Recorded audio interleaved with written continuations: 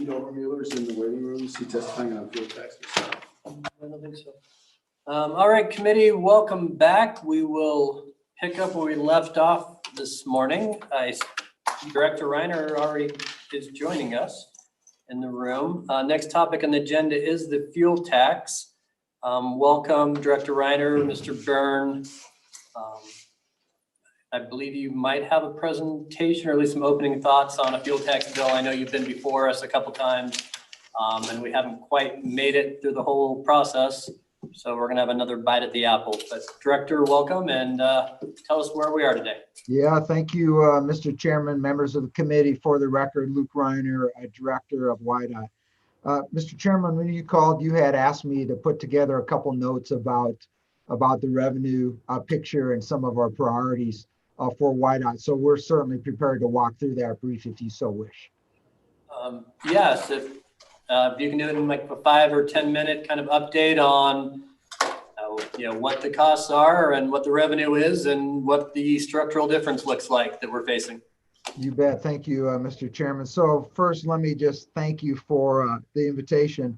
It did bring great joy to my heart to know that you can consider a fuel tax increase, and was happy to see that it was for the 9 cents. And I'll walk you rapidly through sort of our revenue picture and sort of some of our priorities. If we go to the next slide then, please. You've seen this slide before. This is actually a combination of several slides, last 25 years of revenue trend and buying power trend. Certainly, the revenue is basically stabilized, since about 2010, but certainly the buying power is going down as a function of inflation. Typically, we use about 5% a year impact on the construction industry. Sometimes we use a little bit higher.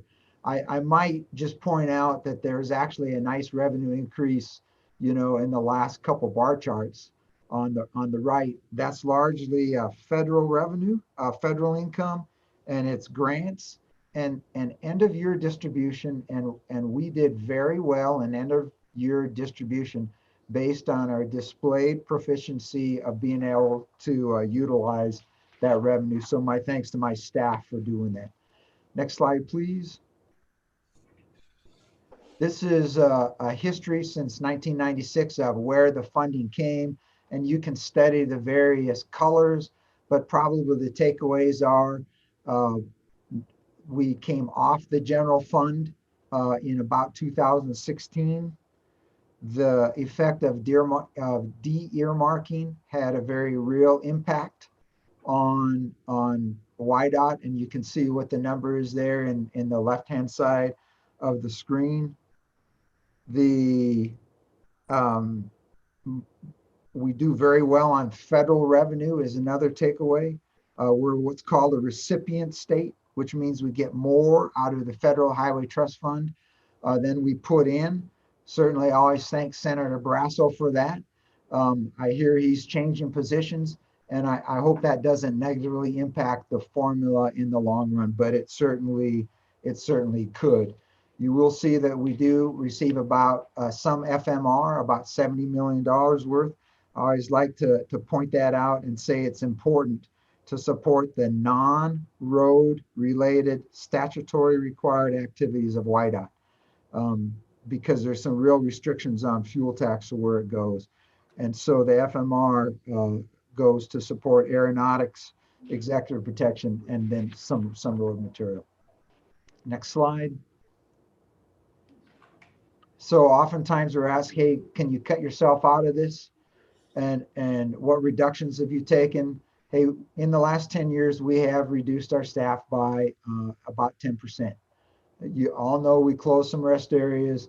We've delayed some capacity improvement projects. Some of them may be from your area. We certainly have delayed purchasing replacement vehicles and are deferring maintenance. The real issue for us in terms of delaying becomes the deterioration curve, which there is in the middle of your slide.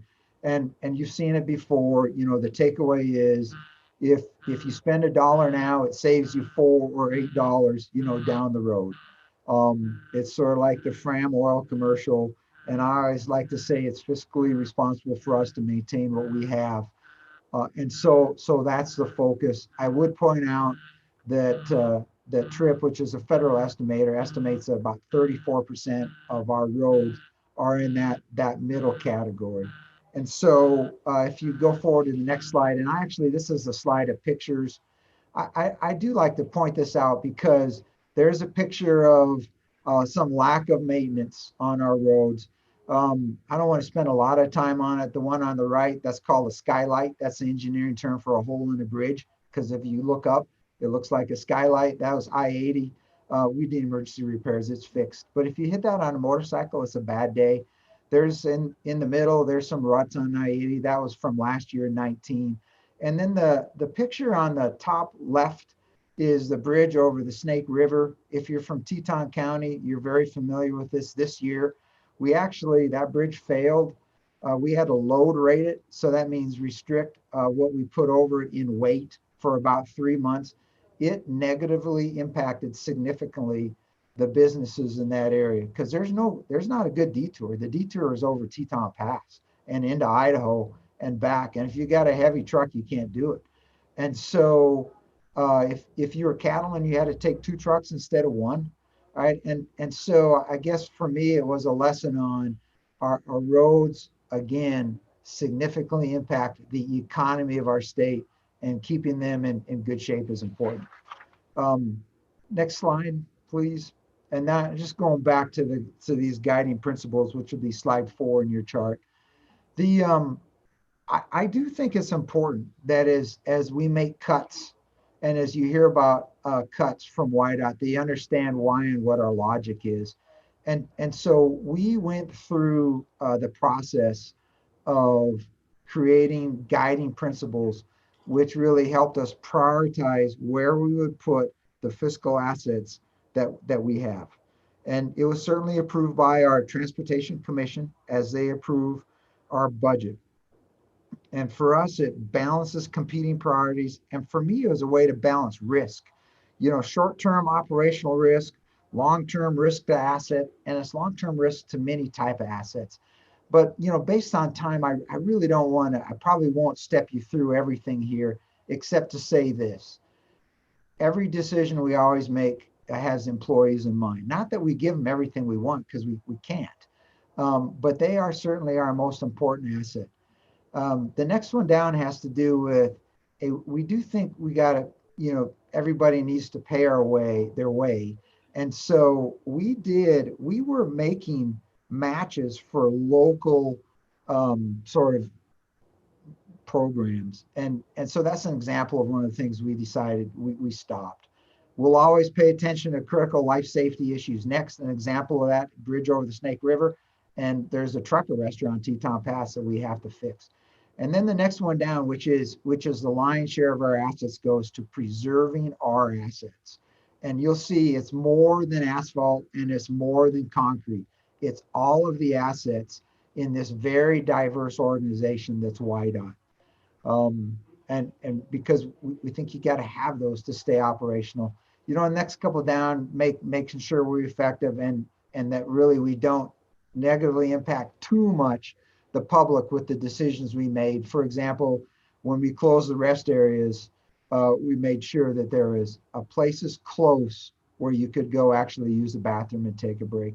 And then the very bottom priority is this mobility and capacity deferment of those type of jobs. Because really the approach has been, hey, listen, we need to maintain the assets that we have before we build new items. So that's, if you ever wonder, why we make the decisions to do, that's our guiding principles. And if you have some input into those, we'd be all ears. Next slide, please.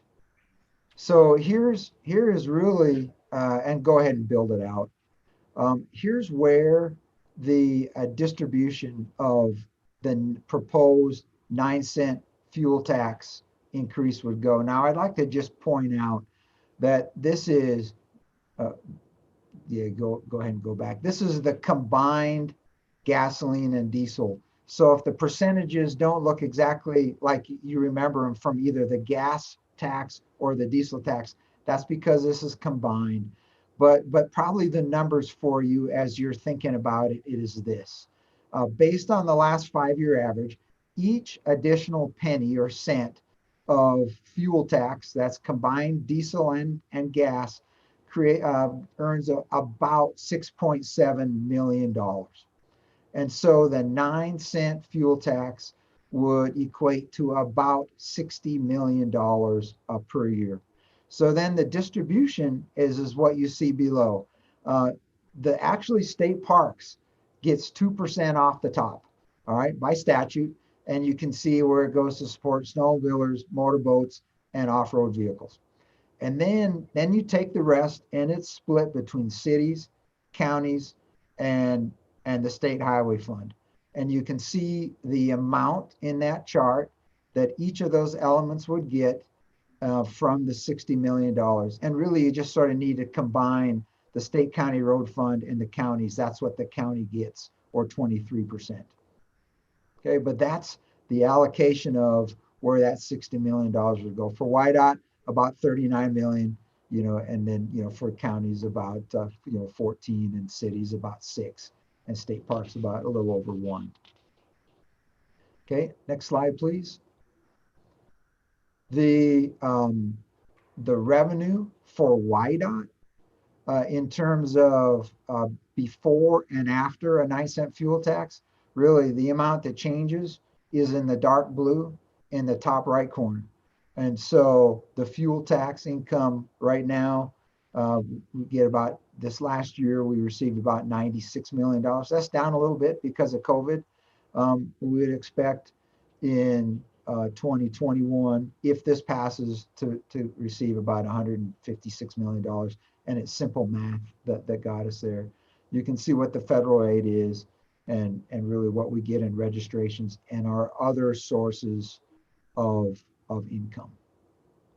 We have been using the number in our past that says that our funding gap is approximately $136 million. We did hire a consultant about a year ago to help us clearly understand that number, because as the new director, I was pretty interested in what our actual gaps were. We'll have the Joint Transportation Committee will receive a brief from that consultant the next time we meet, which I believe is the 30th of November. The preliminary numbers I've seen, there was a presentation or a commission recently, will easily substantiate the 136. So there's the issue with where the revenue would go in WYDOT. Next slide, please. There's a breakdown of the 135. And what I tell you, Chairman and members of the committee, is don't spend a lot of time on this because it will be updated as we go. But the new number will easily substantiate 130, 135, and it's north of that. Next slide. And I would ask that you not spend a lot of time on the detail here. One of the questions that I have been asked over time is, hey, listen, we know Joint Transportation Committee is working on an interim study relative to alternate revenue for transportation system. What's being explored is what's called a road usage charge. And really the bottom line there is that there is a more development work to do. There's plans to make, there's tests to make, and it's a long-term solution. And the right short-term solution, at least for us, our recommendation today is to pursue a fuel tax. And this RUC will come in time, if it's legislatively approved. Next slide. Mr. Chairman, that's a pretty rapid run through, of our budget and the implications, but would certainly stand for questions. But again, would certainly say a 9-cent increase in fuel tax would be very helpful for this department. Okay, committee, any questions for Director Reiner? I see he's also brought Mr. Byrne with him today, who I'm sure can answer more specialized questions if needed. Representative Sweeney, question? Thank you, Mr. Chairman. Director, this morning, coincidentally or not so coincidentally, I got a article from the Reason Foundation. Are you familiar with that organization? Mr. Chairman, Representative Sweeney, I have read several studies from that organization in the past. Um, Go ahead. so, what I pointed to is that Wyoming highways fall from 11th to 36th in state rankings of highway performance and cost effectiveness. I don't know if you've had a chance to look at this, but and the ranking was based on 2016 data. We were number 11, and then this data is for 2018 that we fell to 36th. And I wondered if you had seen that and cared to comment. Director Reiner, if you'd like to. Yeah, Mr. Chairman, Representative Sweeney, the publication date of that is that about a year ago? Oh, that's the run, huh? I am not sure. I didn't find a date.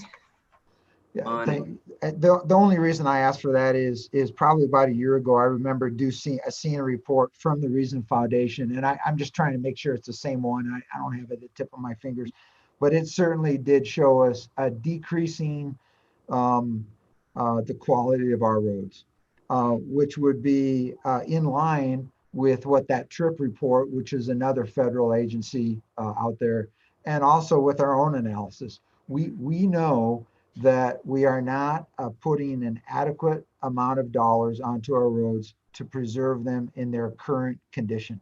So with the amount of money that we're putting toward our road in terms of maintaining them, they are declining in quality. And we just know that that's happening.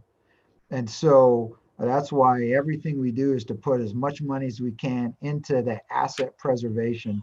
And that's why you see us saying, hey, listen, we are not going to do new mobility and capacity improvement projects, say new roads, because we're going to take that money and put it into asset preservation because of the declining nature of our roads. And we just need to work very hard to keep them in the best conditions we can. I think that's what we owe you. That's what we owe the residents of the state. And that's why an increase in fuel tax, in my mind, the increase of revenue of some sort is critical for all of us to maintain the roads that we all run on. So I wouldn't argue with that, the fact that we've decreased in cost. We know we have. Thank you. Representative Hallinan, go ahead. Thank you, Mr. Chairman. I would like to ask the director of the way the money is distributed between the state highway fund, the counties, and the state and county road fund, and the cities. Which one of these groups is the most in need of cash? Is there a difference between these groups? Thank you, Mr. Chairman. Director Reiner, or if you want to advocate for someone other than Mr. Chairman, Representative, I'm not qualified to answer that question. What I tell you is when I talk to counties, they'll tell you, hey, we have a critical need to help maintain our roads. They actually maintain more miles of road than we do, but it's not interstate and it's not significant two-lane, but they have a lot of miles of road. And certainly if you go to our municipalities, they need help with their roads. And so in my mind, I'm comfortable with the distribution percentages and would leave it at that. Okay, follow up, Representative Hallinan. Thank you, Mr. Chairman. My second question is, how much of this deficit is due to Interstate 80? Director Reiner, if you know. Yeah, Mr. Chairman, Representative, there is a significant amount of this that would be relative to I-80. In fact, probably you could take our entire budget and spend it on I-80 and be close. So it is a significant thoroughfare. Thank you. Thank you. Further questions, Director? Representative Roscoe. Thank you, Mr. Chairman. Director Reiner, if this fuel tax didn't go through, let's say it was just zero, and then I probably should know the answer to this. How affected you are by the governor's recent cuts, what would be happening within WYDOT without any support? Thank you. Mr. Chairman, Representative Roscoe, well, first is we aren't on the general fund. And so, the guidance to us is be as efficient with that money as you can, which is sort of why I walked you through the cuts and the guiding principles that we're using in our budget as we allocate the resources that we have. But if this didn't go through, then I would say you'd see a very limited change to what we're doing. Rest areas stay closed. We still won't do new construction, and we will focus on putting as much money as we can to maintaining the streets and the bridges and the roads that we have. And I'd also, at the current funding levels, would expect more reports like Representative Sweeney talked about, where that would show that the quality of our roads continues to decline because we are not adequately maintaining them. Thank you, Mr. Chairman. Follow-up. Sure, go ahead. So my district is, the whole thing is dependent on people getting to work through some of the toughest roads in Wyoming, up the Snake River Canyon and over the pass. And is snow plowing, is that in danger at all? I mean, I get a lot of questions about that. Thank you, Mr. Chairman. Mr. Reiner? Mr. Chairman, Representative Roscoe, well, as a matter of fact, you probably have seen the news. We did actually modify our snow plan. Let me just talk you through that just a little bit. And again, it was driven by budget.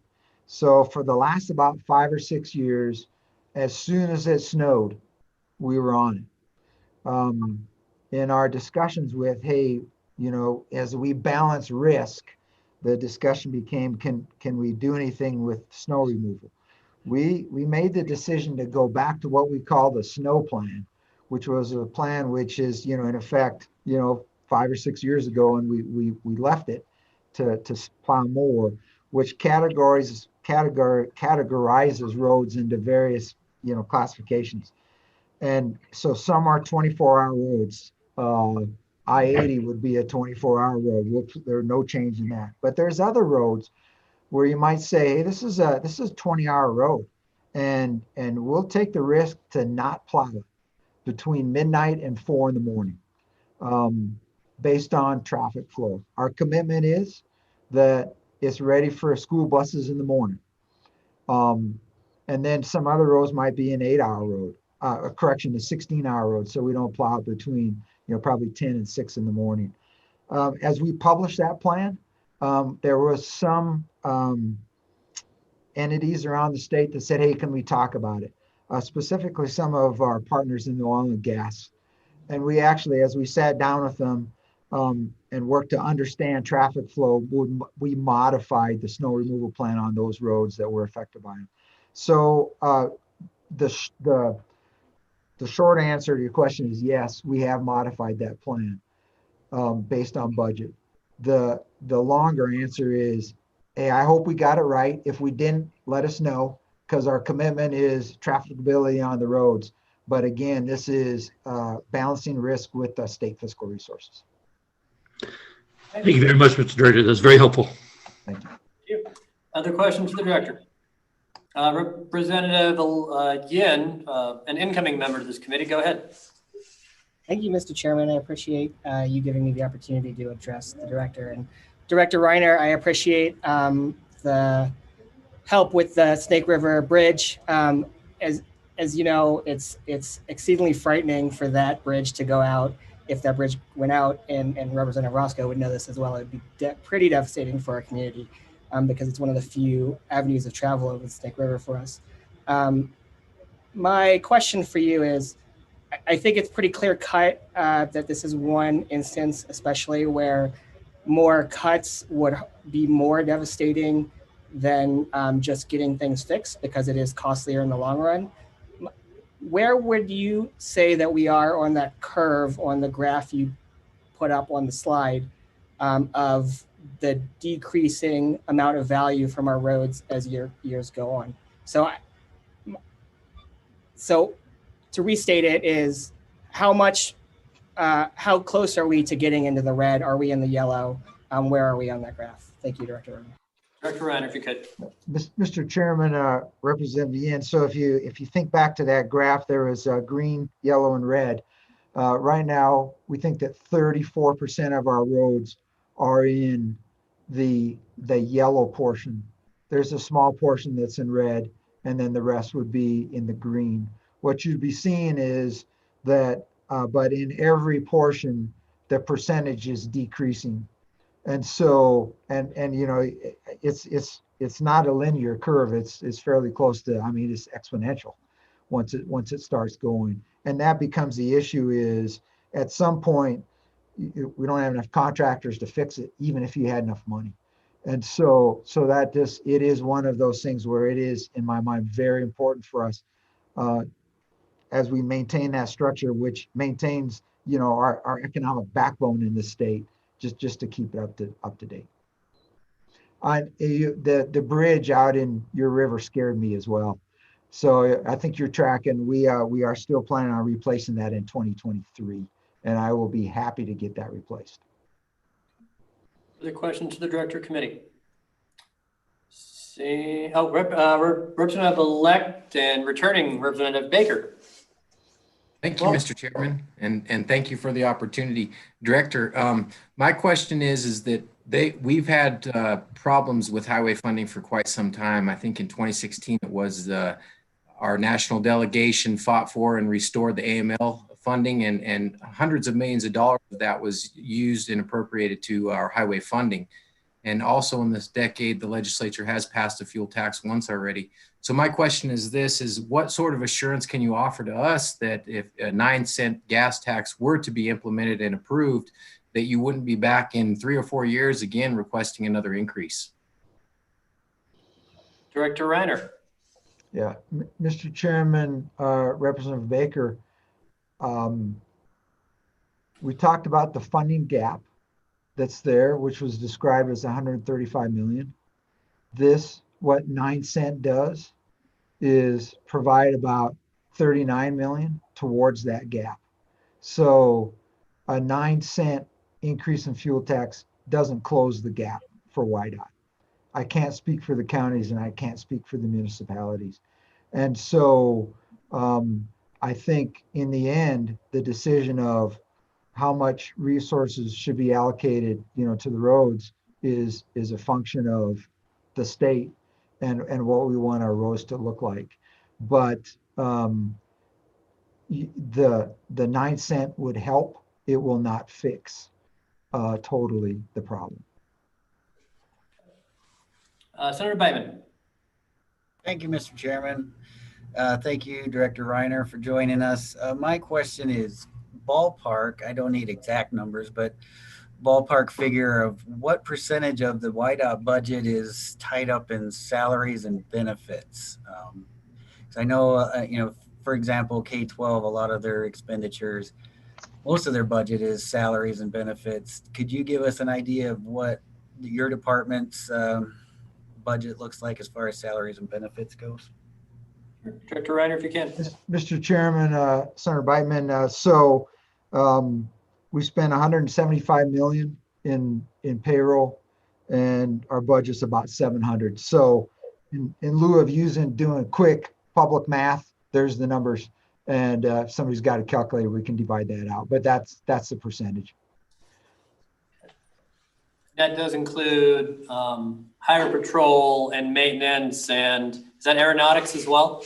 Mr. Chairman, that would include all 5 directorates of our agency. So it's troopers, it's aeronautics, it's our emergency communications, it's driver services, and it's our transportation. And that's at the 10% cut level. So we're actually pretty happy that we're at that number and staying functional. we think we're pretty minimally manned at this point to continue our current level of service. Representative Larson? Thank you, Mr. Chairman. Thank you, Director, for being here. I have probably 3 or 4 questions. I want to go back to the rest areas and those being shut down. I think there was 9 or so. Did you try to renegotiate contracts for those? And also ones that are close to cities, did you ask them to take them over? Director Reiner, if you know. Mr. Chairman, Representative Larson, I don't think that we looked at redoing contracts on those. In terms of did we talk to the cities?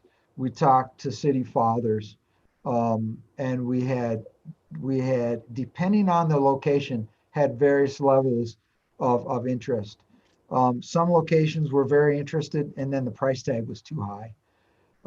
We did have one that's remained open, which would be Chugwater. And that one was a combination of the county and the city working to keep that open. That one will close in December, and then the community will look at reopening that in May. Okay. Did you have some more? Mr. Yep, keep going. Yes. Mr. Chairman, please. I hate to bring this up, but in September 17th meeting, you had a contract that was the second lowest bid. And it seemed like, I guess what concerns us is we don't see all this sort of stuff where you could save some money. But it seemed like there was about an $800,000 savings if you would have went with the first, the lowest bid. And it was inside of your format where you make the application for the bid that you had a disadvantaged business enterprise button that they didn't pick, but it sounded like the business, the company had met your requirements, but you yet denied their lowest bid. So I guess those are the things that worry you. I'm going to go on to my next question. You had from your last time you presented a 3-cent increase in taxes. You've had an increase of $50 million revenue, what you're showing. So can you explain where that came from? And also, can you explain why you don't think that might still happen again? Sure, Director Reiner, if you know. Yeah, Mr. Chairman, Representative Larson, let me maybe address those 2 things that and separately. First, to the issue of the contract that was approved by our commission. One of the things we pay a lot of attention to is meeting federal standards because of the amount of money that they provide. The low bid failed in that case to meet the federal standards, and so that carried the day. It's federal money, federal dollars, and the discussion is what risk do you want to take with those federal dollars? And so that's the analysis that went into that one. Representative, in terms of the 3 cent and the 50 million, help me understand that question a little bit more, if you would. Yes. Thank you, Mr. Chairman. In your slides, you showed I think it was a year ago, you showed that the current revenues were 631 million. You're showing fiscal this next time you're anticipating 680 million. So there's a $50 million increase. And can you tell us where that may have come from? And why would we not anticipate that again? Yeah, Mr. Chairman, Representative Larson, I'll start, but I'll probably pass that one to Mr. Byrne for the details. But I think what he's going to tell you is that was a federal grant that we received and some extra federal monies. But let me pass that with your permission, Mr. Chairman, to Mr. Byrne for the specifics on that one. Sure. Welcome, Dennis. Good afternoon, Mr. Chairman and committee members. My name is Dennis Byrne, CFO with WYDOT. And as the director has indicated, and I think he indicated earlier in the presentation, that The difference would in fact be federal dollars related to some grant funding, and whether we can continue to anticipate that kind of level of grant funding is unsure at this time, Mr. Chairman. Okay. Yep, Larson, keep going. Thank you, Mr. Chairman. In both presentations a year ago and then this year, you talk about facilities needing $19 million. Can you tell us what you're considering there? Mr. Chairman, Representative Larson, the facilities are around the state. And to the best of my knowledge, we have about 450 manned and unmanned buildings. And so that's what we talk about when we talk facilities. If you go to that facility in your area, Warland, close to your area, that shop is in terrible need of repair. And so those are the facilities that we're talking. And we continue to defer maintenance on those to put it to the roads. And again, in the long run, it's not a great way to take care of them, but it's the shortage and the funding gap that we have in maintaining those facilities. And that runs all the way from the headquarters here in Cheyenne to the sand shed that we might have out along the I-80. I mean, there's a lot of structures that this agency maintains. Good. All right. Thank Any you. questions for Director Reiner at this time? Representative Blackburn, go ahead. Thank you, Mr. Chairman. Director, I was just wondering on page 3 of your presentation where you talked about a 10% staff reduction in 10 years. Was that, how many folks was that? Was that people that retired, you didn't replace them?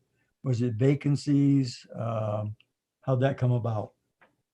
Yeah, Mr. Chairman, Representative Blackburn. So we're currently authorized 2,066 positions.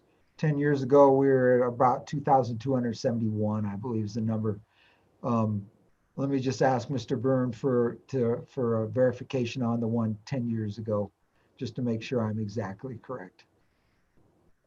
Mr. Byrne, if you have the number. Mr. Chairman, those numbers are correct. That answer your question, Representative Blackburn? Thank you, Mr. Chairman. Okay. Further questions of the director or WYDOT? Not. Senator Driscoll, go ahead. Thank you, Mr. Chairman, General Reiner, Director Reiner. Back up just a tiny bit to the rest areas. Long-term disposition, you never really totally went about it. And are you open to privatizing part of those, either flat turning them over to the towns or privatizing them on long-term leases to operators as a means to step away from the budget restraints on them? Director Reiner. Mr. Chairman, Senator Driscoll, yes, I believe to all of those. The where we're at on the rest areas is, hey, I mean, every bladder matters, and we do need rest areas out there. And so if we could privatize them, then and turn them over, that would be great. There are some very significant federal restrictions in the use of those, so we'd have to work through those issues. If towns wanted to take them over, for example, as Chugwater has, that's a perfect solution. I'd like to have a way to turn them back on. So I think all options are on the table when it comes to rest areas. Follow up, yep. What do we do with federal restrictions if they just sit closed till they fall apart? I guess, is there a way for us to dispose of them and get out of the federal restrictions? Because it seems to me it's kind of counterproductive to let them sit there until they rot away and fall down, as opposed to declaring them surplus and bidding them out. But to me, I see a deal that says, look, we can't afford them. We're going to step away from them. we're gonna open them up to bids, but one of the restrictions is the restrooms have to stay open on this site. And we kind of get a win-win. It might not be quite what we have, but I think we need to look at that. We need to look at it soon. You know, we've got a lot of feedback on it. I think it's pretty clear with the budget cuts that unless you tell me different, it's highly unlikely we're going to be opening them back up ourselves. So as someone that's involved in the tourist industry and has taken a lot of the brunt of it, I'd really like to see us have a plan in place by spring, which is not very far away, to see what we can do, either offering them to the cities first and then looking at surplus them, or finding a way to deal with the feds so we can follow in their rules.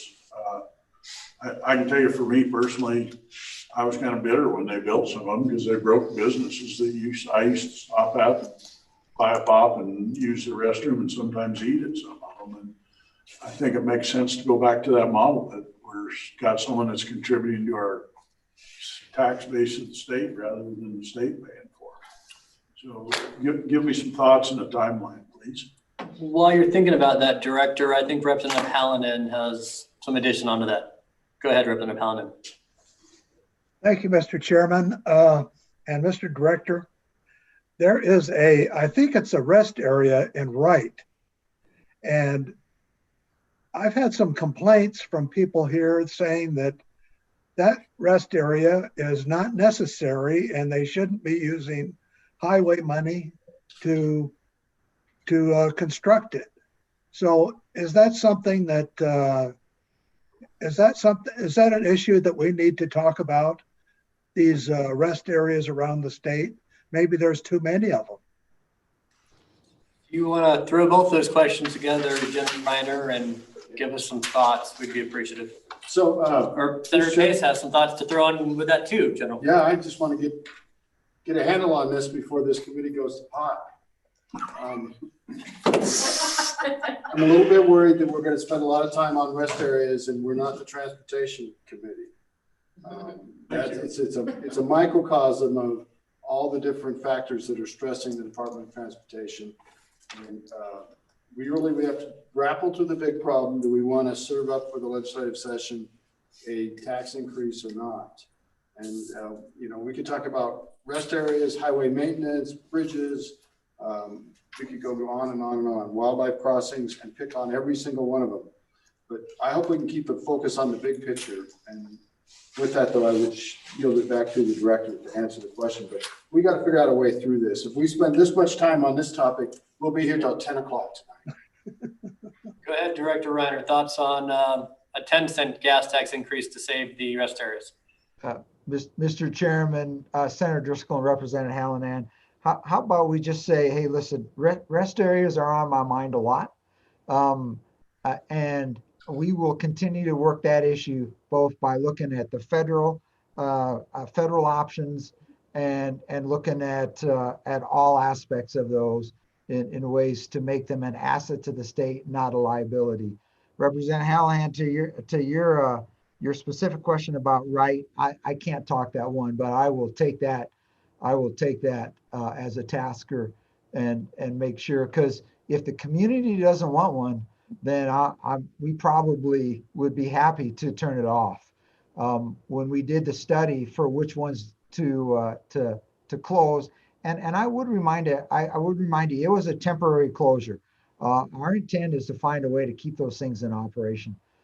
So let us work those. I understand it's a priority in the state, and we'll go forward from there. Okay. Any further questions for General Reiner? Seeing none.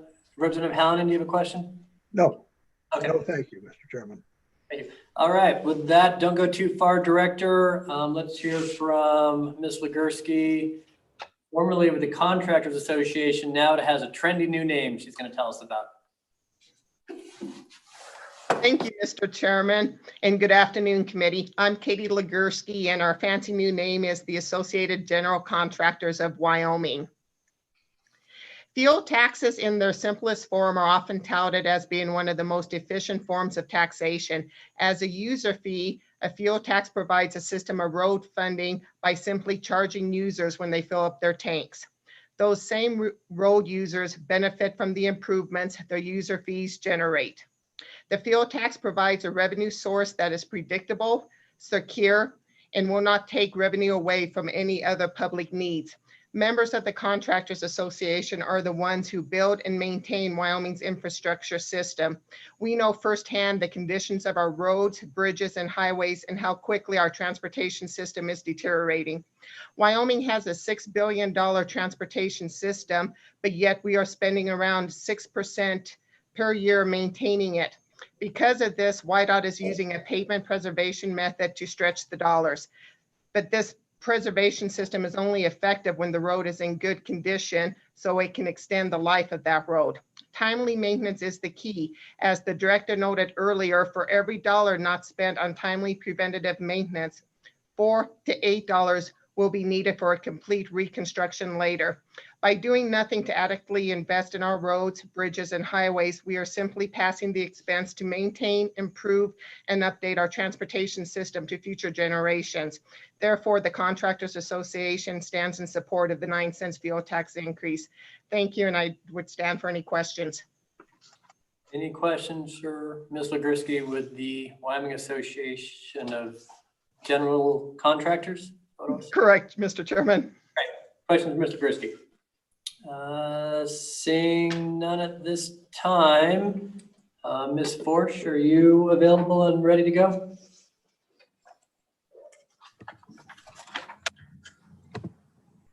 Mr. Chairman, thank you. I'm Sheila Furch with the Wyoming Trucking Association. Katie's a hard act to follow. She gave you a lot of really good information. My members have been discussing highway funding regularly for the past year and want to make sure that you understand that we understand how important a good highway system is, because that's where our members do their business, is on those highways. And in order to have excellent economic development in the state of Wyoming, we rely heavily on the trucks that transport those goods to those communities that depend on it.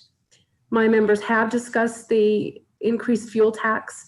And last week when they met, their decision was to support a fuel tax increase, not necessarily the 9 cents a gallon. They were comfortable with a 6 cent a gallon increase phased in over 3 years.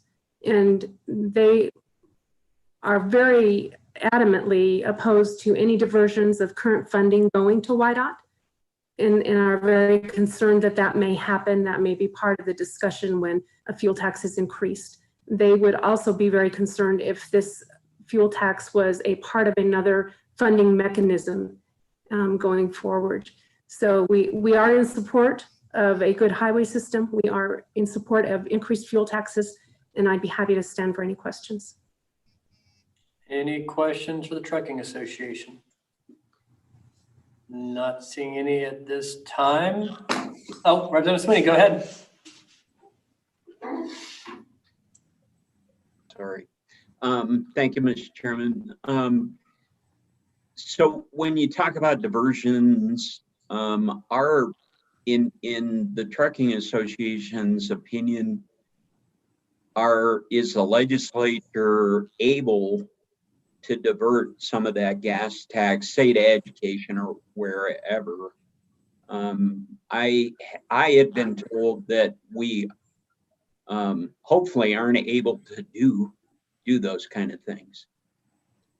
Mr. Chairman, Representative Sweeney, constitutionally, the fuel tax has to go to the highway fund. What I'm talking about is diversions of any other funding that WYDOT is currently receiving, some of the FMRs that they currently receive. We would hate to see that go away. Further questions to the Trucking Association? Seeing none at this time. Thanks, Sheila. Don't go too far. Mr. Brown, welcome to Revenue. Thanks, Mr. Chairman. Can you hear me okay? Yes. Great, thanks. Good afternoon, everybody.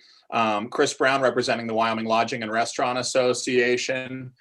Roads in good repair are critical for maintaining and growing the hospitality and tourism industry, which of course is the state's second largest. And in 2019, the visitor economy generated more than $200 million in local and state sales tax revenues. Highways are our visitor distribution system. And last year, the travel industry accounted for 52.8 million or 32% of total fuel tax collections in Wyoming. And so as we have in the past, Mr. Chairman, we do stand in support of this bill, and I'm happy to take any questions. Questions for the Wyoming Retail and Lodging Association? So far, we're on a roll. Let me just check if there's anybody else. I know the Taxpayers Association requested to speak. Ms. Harpstreth, are you? Sure. You'd come on down. You'll be our first testifier from our in-person meeting. Our huge gallery of audience we have, actually, it's pretty big. Welcome. Thank you. Good afternoon, Mr. Chairman and members of the committee. My name is Ashley Harpstreet. I'm the Executive Director for Wyoming Taxpayers Association.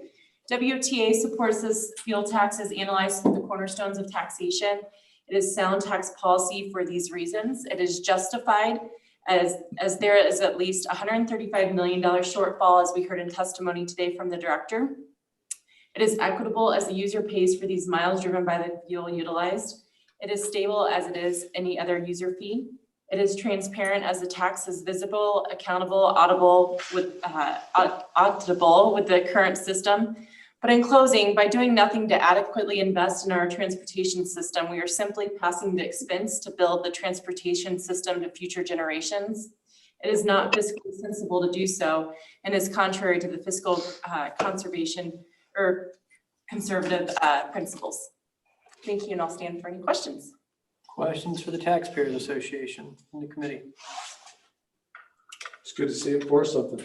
We're here for it. It is nice to see you. All right, Senator Ellis.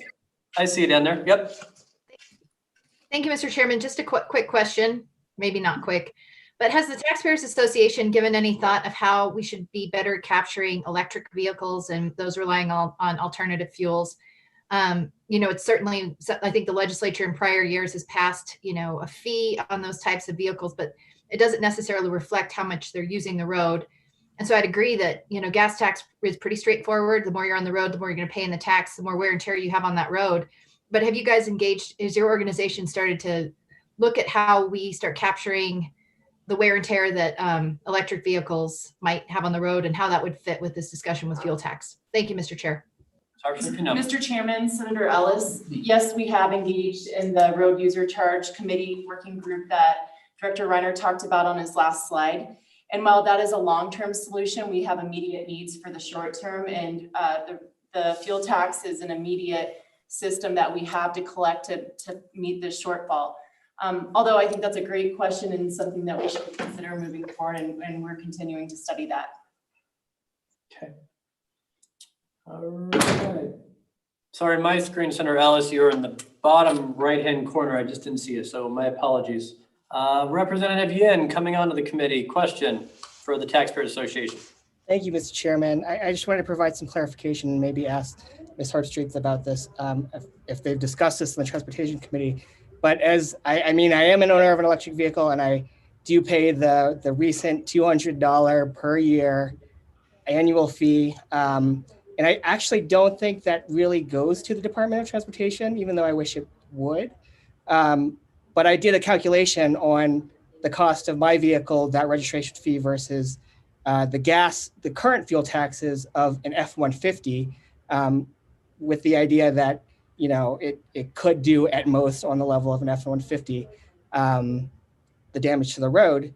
And it turned out that I'd still pay more in this fee. And I was wondering, is a number of electric vehicles significant to the amount of what would fit the tax foundation's version of a broad-based fee to help cover the cost of road user charges? And have you done that calculation with regards to comparing it to the road user charges in the translation of the Transportation Committee? So is that a question for Director Reiner then, Representative Yin? I would say it's an open question. Sure, if you would like to direct it to Director Reiner, I think that would be sufficient. I don't think Ms. Harpstreet wants it. So Director Reiner or Mr. Byrne, either of you have an idea on the electric vehicle parity issue? Mr. Chairman, Representative Yin, so as Ms. Hartstreet talked about, certainly that is a part of the principles of the road user charge, that it doesn't matter what powers your vehicle, that the wear and tear provided by the weight and number of axles of your vehicle is what determines the charge of what you run. And so that is a portent of things to come and being explored. Today, the $200 charge was a rough equivalent of the average miles driven by a Wyoming vehicle when that tax was put into place. If that answers your question there, Representative. All right, seeing no further questions from Ms. Harpstreet, thank you for being here. Next up, Mr. Larson, welcome back. Thank you, Mr. Chairman, members of the committee. Mark Larson with the Wyoming Petroleum Marketers Association. Our association had many of the same discussions as the other associations, but I wanted to make a short list of the things that we discussed. Almost repeatedly, my board members referred to the highways as Wyoming's lifeblood. We continue to believe that. We pointed out that less than 1% of the fuel tax percentage for collections and dissemination, that's very, very cost effective when you look at it. And it's also directly proportional value to the use of the highways. It is our primary funding source. General fund obviously is not going to be available in the future. We do believe that FMRs, if you've heard before, support and help stop the bleeding. And we must continue to have those FMR transfers, because if we do not see the FMR transfers, the 9 cents would basically go to just backfill the FMR. And we don't believe that that's an option at this point. We're not making any progress. Miles per gallon improvements are an issue, but when you look at the CAFE standards and how long it's taken to transition those into the future, we still have time and we still have room for a fuel tax to be effective and help stop the bleeding. EVs, Representative Yin, you're right that there is a $200 fee that is assessed to them, but there is no fee to EVs that are from out of state that are using our highways because they don't buy fuel in our state. And we really believe that the future is going to be looking at a vehicle miles traveled, but that's well into the future. And I think Director Reiner could address that very well. Alternative funding mechanisms such as a RUC are still in development stages. We do not believe that we are going to see that happen within the near future. So fuel tax has got to be our primary source. The need is real. My board took a hard look at the numbers that the WYDOT has put out. 34% of the highways, if you heard of mediocre to poor, you let them get beyond that, then it's $4 to $8 extra than just repairs and maintenance. Bridges are being load restricted. That's affecting my guys as well on transportation routes. Of the 135 million shortfall that you heard Director Reiner address, that it's going to be updated with the DI management report. Approximately 41 or 91 million of that is for highway maintenance and care. We're looking at 60 million with the 9 cent a gallon increase. We're still short 31 million just for the maintenance of the highways. I think what I would do, and one thing that I asked my board when they said there's going to be challenges to fuel tax, and those challenges, when they look at WYDOT, and you heard questions earlier about personnel, the roadside stops, things of that nature. I would remind that WYDOT has received many rewards for their engineering excellence and some of their other programs. I think that ship has sailed. I would just challenge those who are going to oppose the 9 cent a gallon gas tax to repair our highways and keep our highways up, to tell us what the options are. So the Wyoming Petroleum Marketers Association supports the gas tax increase, and if without passing it, we're looking at exponential more expense. I'll stand for questions. Mr. Larson, let's do Representative Roscoe first. Thank you, Mr. Chairman. Mr. Larson, do you have any idea how much fuel is consumed in Wyoming from out of state drivers? I heard at one point there was like a 40% or something like that, which would sort of say that a lot of our taxes were being paid for by out-of-state people, but I'm just hoping you might know. Thank you, Mr. Chairman. Mr. Chairman, Yeah. while you were gone this morning, we begged Representative Roscoe to back off a bit on these questions, meaning literally back away from the microphone because he forgets. Mr. Larson, if you know, otherwise I can certainly ask WYDOT. Thank you, Mr. Chairman. Yes, that's come up in the past because in 2013, you'll remember that there was about a 52% factor that was thrown out there. The working group that's worked with WYDOT recently has come up with a different value that I think that maybe Director Reiner ought to tell you. All right, Director Reiner, if you know the answer to the question. Mr. Chairman, Representative Roscoe, here's the rough numbers. If you look at cars and gasoline, the number is 85% in-state, 15% out of state. If you look at over-the-road trucks, 35% in-state, 65% out of state. So that's the numbers that we use to calculate what we're working on. Thank you. All right, further questions from Mr. Larson? Thank you, committee. Thank you.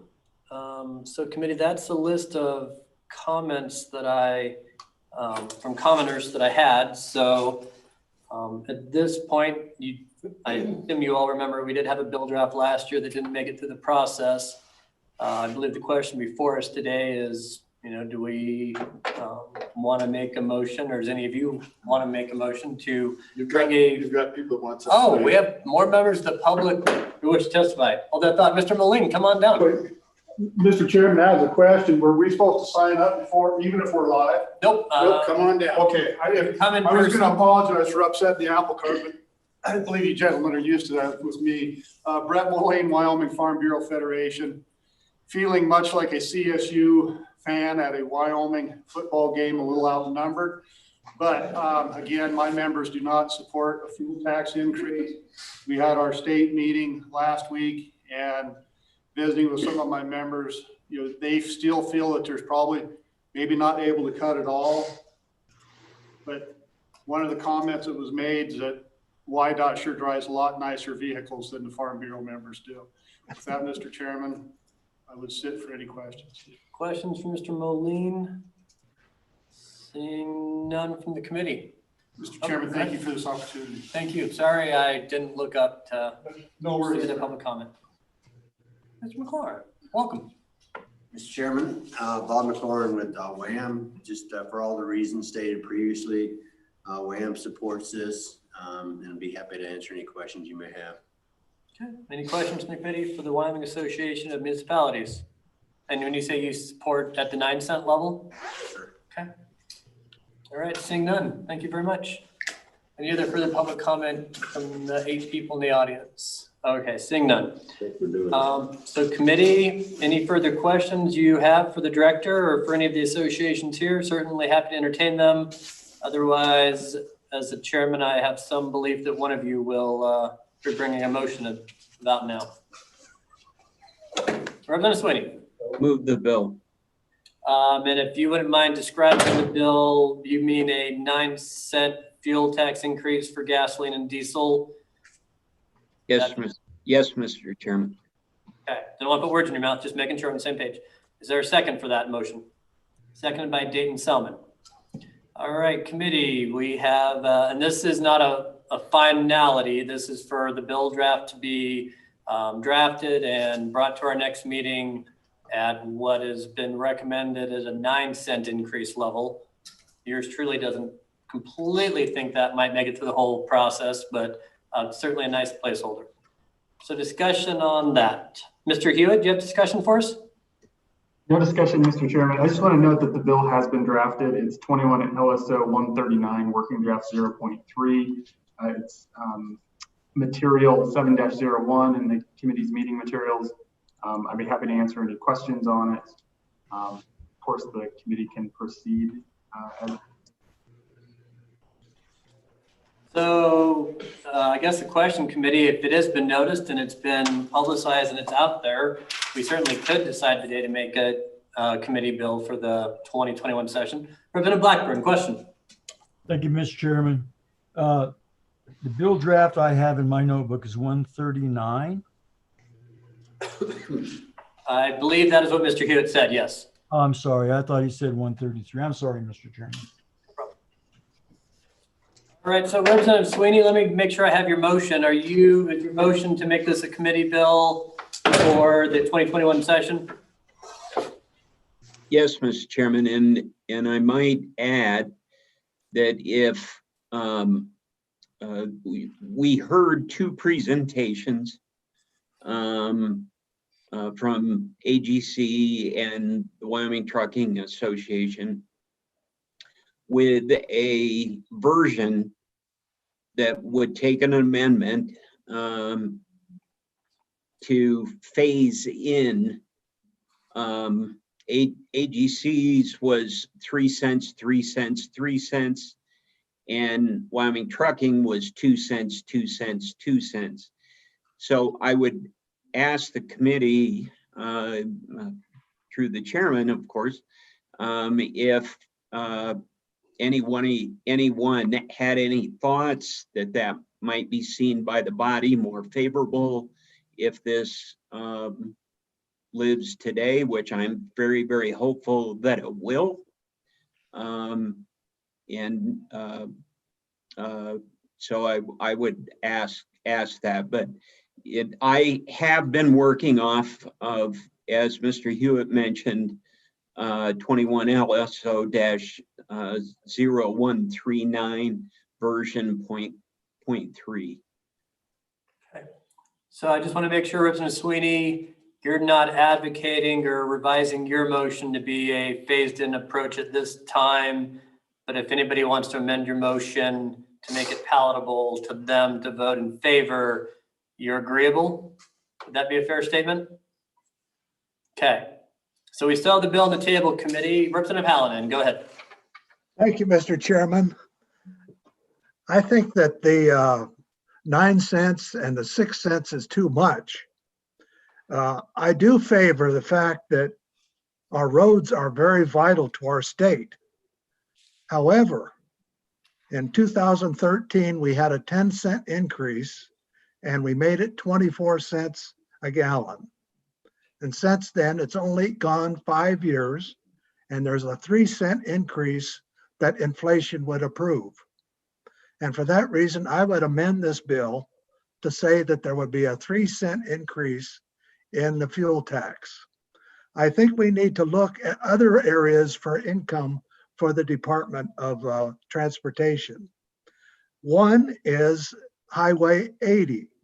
I think that there is no amount of money that we can raise the tax on fuel that will pay for I-80. And I think the director said that they could both use their entire budget on Interstate 80. And I believe that, I don't know whether they use the electrical registration fee, the $200 fee that was mentioned by Representative Yen.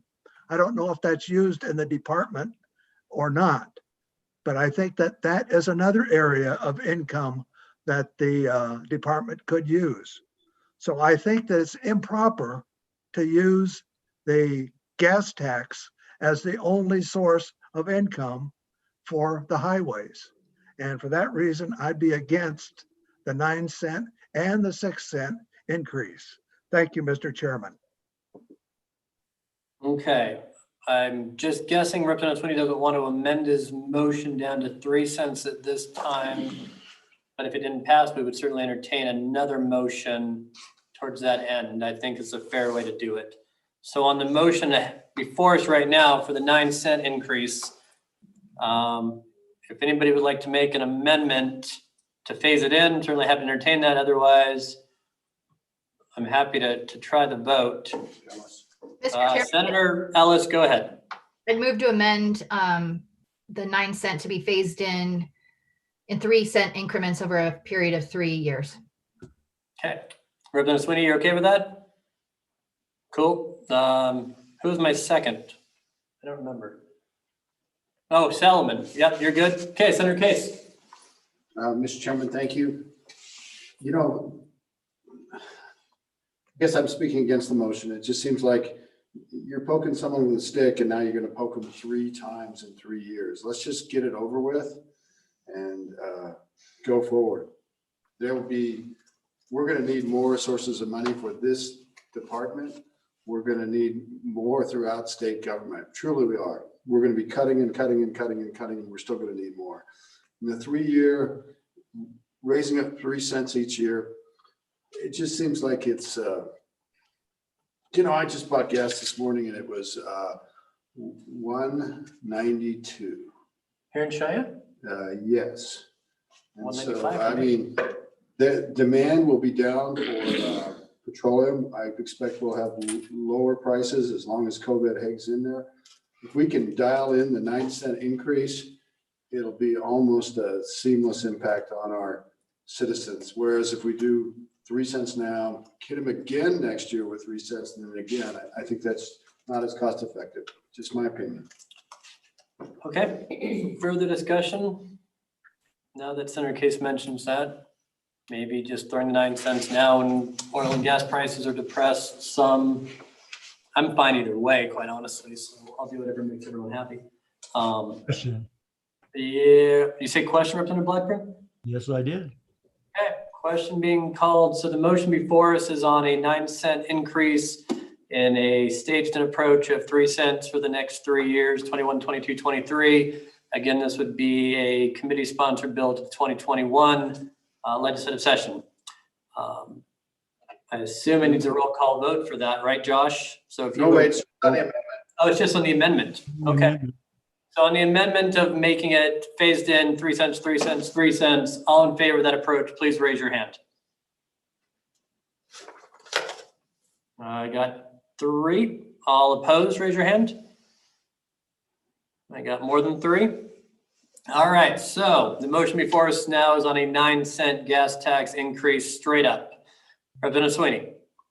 Just one thought before we vote. I'll call your attention back to the capacity, Wyoming estimated tax capacity, looking at our surrounding states, including North Dakota, which isn't surrounding, but it does show the ability to raise 6 cents, which still keeps us in line in the capacity. So I don't think the 9 cents is a stretch. Thank you, Mr. Chairman. Question on the bill. All right, so we're going to roll call on the 9 cents. Everybody ready? Josh, if you would call roll on making a 9-cent fuel tax increase as a committee bill for the 2021 session. Okay, Mr. Chairman, this is for 21 LSO 139 version 0.3. Senator Baldwin. Aye. Senator Beitman. No. Senator Driscoll. No. Senator Ellis. Aye. Representative Blackburn. No. Representative Connolly. Aye. Representative Dayton Selman. Aye. Representative Hallinan. No. Representative Larson. No. Representative Roscoe. Aye. Representative Sweeney. Aye. Representative Western. No. Co-Chairman Case. Aye. And Co-Chairman Zwanitzer. Aye. I have 8 ayes, 6 noes. Okay, committee, we have a bill, or your committee has a bill since I'm leaving committees to the 2021 session. And we can all agree the good news is we don't have to talk about it at our December meeting. Yay. All right, at this point, Mr. Co-Chairman, we've moved on to the afternoon session of our agenda, and I will turn it over. I only put us an hour and 15 minutes behind. Are you ready to take on ag? Yes, Mr. Chairman. Okay. I'm thinking it must be 1 p.m. Is that right? Pretty darn close. There you go. I think it's kind of closer to, it's almost 3. So you're a little farther behind than that, but it's okay. You guys, we want to have a quick break till 3 o'clock and then come back and just work through all these? Sounds good to me. Let's do that. We'll come back at 3 o'clock and we'll take up revenues from state lands. Go forward from there. Check your email, Mr. Chairman. Go ahead. Check your email.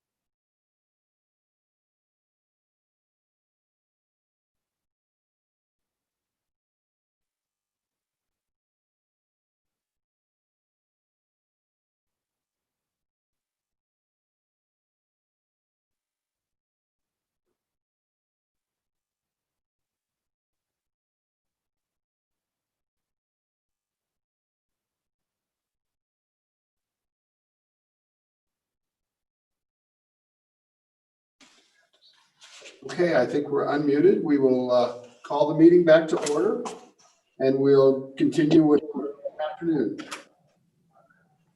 Katie, are we still streaming? Yes, Mr. Chairman. Okay, we'll just jump on in.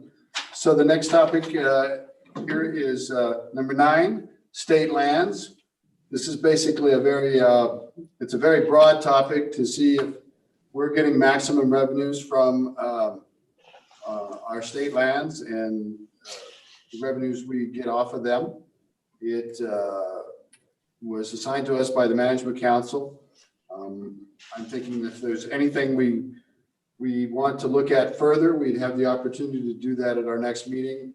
Obviously, it's pretty hard to do an exhaustive overview, but we were hoping to spend a couple hours on this in our original agenda. Maybe we can shorten that up some, but I'd just like to, we have invited the Office of State Lands and Investments and the Oil and Gas Conservation Commission and the Department of Revenue to join us. And I see that we do have the Office of State Lands here.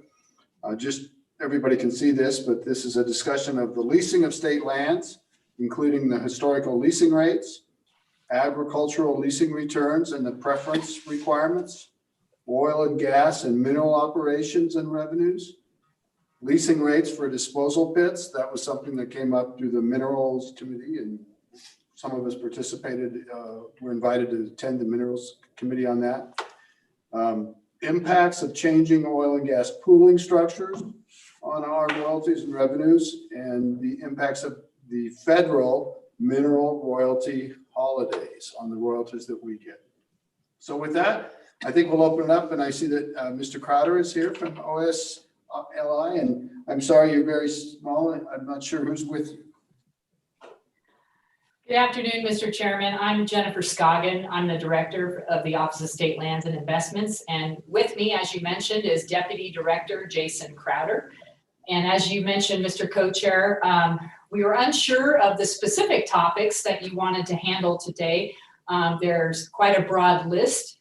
We did, however, provide the committee with a matrix, if you will, that shows at least the current rates that we charge for uses of state land. And we also provided a state trust land grazing fees study that we have done or conducted internally within OSLI. Like the committee, given the financial state of Wyoming, OSLI and the Board of Land Commissioners, we are obviously concerned about revenue generation on state trust lands.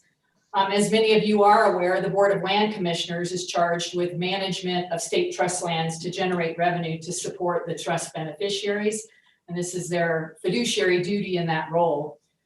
Generation of revenue on state trust lands largely supports K through 12 education, but as you'll see in our presentation, there are in fact other trust beneficiaries.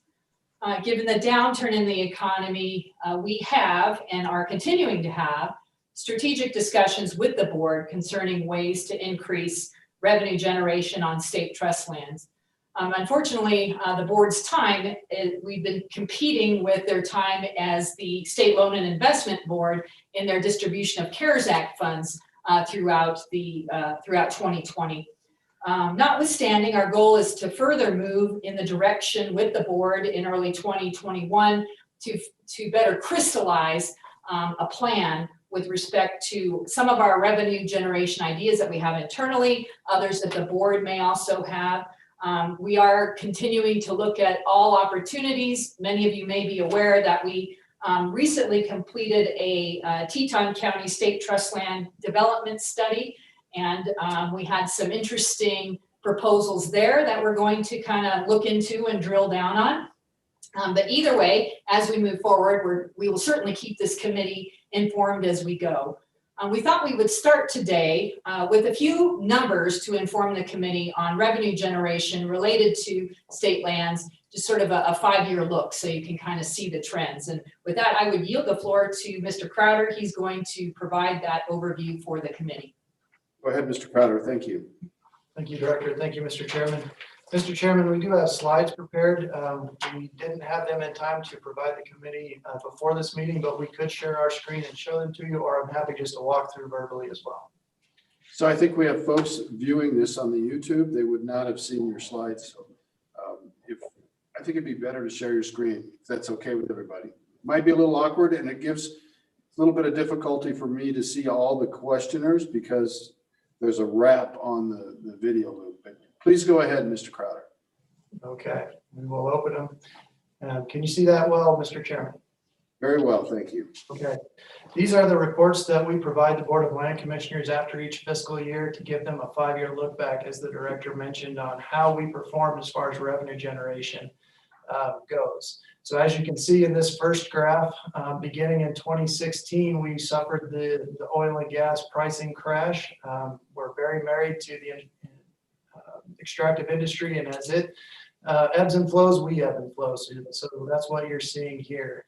In fiscal year 2017, and of course, this is a total revenue picture, so it includes minerals and surface.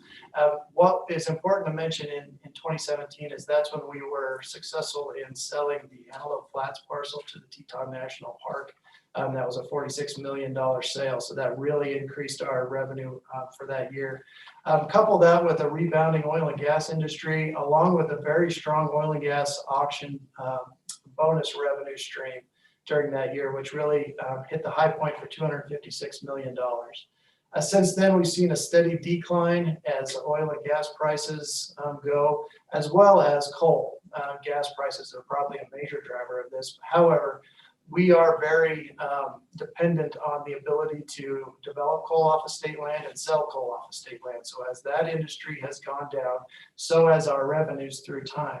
It's also important to note that, you know, it's very important for a coal mine to actually be mining a parcel of state land for us to generate revenue from that industry. We've seen over the last couple of years, mines move off of state land and may not hit another parcel of state land for a couple more years. So we see this downward trend in revenue really based on how mining is occurring on state trust land. A very big component of that is coal. Trona plays a smaller part of that, but that's why you see the decline. And then, of course, in fiscal year 20, half of that was the beginning of calendar year 20, obviously, and we really saw dramatic declines in revenue as a result of the COVID-19 outbreak. This is a further breakdown, same 5-year look back. However, we've broken it down. The blue is the mineral revenue that we experienced. The yellow would be revenue we experienced off of state trust land. Pink would be timber, and green would be miscellaneous. So by far, you can see that we are tied to the extractive industry. That's the revenue we realized. And again, in 2017, we really had that rebound in bonus rentals as well as the sale of the Teton parcel. Mr. Crowder, the yellow, can you just say more what's in that? I assume that's largely agricultural, but it obviously has the sale of state trust lands and something else. Yes, it has grazing, it has the sale of state trust lands, it has the special use leasing. So really anything that's not a royalty driven or extractive type revenue stream in nature is in that yellow box. So it would be grazing, it would be the water impoundment structures, it would be the secondary oil and gas uses, the easements for roadways and the like. So, and just for housekeeping, everybody on this video, I can't see you, so if you would audibly just say Mr. Chairman or something, and I will try to get to you to yield the question to you. So Mr. Crowder, the mineral disposal pits, they'd be in the yellow. Yes, sir, that's correct. Thank you. Please continue. Okay.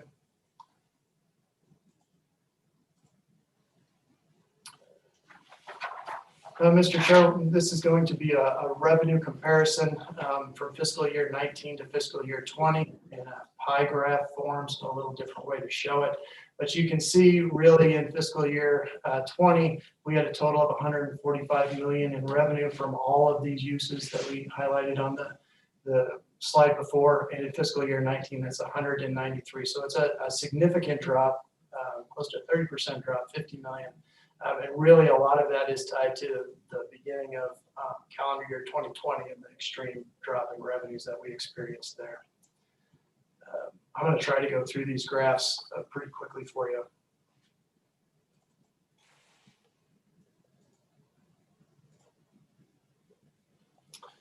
Mr. Chairman, Schedule 3 is a distribution of those funds among our differing ways we distribute funds. So obviously we have the permanent funds, which all of our non-renewable revenue sources go into. So that's the Common School Permanent Land Fund, and then the permanent funds of all the other beneficiaries we have.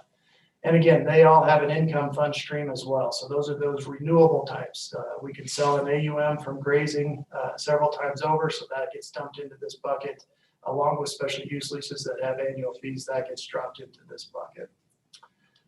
How we distribute to the permanent funds is highlighted in this graph.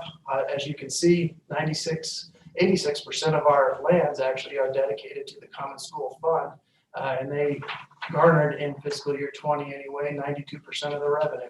And then the other highlighted funds that received the majority of the income coming in.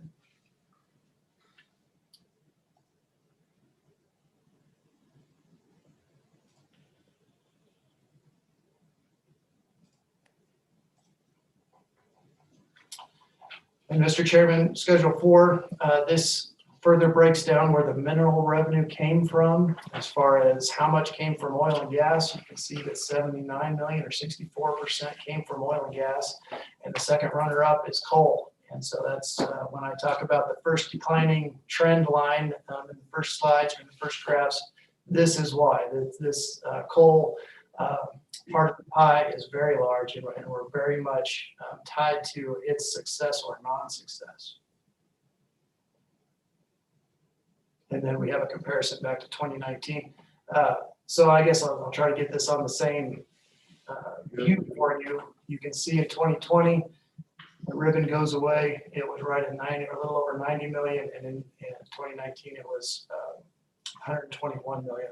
So again, we're suffering from the COVID exposure there. So maybe if you actually went to the magnification and made it smaller. And that would be over on the right side. Yes, my ribbon is over there. Yours is probably different, but there it is. A little bit more. Almost got it. A little more for you. That's better. I'd like to see the titles. There you go. There you go. We're happy to provide these graphs to the committee as well for your use, and if you have any future questions for us, we're happy to answer it. So these are included in the committee materials, though, so that the public has access to them, right? We had this horrible thing happen in corporations where we were doing screen share on stuff, but people in the Zoom world didn't have anything but the screen share, and they became very upset. So that happened last week. Yes, Mr. Chairman, you're in the same boat with this. We weren't exactly sure which direction to take this conversation, so this was not provided to the committee beforehand, and we're happy to provide it, and it's on our website as well, available to the public there. Thank you. That's a big help.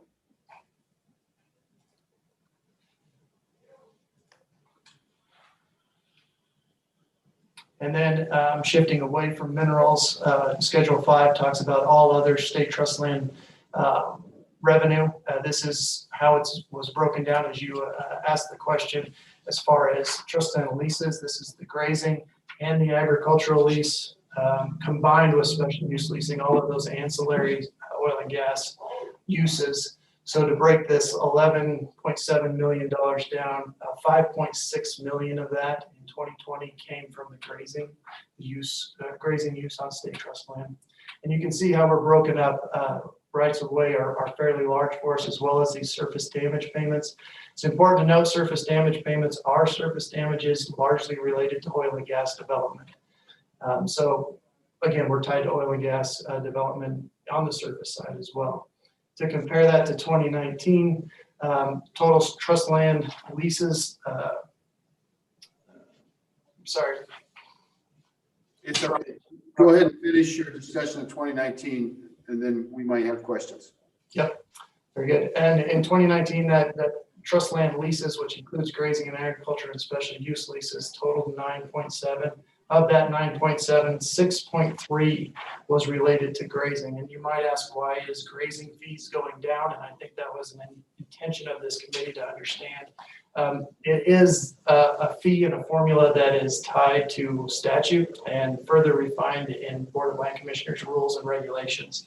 It's also another handout we provided the committee, which it was titled State Trust Land Grazing Fees. But that's really impacted almost 2 years after an event. So 2 years ago, we saw cattle prices starting to go down. We're starting to see that in our AUM fee. So as you can see, 6.3 million was the grazing revenue in 2019, and it further went down to 5.6 million in 2020. Mr. Chairman. Representative Wester. Thank you, Mr. Chairman. Sorry to interrupt you, Mr. Crowder. Just real quick, when you mentioned the surface damage agreement revenue, if you wouldn't mind indulging me, how much, or what's the disparity between what surface damage agreements on fee land get versus what they get on public, if the land is pari passu, if it's relatively equal amount in acreage in the same area? Is there a discrepancy in those prices, and if so, how much? Go ahead, Mr. Crowder, if you can. That one was on my mind, I must admit. Mr. Chairman, Representative Western, that is a good question. And we strive every day to ensure that we're getting the equal or same payment that somebody would on their fee land. That's really hard to hit because those agreements are public. Wyoming's private. Wyoming's a non-disclosure state, so our access to those agreements is extremely limited and hard to get. So we do our best to understand what that is. We also rely on our surface lessees to negotiate that payment. And we feel like we're closer to hitting a market rate if they are negotiating that on our behalf, because they're likely to be negotiating it on their adjacent fee lands. I don't know what the number is exactly. There's also a nuance there where we can only accept a monetary return for damages. The private landowner can receive services as well. So they can get road grading, they can get a cattle guard or something like that, wherein we can only receive a monetary return. And I hope that answered your question, Representative Western. Mr. Chairman, follow up? Yes, absolutely. Go ahead. Thank you, Mr. Chairman. Mr. Crowder, so there is no public database or any kind of record of averages or aggregate numbers of what private or what fee land gets for surface damage agreements in the state of Wyoming. Is that correct? Mr. Chairman, Representative Western, I'm unaware of one. Thank you, Mr. Chairman. And would, Mr. Crowder, would you explain a little bit what surface damages are, just in a general kind of thing?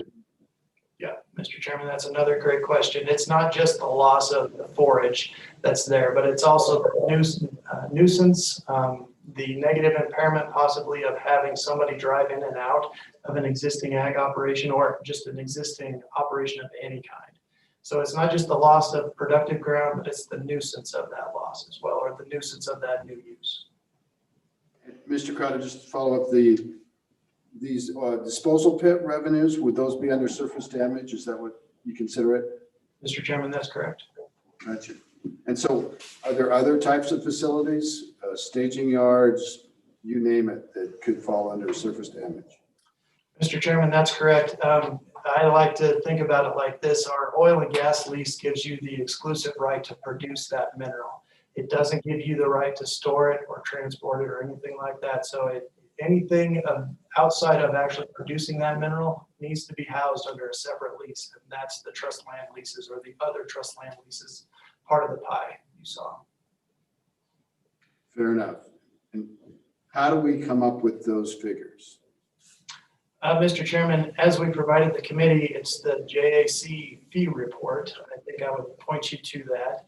I apologize for plagiarizing that report for this committee. It was a request of the Joint Appropriations Committee back on September 15th, but it gives very good information for what I think you're looking for here.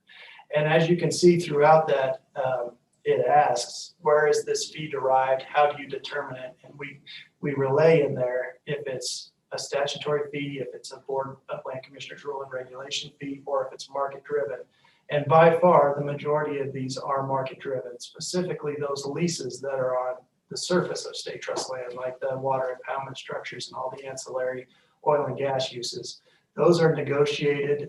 Those are market driven, wherein we have a great appraisal staff that looks at every single one of those, tries to determine what other similar uses, comparable uses are out there, and matches a rate to that.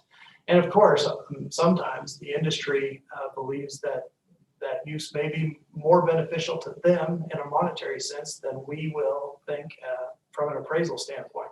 And so they may offer more, and we'll accept more if they do that. But it's very much market driven, as you can see in those tables.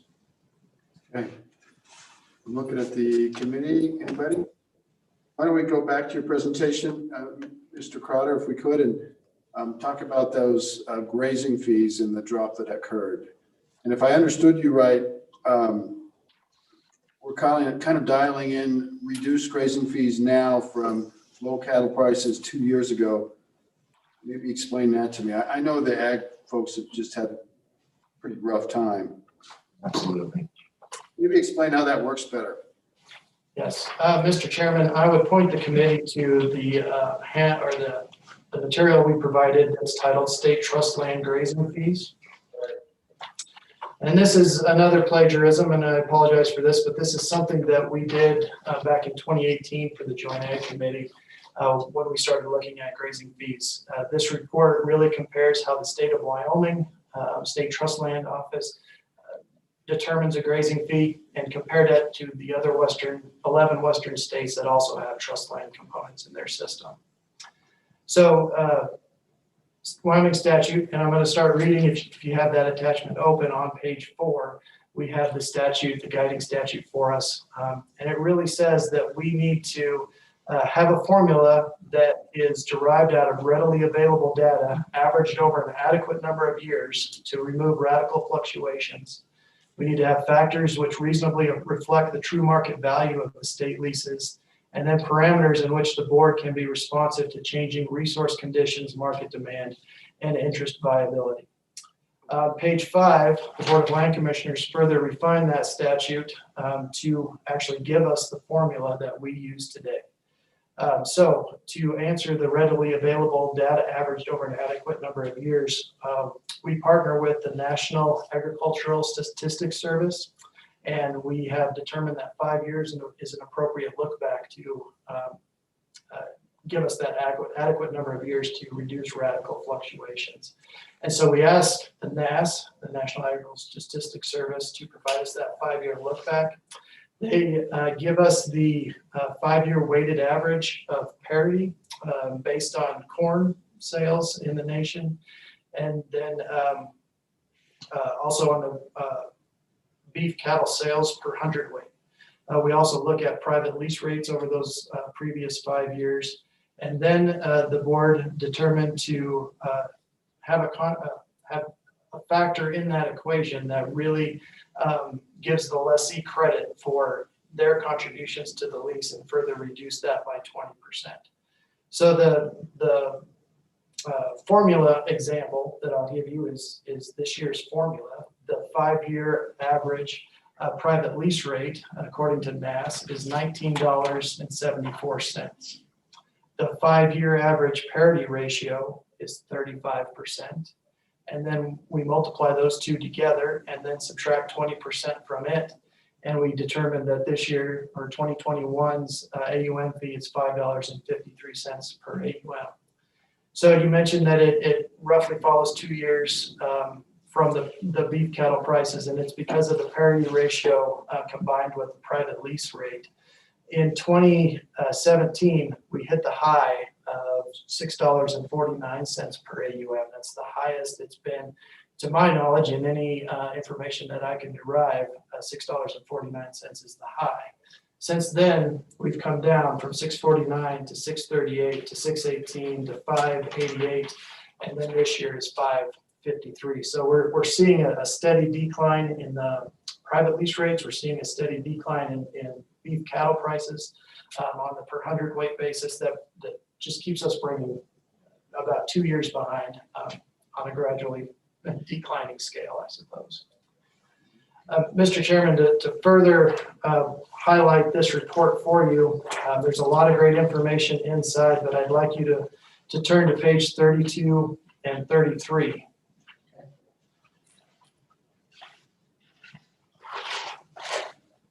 Go ahead, Mr. Crowder. On page 32, you can see our state program grazing free trends through time going back to 2001. And I hope you have a color version. Our line is the second from the bottom. It's the solid blue line.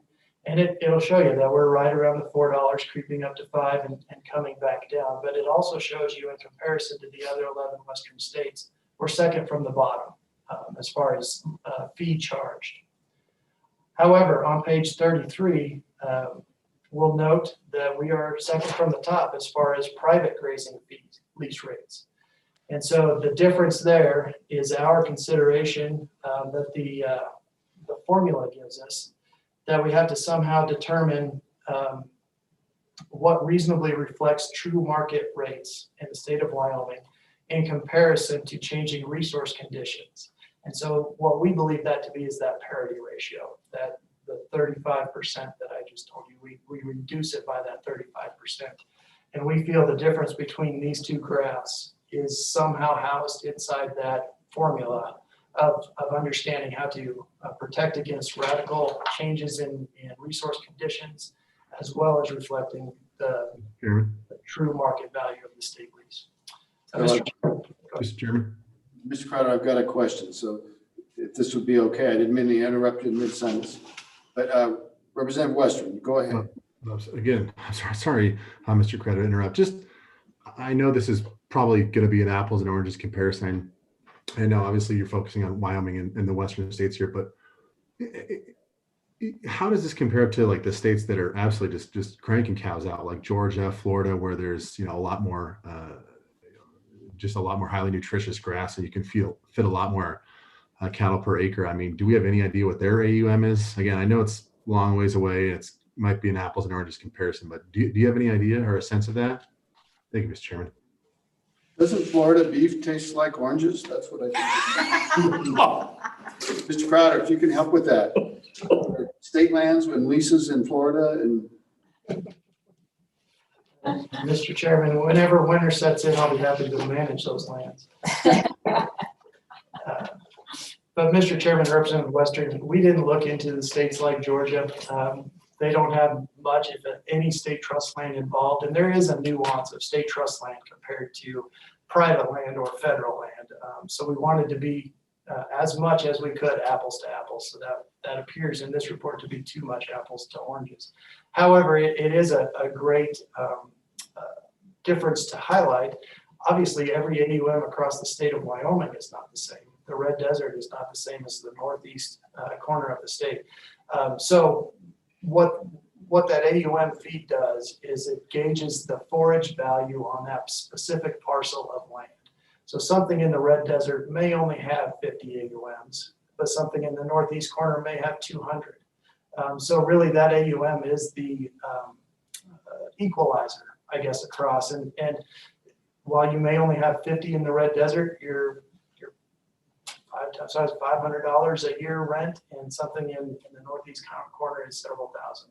So we feel like that AUM is the equalizer that I think you're talking about. Representative Western, did that get at it? More or less. Thank you. I appreciate it, Mr. Chairman. You're welcome. So I'm kind of confused by the whole thing, though, to be honest. If I understood, you looked at all these Western states, and we tend to have lower leases on state lands, higher leases on private land, but we have this formula that drives the wedge in between that. I would assume that it would be because our state lands are inferior to the private lands for grazing purposes, and more so in Wyoming than in other Western states. Is that a driver in this? I'm kind of confused, and maybe I just got something wrong. Please correct me. Mr. Chairman, I'm sure it's the way I explained it. I don't believe our state lands are inferior to adjacent fee lands. Every state, as you go through this report, does it just a little bit different. Some have much more complicated formulas than we have. Others go all the way to the other side and have coffee table discussions on what the fee should be this year. Others have very simple equations. sorry, one just slipped out of my head, I apologize. But it's not that our lands are inferior to other lands adjacent to it. It's the formula that's in place currently that the legislature has approved and the board has further refined that creates that wedge. And some other states have decided not to put the wedge in there or define the wedge a little bit differently, which is why they're all over the board. I'm looking around the committee and I don't mean to monopolize, but have we thought to what our formula should be? It just strikes me that if there's a 2-year lag, for example, that's quite a windfall to, we've got high prices, things are good, and at the same time, we're getting low revenues. That timing factor seems problematic to me, but the other aspects that cause us to have that wedge are a bit disturbing. And if, you know, I know it's probably represented in statute, but we can change statutes if we can figure out how to and what would be the best way to go. And I'd be interested in your thoughts on that. Mr. Chairman, I think we would agree with you. While state land may not be inferior to lands adjacent to it, its use is different than lands adjacent to it. So there are a lot of outside forces that the grazing lessee doesn't necessarily want to sign up for, but maybe have those imposed on them. And while we do give them a very good heads up when they enter into a lease agreement with us, through time, recreation use, these oil and gas uses that come in have an impact to a grazing lessee that he may not have on the adjacent private land. So part of that, I believe, is built into the equation as well. I'm looking around, I don't mean to talk too much, looking for anybody else. Well, it also begs the question, are all grazing leases the same? All pieces of state land? Do we need a uniform formula, or would it be better to adjust that formula? And I know that when there is surface damage, there is a bit of an adjustment to the formula, but I wonder, not all things are created equally. Maybe we need different approaches for different parcels. Mr. Chairman, I think we 100% agree with that. While on the whole, we believe the AUM to actually be the equalizer there and to give each parcel its actual market rate. There are parcels that should demand a higher price. And so introducing some type of competitive nature into that process would be beneficial to us. Oftentimes, we're a little bit hamstrung by the preferred right to renew that the statute gives existing lessees. And that's an important right to have, but sometimes it does hamstring that very specific parcel that could demand higher AUM fees. Thank you, Mr. Crowder. Senator Driscoll has a question. Mr. Chairman, Mr. Crowder, thank you. A couple, and they're kind of leading questions because I am a leasee for knowledge. We could use your knowledge. One, why is the rate the same on landlocked school sections as on public ones? I've had both, and the public ones got people all over them all the time and people using them, and the landlocked ones are the same as your ranch. So from that end, would it not make sense to have a split rate on those? Second, have you, and I know I've looked at it, but have you considered a program to block some of these state grounds or make it easier to do so to get more with access? And third, have you considered any ways to monetize the recreation and hunting use on these lands? Because they use the heck out of them. And at this point in time, there is no revenue generation whatsoever from them. And I can tell you as a lessee, there's a lot of pressure in different areas put on lessees because they're the ones that suffer the abuse, who's beating those grounds up, and all of a sudden they're the bad guy. So could you elaborate a little and talk how you might be able to raise some revenues and maybe have better control by some type of program that maybe we do recreational leases or hunting leases that are competitive, that bring them out on certain instances. If they wanted to nominate a section for a hunting club, for example, they might be able to do so. Could you elaborate on that, please? Mr. Crowder, if you want to speculate, please. We'd like to, love it. Mr. Chairman, Senator Driscoll, great leading questions. We do have examples within this report where other states do charge based on the attribute of the parcel, meaning if it's blocked up, they have a certain rate. If it's isolated out in the middle of nowhere, they have a different rate. Currently, the legislation and the rules don't allow us to go down that road, but a change to those would let us look at those and maybe more appropriately charge them.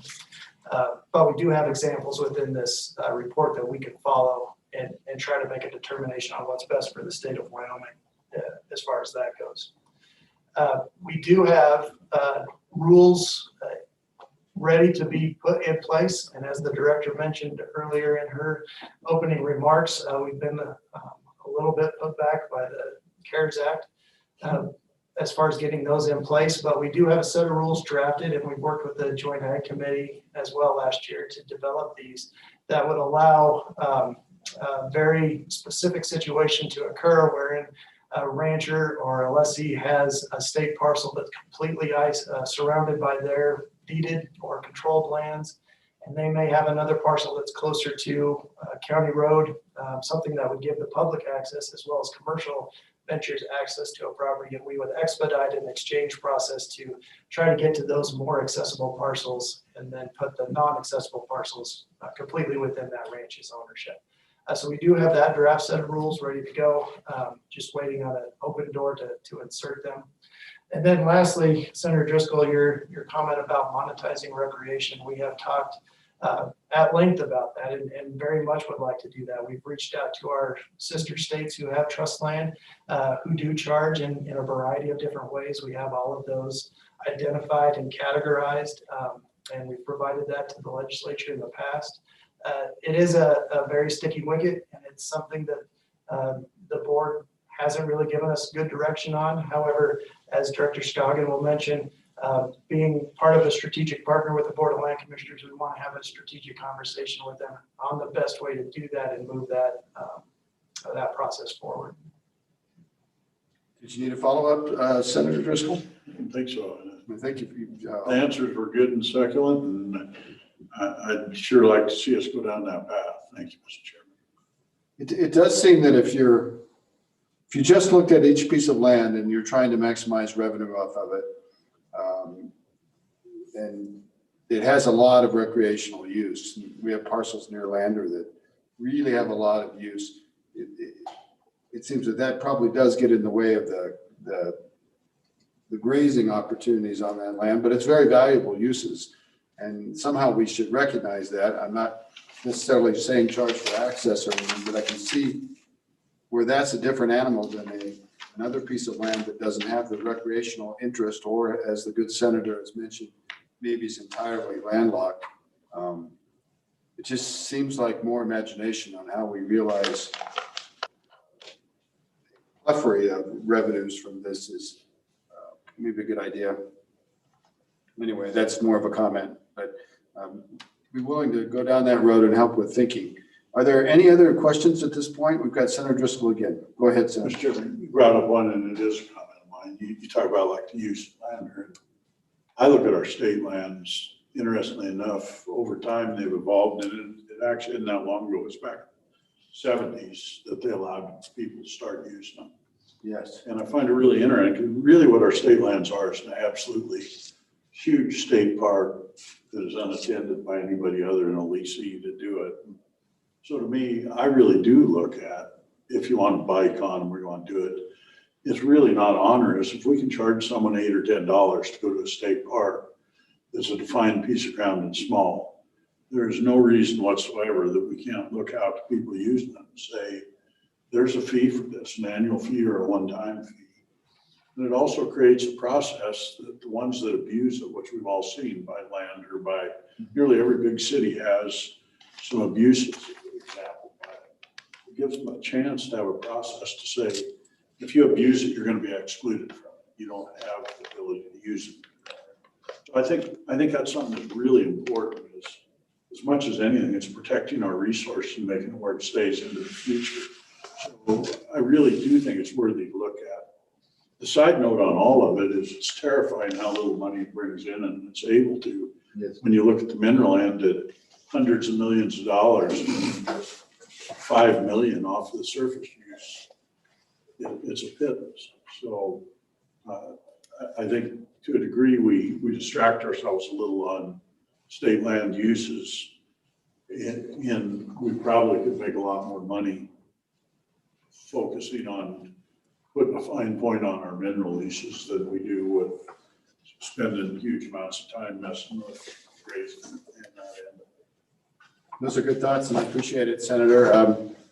You know, there's other sides of the coin too. We have lots of people that write to me and write to all of us about increasing access to state lands. So there's a lot to unpackage here. Mr. Crowder, we didn't mean to get you off track. Let's go back to you and let you finish your direct work. Thank you, Mr. Chairman. That really does conclude the grazing fee portion of it. If you have any more questions, I'm happy to answer it. It's a very good and in-depth study that we provided the committee. And again, as you review it and you have questions into the future, please reach out. So we have various people that want to weigh in and testify from the public, but we really have a series of things to kind of go through, and I'm thinking it might be more efficient to get through some of the other topics, if that's all right. But I'm sure there are questions just about specifics about grazing, and we have oil and gas leasing. We have just a million things on this plate, and I'd kind of like to push through if we could. So let's keep going, and we'll take questions and comments from any member of the public back over this entire section. But maybe it's time to move towards oil and gas. Is that okay, Mr. Crowder? Absolutely, Mr. Chairman. Okay. Mr. Chair, go ahead. I just don't mean to push the committee if they've got more questions on the grazing side and the other surface uses. Okay, to you, back to you, Mr. Crowder. Let's talk about oil and gas. Thank you, Mr. Chairman. The final piece of material we provided the committee is a comparison of the state of Wyoming's royalty rate in comparison to the other 11 western states. And as you can see there, we're very close to the bottom. I don't want that to mean that we have the lowest royalty rate or we don't charge enough to the oil and gas industry for extracting minerals out of state lands or out of lands within the state of Wyoming. That's just where our royalty rate sits. One of the things that we have on our to-do list is to understand what that means in comparison to all other operational costs that the oil and gas industry may be exposed to, for example, the severance tax. And so we want to reach out to those other western states and have really a all-encompassing view of how that industry is impacted by the fees from doing business within the state of Wyoming and where our royalty rate sits inside of that. So really, Mr. Chairman, it was just to raise it to your attention, but also want to put a fine point that there's more analysis that needs to go into that. Thank you very much, Mr. Crowder. Questions from the committee? I'll just point out, you know, it's disturbing when we see that we're near the bottom with respect to lease fees for surface for grazing, and we seem to be near the bottom for royalties. And so, you know, that has implications. Of course, our good friends in the mineral industry will say, well, you have to look at the total package of doing business in Wyoming, and Wyoming has other taxes and other restrictions that we don't see in Colorado. We hear this all the time, but I don't feel that we've really got a definitive answer to that. But if our royalties are smaller than everywhere else, by how much, what are the implications of that, Mr. Crowder, in terms of how, imagine that we were, instead of being at the bottom of that table, we were towards the top of that table and we still had the same production. How much money are we talking? Mr. Chairman, that's a great question that begs further analysis. There is a point, Director Scoggin and I talk about this a lot, where does royalty rate and volume produce cross over, and where does it become uneconomical to produce the same amount of volume? So I think that's part of that discussion, but we would absolutely welcome the chance to further analyze that. Looking around for questions and not seeing any, so I'll keep talking. So, Mr. Crowder, how do we get at those answers? What would be the plan? And Director Scoggins, does the Office of State Lands have the ability to study these kinds of questions and the capability? Do you need more resources? Do we need to outsource these kind of inquiries. How can we get these answers? I can give you my answer. Go ahead, and then Mr. I'll Chairman. give you mine. I do think we have very capable staff internally to do this type of analysis. However, their time is very much already tied up with the existing work of the office trying to maintain what we currently have. It has always been a benefit to us to leverage other expertise, outside expertise, and blend that with internal staff. And that would be a fantastic road to go down and may get us to that answer a little bit quicker. How could we assist you to get those resources to really study those kinds of questions? Well, Mr. Chairman, appropriations are fantastic. But I mean, not to make fun of that comment, I do believe that in order for us to really drill down on those answers, we do need to understand what the implications are. And we simply just don't have the capacity and existing staff to do that. And there are very good firms out there that we could utilize and leverage to provide us with those answers. Interesting. Director Scoggins, did you wish to weigh in at this time? Mr. Chairman, I would agree with Deputy Crowder. Our staff, while they are excellent, their time is taxed to the maximum at this point, just trying to keep our statutory and constitutional programs moving forward. So it would be a wonderful opportunity to have an appropriation to be able to hire that expertise, somebody who could really dig into it. And as Deputy Crowder mentioned, it would be important for us to make sure that in making these decisions with respect to royalty rates and other things, that we are in fact comparing apples to apples, because while it's really easy to say, well, 16 2/3, that's not nearly enough. But based on, I'm the same as you, Mr. Chair, I want to understand what the full package is that PAW and others are arguing that we aren't considering. So I think getting that industry expertise with a consultant would be very helpful and could help us do that more quickly than just sort of plodding along over the next few months and hoping that our staff has time to really dig into that. Thank you, Director. I see Representative Hallinan has a question. Please go ahead, Dr. Hallinan. Thank you, Mr. Chairman. How about you just raise the rate to 17% and see what that does to the amount of production?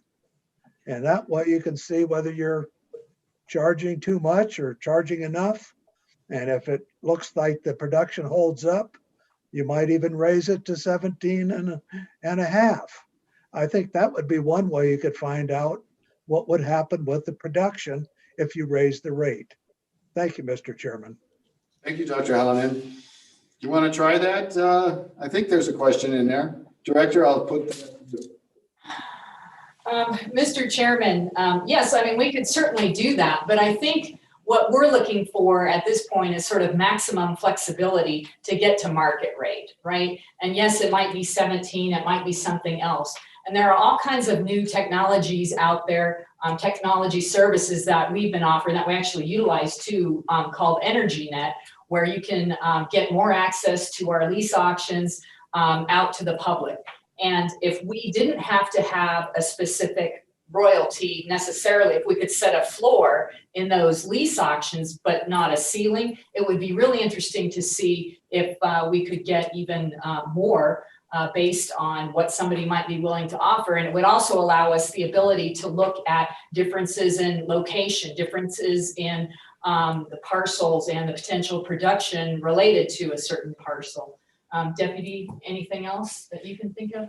No, I think that's exactly what we probably need to do. I just wanted to raise to the committee's attention that the royalty rate 16 2/3 and 12.5% are set in rule. So every change requires a rule change to make that happen, which also invites a public comment and industry comment into that to ensure that we're doing the right thing and guide the Board of Land Commissioners' direction there.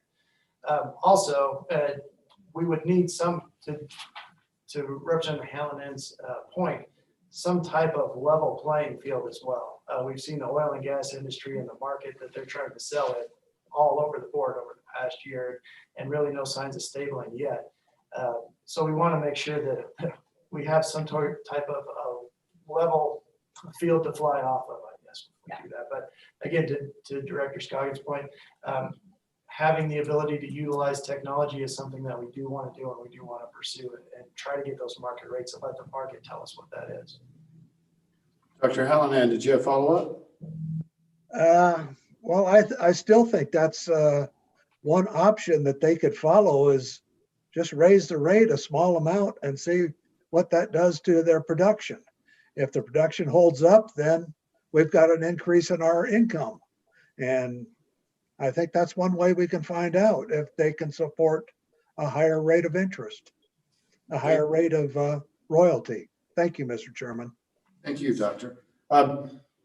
Following on, Director, your comments about the possibility of an auction process and the implications of that. Do other states use a process like that? And could we use them as a model? Mr. Chairman, I would defer that to Deputy Crowder. He's more familiar with EnergyNet. We have utilized them for some of our lease sale auctions, but again, we have to set the royalty rate on those because our royalty rate is set in the board's rules at this point. But Deputy Crowder, I think, is more familiar with how others have utilized that technology. Yeah, Mr. Chairman, that's a great question. And yes, the technology is expanding rapidly. And we have looked at other states such as North Dakota who use them for grazing fee auction sales. They've just expanded all over the place. And we are looking at them to take that next step. Right now, as the director mentioned, we do it on a per acre basis, per acre competitive basis, but they've been able to expand into not only the per acre, but also the royalty rate, several other factors that are within our oil and gas lease that they could bid upon would be available at those auctions. So that is something we're actively interested in and want to move forward with. Looking around for just one final point on that. You mentioned, of course, that our royalty rates are set in rural. That's an interesting process by which, of course, all the constituents come in and talk about the royalty rate. It's not really a market-driven thing necessarily, but it does recognize the importance of our partners in all this. We partner with the oil and gas industry to produce oil. We are part and parcel partners, so it recognizes that. But I assume that those rules are in response to statutory guidance. And if you had broader statutory guidance that provided that you should investigate more the market side of things, would you be able to draft rules to do that? Well, Mr. Chairman, I'll tell you the situation as it is, and Dr. Scoggin can tell you the direction we should probably go. But you're correct. The statute does give the Board of Land Commissioners the authority to create these rules to lease these minerals and gives them the ability to set a royalty rate. The statute also gives them a floor, so we can't charge less than 5% for a royalty rate, and then the board is able to set anywhere above that. So that's how we've gotten to where we are today. Just like you said, with conversations with industry to understand where their comfort level and ability to operate is. Well, we can talk about some statutory direction, maybe to explore, have a trial in a different way. And we can certainly talk about that in this committee. Anything else with respect to oil and gas, Mr. Crowder? Mr. Chairman, no, I think we've provided you with a ton of information and really just stand ready for questions. Indeed you did, and I'm very pleased. I'm connected with oil and gas, of course, surface disturbance, but one thing I thought we'd catch while we're talking about royalty rates, how does the federal royalty holiday that rolled in response to COVID for leasees, how does that affect us? I'm not sure I understand it. And does that affect these parcels or is that elsewhere? Since it's federal mineral, it would be, I think, the split of federal mineral royalties, so it wouldn't have anything to do with state lands as I think about it, but I'm not sure. Yeah, no, Mr. Chairman, you're absolutely correct. The benefit would be if there was a situation where an operator could not operate but for the royalty holiday on federal lands. You've seen these long laterals come into play here recently, and a lot of those do have state federal components tied to them. So if they were able to get a federal royalty holiday and were able to keep producing that full well, that also meant the state minerals were being produced at the same time. The Board of Land Commissioners did hear from industry and did provide a lot of administrative relief to that industry as we went through the really bad times of April and May of 2020. But again, that's largely administrative. So that was lease term extension allowances. That was the ability to suspend leases with a little fewer fees. Looking at bonding requirements to make sure that a company could remain viable. But it did not go as far as to grant a royalty holiday or a royalty rate reduction above what's already allowed within rule. There is a component within rules that will allow for a royalty reduction, but the bar to get one of those royalty rates is set very high. And we've had 4 requests in total all year long for a royalty rate reduction, and none of those requests could actually meet the bar that the rules require. So we haven't done any royalty rate reductions within the state of Wyoming this year. Okay, but have there been other reductions in our revenues coming about because of the federal action? And maybe it's a Department of Revenue question. I confess total ignorance here. I'm just going to blunder and keep asking until I figure it out. But Mr. Chairman, I guess from our standpoint, I don't know that we can draw a direct correlation to that. I don't know where to find those data points to analyze that. Okay, thank you, Mr. Crowder. Checking back our list. Tell us about your disposal pits issues that you've been doing. And you touched on it before, and that's a surface damage. We understand that.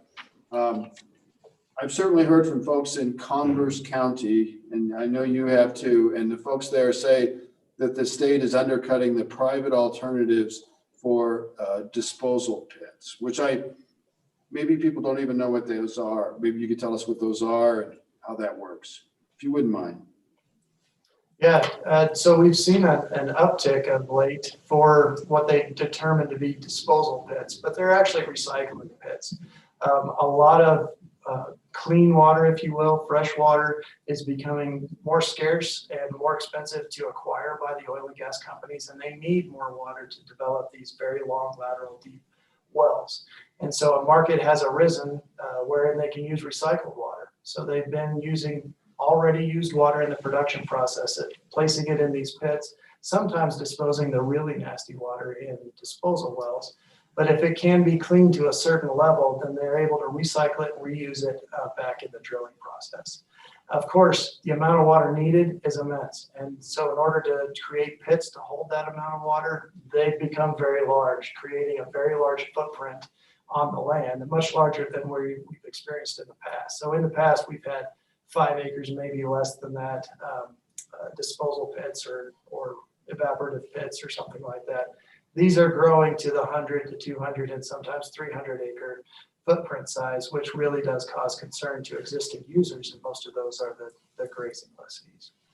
And Mr. Chairman, I would just add on that with respect to discussion from the private sector that perhaps state lands are being utilized at some sort of cut rate amount.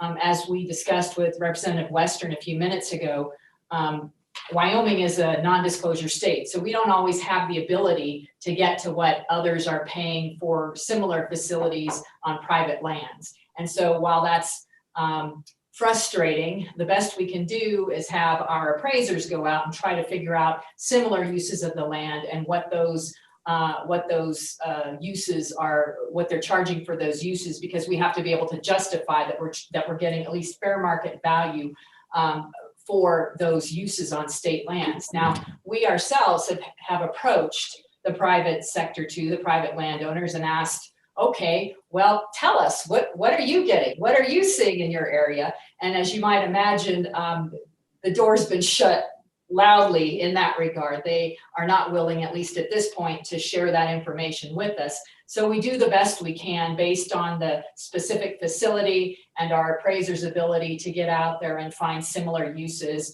and figure out what is in fact a fair rental for that use. Anybody else? So I guess it's an information problem, and it seems like if you're a private landowner and you're trying to woo someone to place a disposal pit on your property, but you feel that maybe a recycle pit is the right term, but you feel that the state always undercuts you and takes the business. I'm trying to understand why you wouldn't go to the state and say, you're undercutting me. And this is what I'm getting, but maybe by contract, they can't disclose. Is that it? Neither side of the. Mr. Chairman, there could be some of that, and there could be other motivations. You know, we've even seen instances where in surface use agreements, private landowners are making agreements to not do, for the operators to not do things on state lands. And of course, when we find that out, we're very disturbed by those discussions as well. So Jason, do you have anything to add to that? No, I think every situation, Mr. Chairman, is a little bit unique. The company that we're dealing with, that's part of the state we're dealing in. All of those options, or as far as impacts to what we know to be market rates, are all present. Fair enough. Looking around, please interrupt me, folks. I keep going. How about when we look at these water recycling facilities on state lands, they have a very significant impact, and they will affect the ability of us to use that land for grazing. So they have, and if there's an existing grazing leaseholder, they're very impacted by this. And how are they compensated? But also, how do we get the land restored back to its original condition, or is that a requirement? And what is the life of these pits? What's the reclamation after they're done? What do we look for to restore the uses of the land? Do we require that it be returned to its original condition? Or is there a permanent impact in the land's productivity that we ought to be accounting for in the price? So that's some things I'd like some reaction about. Sure. Mr. Chairman, those are all great questions.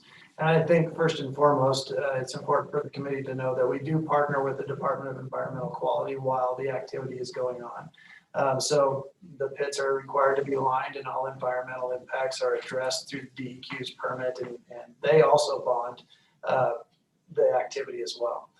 We do require reclamation of the site, and I think it's fair to say, you know, once you disturb a site, it may never go back to exactly what it was before, and it may take some time to heal. But we do feel like we're being compensated, especially when you look at the AUM fee compared to a fee of one of those impoundment structures. For the long term, we're likely being compensated as far as productivity of that acre. But we do require every acre to be reclaimed once the activity ceases. We do require that vegetation be seeded back, native vegetation very similar to what's in the surrounding areas, and we require the topography to be the same and contours to be the same and the like. In fact, we also allow the grazing lessee to be inserted in that process, and if there's some benefit that they can derive out of that use, a road, say, or some fencing, then we allow that to stay for the benefit of the grazing lessee. These uses are, the term of the leases for these uses is expected to coincide with the economic life of those improvements. And right now they're around 30 to 35 year term leases. So that's the economic life of the pit, as some economist has determined. So we expect that to be true. So that we require we expect the DEQ bond to ensure that the company remains compliant with environmental regulations. That DEQ bond can also be spread over the reclamation obligation. So there's a monetary incentive there. And we would also hold a bond to ensure that the lease payments are made appropriately and that the company just doesn't stand up and leave. So we've got income coverage through the bond as well as reclamation coverage through another bond. Thank you. Dr. Hallinan. Thank you, Mr. Chairman. My question is, these rules that you follow in deciding what to charge on your royalty rate, is it possible that the legislature could require that you change those rules in order to let us raise the rate? Is that possible? That the legislature could do that? Director Scoggins. Mr. Chairman, Representative Hallinan, it is possible that the legislature could set some parameters with respect to royalty rates to be charged for state minerals. However, I think we would discourage that, and what we would like is just flexibility, because as we mentioned, we want the ability to explore these technologies that will, we think, allow us more exposure to market. Market may be different across the state, and we want that flexibility without just setting a certain amount in statute that we can't vary from. It makes it a little more difficult to navigate what's market. Dr. Hallinan, if you got anything, I got Representative Western has a question too. Well, I guess my question is, the rate is at 16.67%. And is that a flexible amount, or is that a set amount that you have in our chart here? Thank you, Mr. Chairman. You're welcome, Dr. Hallinan. Director Scoggins, if you can. Mr. Chairman, that is the amount, that's the maximum amount set by the Board of Land Commissioners rules and regulations. There's also the 12%, 12.5% in the event that the lease isn't, or that the oil and gas lease isn't let in the initial offering. So those are rules that the Board of Land Commissioners have come up with. And so right now the rules themselves don't have much in the way of flexibility to them. But this is one of the things that, as I mentioned in my opening remarks, we are planning to have some strategic discussions with the board in early 2021, when hopefully the CARES Act is behind us a little bit, or at least in the rearview mirror a little bit, to explain to the board why we think it's important to have that flexibility and to not set things in stone. And what that looks like at this point, I can't tell you, but those are certainly discussions that we intend to have with the board in early 2021 and to get some direction from them. Thank you. All right, Doctor, I'm going to go to Representative Western. He's been patient. Thank you, Mr. Chairman. Mr. Greta, just in regards to the disposal pits, on the handout that you sent, the one that you guys prepared for JC, which I'm scrolling through, which one is it again? Could you just remind me? Mr. Chairman, Representative Western, it's rolled up into item number 3, special use lease rental. Now we haven't defined or pulled out those water disposal pits specifically. We did provide that to another committee sometime earlier this year, and I can provide that information for you. But really what that information was an accounting of all of the disposal pits that we have, the impoundment structures that we have across the state, all of those of varying size and for varying uses, and all with varying fees associated with them. I might also just tag onto that question, Representative Western, because I know you're very in tune with surface impact payments, and I forgot to answer that for Senator Case. But in those discussions, when we are bringing up one of these requests to the board for a water impoundment structure, there are 2 components to that, especially on these recent larger ones. One is environmental site siting type component, where the company needs to understand if that area of state trust land or anywhere in the state is appropriate for this type of use.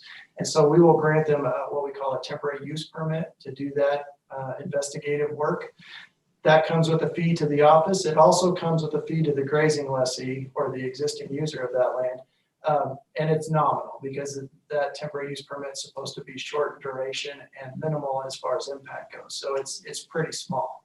But if that siting work does relay that it would be an appropriate site and the applicant wants to move forward with putting that pit on state land, then we move into what we call the special use lease rental, which is what you have in item number 3 here.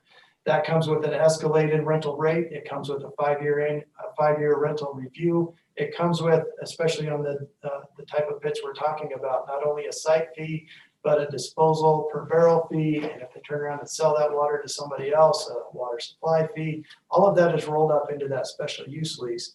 And the existing user gets to renegotiate that impact payment. So it's not just that we're stopped at that first very low fee. They have another chance to renegotiate that into something that's more appropriate after we understand the full scope of the impact. And a lot of the issues that we had leading into this year was that there was a confusion there, that they thought that initial fee to the grazing lessee was all that they were going to get.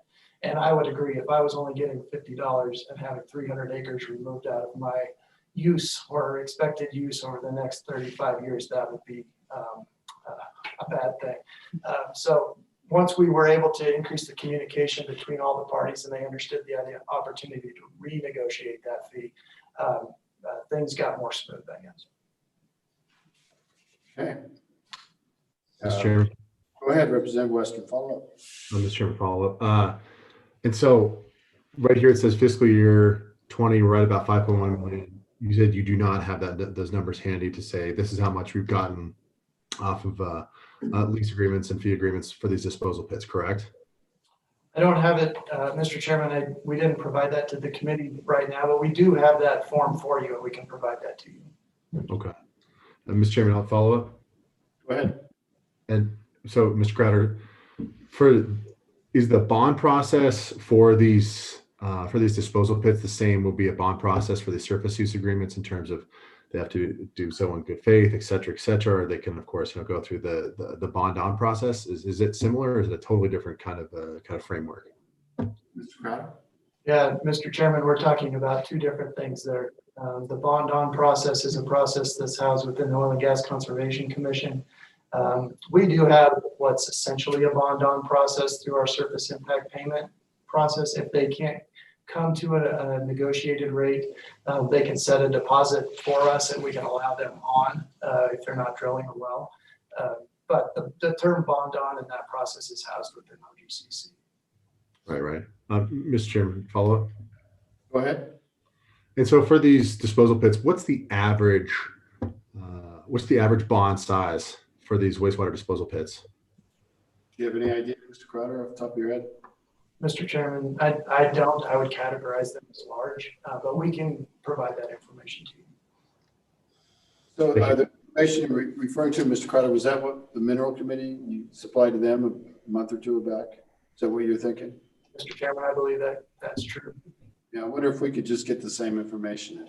Absolutely. Set it out. We could post it for people watching on Zoom. They could obtain it. We could post it along with our meeting materials or follow up, or I'm sure it's with the meeting materials from that minerals meeting.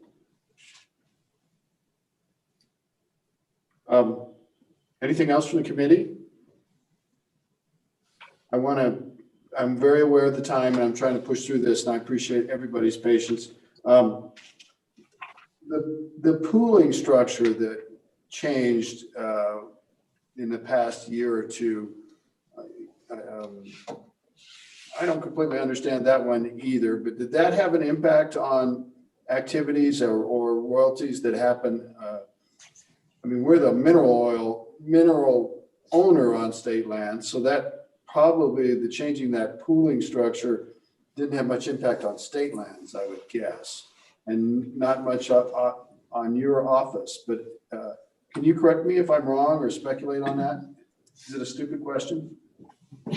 Mr. Chairman, no, I think you're right. I don't think it's had much impact on state lands. I noticed Supervisor Watson, I think, is up for your next piece of the discussion. And with respect to the Oil and Gas Commission, I could give you my view of that, but it may be inappropriate given that Mr. Watson may have more information than I do on it. But I think generally industry's been receptive to the fact that these or at least landowners, have been receptive to the fact that pooling orders expire after 1 year. So essentially, if you're, force pooled or whatever after 1 year, if they haven't drilled, the pooling order goes away and they have to try again. So I think that has been liked by some folks and probably not by others. But I would defer to Mark Watson. He probably has more color on that than I do. A good job you just did. Thank you. And I think I see you, Mr. Watson. We'll get to you in a minute. I just want to make sure that there's no other questions at this time for the Office of State Lands. Are we good for right now? And we'd love for you folks to stay with us. We're going to have public comment. There may be questions coming out of that. So hang with us. And thank you very much for your time today. It was very helpful. Mr. Watson, welcome. Good afternoon, Mr. Chairman. Mark Watson with the Oil and Gas Commission. I might as well just answer your question that you gave to Jen. So the new statute, it was House Bill 14 from last year's legislative session. It's only effective on private minerals. So it has, absolutely nothing to do with state minerals. So Right. I'm not even sure you want me to present because everything, I had a PowerPoint that our attorney put together for a seminar for attorneys so they would know how to present in front of the commission. But, this whole 2-hour session is on state revenues, et cetera. So I'm not sure if you want me to go any further. Mr. Watson, we do want to understand how your shop has decisions and directions and how it impacts our total state revenues, not just revenues off of state lands. For example, I think you might be better able to speculate on the impact of the federal mineral royalty holiday, perhaps, and how that might affect the entirety of Wyoming. And maybe I would love to know more, just maybe at a high level, what has been the impact of pooling? Why are some people grumbling in the background, but it seems that most people think that that's been a positive development? Please just help us. Sure. Yeah, I think it's been a positive development over the last, 5 or 6 years, when we were actually doing a lot of drilling for horizontal wells. There's a lot of permits. I don't know if you've followed what we've done, but we were getting 3,000 to 4,000 drilling permits a month. And obviously there weren't that many wells drilled. So a lot of, if a well's not going to get drilled, they had no incentive to give a lease to any of the private mineral owners because they only needed, 2 or 3%. So if they just had one small lease, then they could permit with the Oil and Gas Commission, get as many permits as they could to lock up DSUs. So I think, some people complained to the Minerals Committee and they thought, okay, well, let's take a look at this. So at the last legislative session, they came up with that House Bill 14. And I give you a Reader's Digest version. It's basically like Jen said, it changed 4 things. So the first thing it changed was a pooling order is only good for 1 year. And I think that's a good thing because if you have a pooling order and you don't drill for 4 or 5 years, the cost of drilling changes, price of oil changes. So a 1-year limit is a good thing. The second thing is it differentiated between leased and unleased non-consenting owners. And what it did, it gave those, if you're basically the original mineral owner and you're getting forest pooled, your penalties are less. And instead of 300% penalty, it's only 200% for drilling. Cost for the downhole equipment is just 125% versus 200. And then if you're that unleased mineral owner that wasn't offered a lease, you're basically a working interest owner now, they would get a royalty of 16% once the well's drilled in production, and they would continue with that royalty rate until such time as all their penalties were paid off. And then at that time, they get a look back where they can look at the well and decide, is it better to stay as a 16% royalty owner, or do I want to become a working interest owner and, partner in the well that way? And then, yep, that was it. So the look back was the last thing that they got. So those are the main changes of that forest pooling. Director Watson, from the point of view of the state of Wyoming, we enjoy severance and ad valorem off of all minerals, of course. And so the implications of the new pooling structure have been good for the state as far as getting more production going and making it a cleaner process? Well, if they're going to drill a well, they're going to drill a well. It just benefited the private mineral owners. So it didn't really have anything to do with whether a company's going to drill a well or not. I see. So it didn't really affect the amount of production at any point? No. I always tell people the production is affected by 2 things. That's the quality of the rock and the price of the commodity. There you go. Well, you did a very good job of satisfying that question, and we probably could have done it a lot easier without dragging you into this forum. But are there any other questions for Mr. Watson? I greatly appreciate your indulgence with us. This is kind of a hard process for us, especially we're not the Minerals Committee, we just look at the dollars, and we're trying to find dollars everywhere. Well, I'm happy to help out anytime. Okay, bring money. How about the Department of Revenue? Hello, Mr. Noble, welcome back. Thank you, Mr. Chairman. Dan Noble, Director of the Department of Revenue again. I'm kind of wondering what you would like to hear from us as it relates to this. One of the things that probably the only aspect of this as it relates to mineral severance taxes, we look to utilize any state royalties that are paid by taxpayers on production are used to establish value of that mineral. Beyond that, I guess my question would be, were you looking to see how much revenue is severance and ad valorem tax revenue is generated from mineral production on state lands? I mean, we could certainly get that to you, but beyond that, we're not that involved in the process. It's an accounting function for us, pretty much. Mr. Noble, I think we can figure that bit out. I guess what I'm really looking at is, do you do account for the revenues? Like, it's not, revenues aren't booked through the Office of State Lands, are they? Or that you both do it? How does that booking of the royalties and things happen? Who keeps track of that? For royalties, we have no involvement in it whatsoever. And so, but the production amounts, they're reported to you like any other production amounts? Mr. Chairman, that's correct. The taxpayers that are drilling on state land or producing on state land report to us just like any other taxpayer does. What they do report, though, is the state royalties that are paid, and we use that in establishing what the taxable value is. And that reporting is through directly to the state, through the county assessors, and is the Oil and Gas Commission involved in that at all? Actually, when we have questions about the royalty and the amounts, we can certainly work with state lands on it and WOGCC, but typically it's reported on the gross products return at the end of the year, and we just we match it up. It's obviously subject to audit, and it's part of the actual gross products return that we're looking at. Thank you. Mm-hmm. Anybody else have any questions for Director Noble or anybody else? I'm thinking,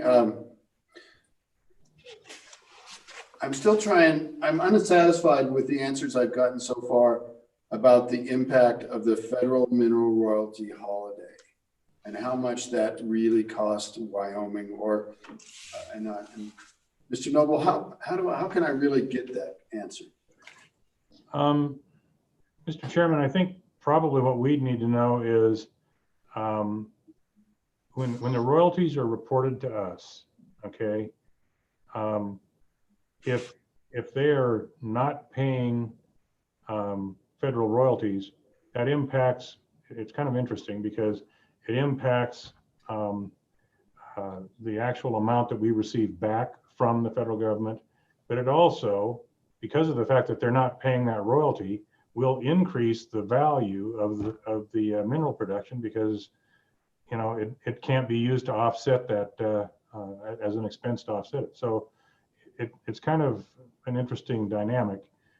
Creates some real problems.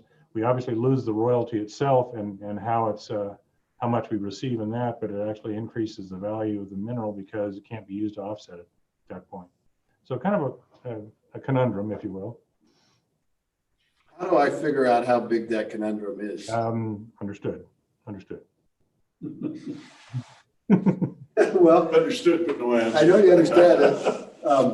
I don't have the answer, but it's understood, Mr. Chairman.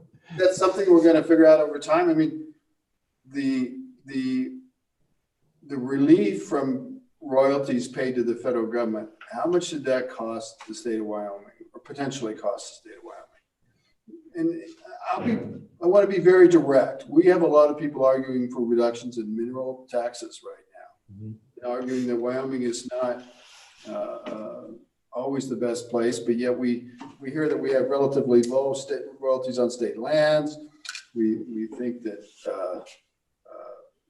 there are other factors here, and then we've got on top of it that there was mineral companies enjoyed some relief from their federal obligations.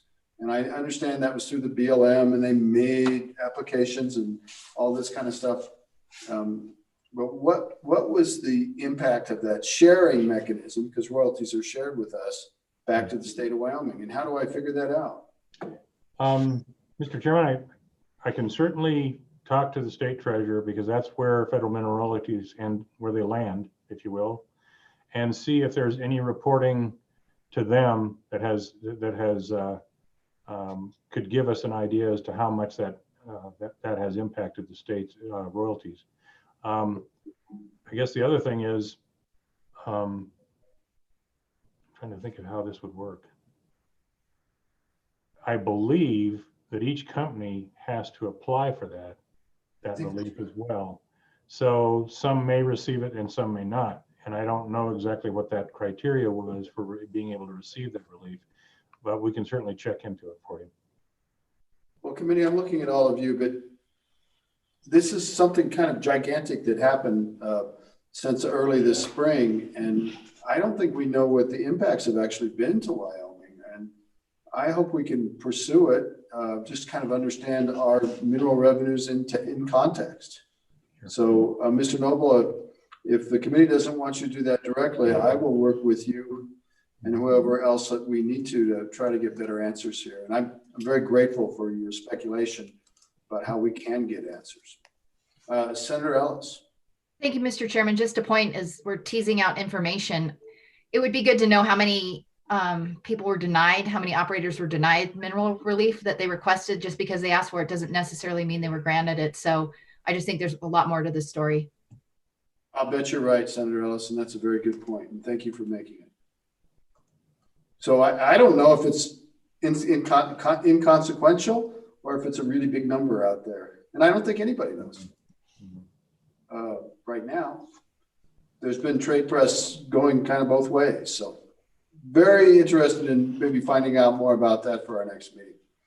How about if we let some public comment in? I'm not seeing people knocking around the doors. So let's, who do we have for public comment? I see that former State Lands Director McGagnon is here with the stock growers.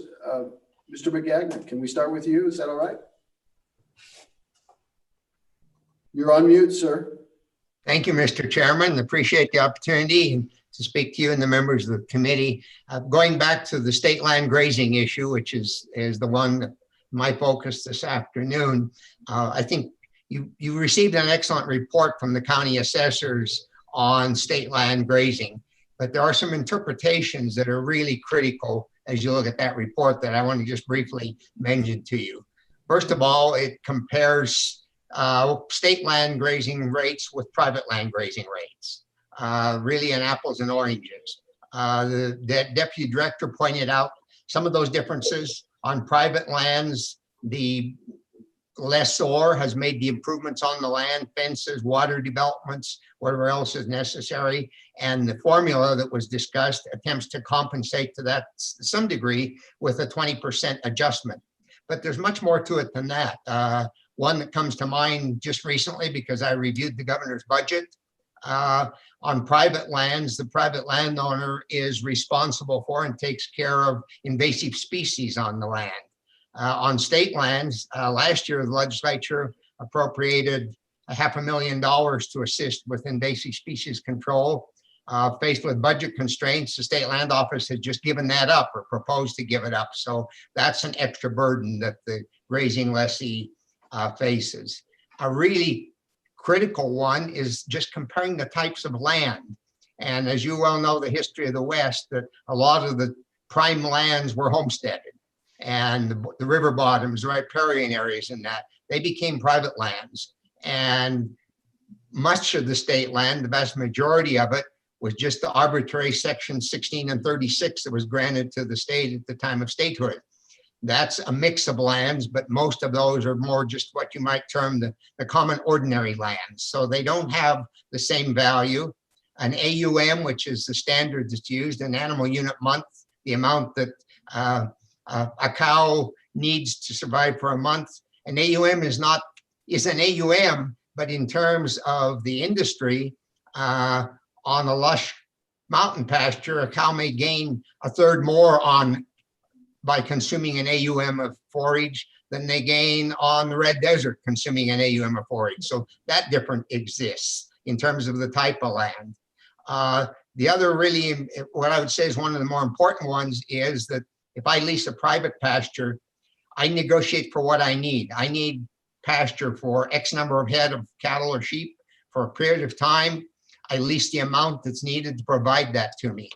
When I lease state land, I pay for the amount that was determined to be the available AUMs on that state land. First of all, that determination on the vast majority of state lands was originally made back in, as I recall, the 1940s, and it has not changed. So whether those AUMs are still there today or not is somewhat of an unknown, or whether there are more there today. The second thing is I pay every year that I hold that lease for those AUMs, whether the forage is there or not. And that takes me to another key point with regards to this formula. Prior to the mid-90s, there was not a formula. The state board of land commissioners set the grazing fee each year. The industry would come in and talk about what their needs were. If this year was a drought, we as an industry would come in and beg to have it reduced by 20–30%. Often we're successful. If it was a good year, we didn't complain when the board increased it. With this formula, which we helped develop and supported, that's gone away. So if I hold a section of state land, I pay for the same number of AUMs year in and year out with no regard to what's actually available in terms of forage for my livestock in that particular year. And finally, the formula the presentation you had compares the private land lease rate to the state rate, and private land is about 3 times as much currently. It doesn't make mention of what we're paying to graze on public lands, on the federally managed lands.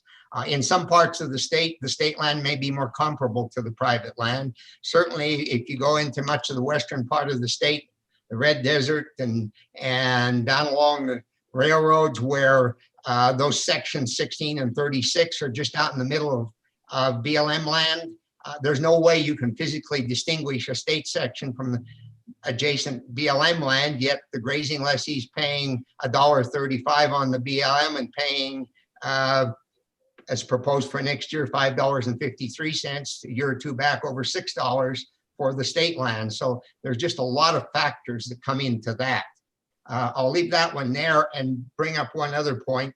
The report also compares grazing fees on state lands in Wyoming with the fees in a number of other Western states. The important thing to know there is that all of these Western states received these trust lands granted to them at statehood. In Wyoming's case, it was 2 sections per township. In some of the Western states, it was actually 4 sections per township. But if you look at that chart, you'll see that there are only 4 states that still have large amounts of state trust land: Arizona, New Mexico, Utah, Montana, plus Wyoming, that have in the millions of acres of state trust land. The reason for that is that many of the other states over the years sold off their state trust lands. And they tended to sell the lands that they didn't see value in holding. So if you're comparing the lease rate in Wyoming with the lease rate in many of these other Western states, we kept most of our lands, which I think we should be proud of. But therefore, the diversity of land and the value of that land is much different here. So if you compare us with those 4 states I just mentioned, our rates are comparable. In fact, they're higher than 3 of those 4 states. And I think that's another important factor that needs to be kept in mind when you talk about it. So, Mr. Chairman, that would be the key of my testimony for today, that it's very easy to look at some numbers and say, gee, we ought to be deriving more money from grazing on the state lands. But if you really look at the factors behind it, we would contend that the current formula is generally working well. Sometimes it's advantageous to the state. In other years, it's a little more advantageous to the grazing lessee, but it's pretty balanced. And with that, Mr. Chairman, I'd be happy to entertain any questions. Thank you very much, Mr. McGagnon. Let's hear any questions. Senator Ellis. Thank you, Mr. Chairman. I don't want to belabor the point, but when we talk about oil and gas, it's the mix of maybe our severance is higher, but ad valorem is lower. And if you got to look at all the circumstance of what it costs to do business in Wyoming. So I am curious, I haven't studied this as much. When you look at the, what we charge for grazing on state lands, obviously you got BLM and private land components. I understand that. But when we talk about like valuation of ag land, can you give us a sense of how we compare to other states and kind of how that goes into the mix? Mr. Chairman, Senator Ellis, when you're talking about valuation, I'm a little confused if you're talking about state lands or you're getting into actually an issue that's on the agenda later for the committee, which is the valuation of private lands. I Because think we that's don't where I'm really headed, Mr. do an Chairman. I'll hold off evaluation for of now. state lands, to my knowledge. We Hang on, just use the Mr. formula. Magagna. Let's let Senator Ellis clarify. Yeah, Mr. Chairman, let's hold off on that. You're right. I got ahead of myself. Okay. Let's just pull off. Senator, thank you, Mr. Magagna and Senator Ellis. Any other questions? I just kind of have one. So that situation where you mentioned where we have really identical land next to each other, some administered by the Bureau of Land Management, and some it would be a state land parcel. There's lessees on both lands, and the state land's paying multiple times more, maybe 3 times more. My question is, why the heck would they do it? Why don't they just walk away from that? Do they still pay it? Why would you pay it if it's cheaper next door? Mr. Chairman, members of the committee, 2 brief answers. First of all, most of those are unfenced lands. So theoretically, because we're a fence out state, and I believe that applies to the state lands as well, certainly those people could drop their state leases and continue to graze the state land because there's nothing going to keep them off of it. One, I think it's a matter of wanting to do the right thing. But the other thing is, the one thing they've tended to do in those areas is where improvements, where water developments were needed in particular, place those water developments on the state land rather than the federal public lands, because they felt their investment was more secure on the state land. So they do have that additional value. Got it. So that would justify some of the higher fee. In some cases, Mr. Chairman. Thank you, Mr. Magagna. Any other questions from Mr. Magagna? So if we kind of said, well, let's look more into what other states do, you have a caution about that that's well taken, and we can take that with a grain of salt. I appreciate that. Anybody else from Mr. Magagna? Okay, do we have any other public testimony? I've got a list here that has 2 more names, Kristen Gunther and Pete Obermuller on my list. Chris wasn't going to make it, I remember. So I'm seeing Mr. Obermuller. Mr. Obermuller, welcome. Good evening, Mr. Chairman. Happy to be back. Thanks for having me, Pete Obermuller. Good afternoon, Mr. Obermuller. Don't be unhappy with this move. Go ahead. Mr. Chairman, I'm not unhappy about the time of day. Thanks for the opportunity to come back. Pete Obermuller, President of the Petroleum Association of Wyoming. Mr. Chairman, I brought just a couple of slides. I gave them to LSO earlier this morning, and I know that they will post them for everyone to see. It's also publicly available data in public reports.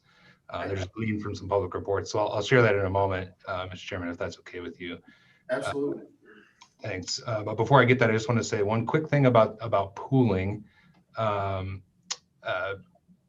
To your question about whether or not it helps to facilitate production in Wyoming and helps to increase revenue in Wyoming. Simply wanted to say about that there was a lot going on in the early part of 2019 with respect to the permits and permit applications at the Oil and Gas Conservation Commission, and then also pooling and the status of our pooling statutes in Wyoming. The two were very linked. And we spent that entire year, industry at the table, working hard with OGCC and landowners and agriculture groups like Mr. Magagna's and others to drive those 2 parallel processes forward.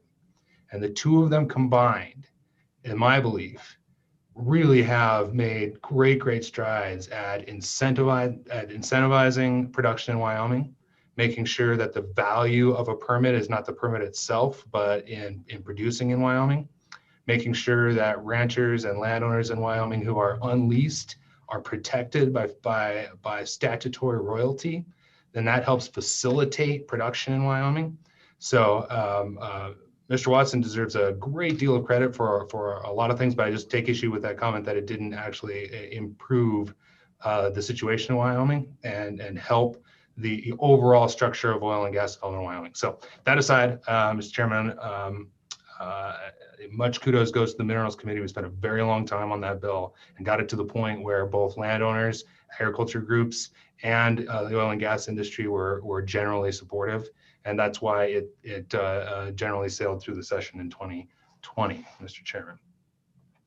So moving on from there, unless anyone has questions about that, I'm happy to take them. But moving on from there, yeah, so thanks for previewing my comments, Mr. Chairman. I don't think anyone will find them necessarily surprising, but I do think they're important for the exact same reason why, Mr. Chairman, you were quick to push back on a comment that beer taxes are low, because that doesn't actually take in the whole picture. And if it's true for beer, it's true for oil and gas, that you have to take more into account than just a slide that shows 16 2/3 versus what other states show. And for that, I want to just, I'm sorry, Mr. Chairman, were you about to say something? I got to interrupt you a little bit, Mr. Overmiller. I think my comment was in relation to our alcohol taxes on stuff that has the markup. And you're absolutely, I'm trying to make that point there.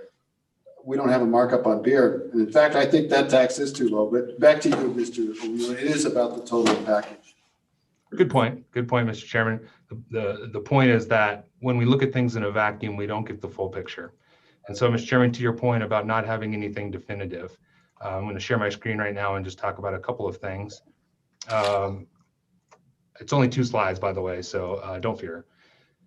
So this first one, Mr. Chairman, in terms of looking at the whole picture, this is a 2020 study from basically Colorado's LSO, their chief economist. It's cited down there.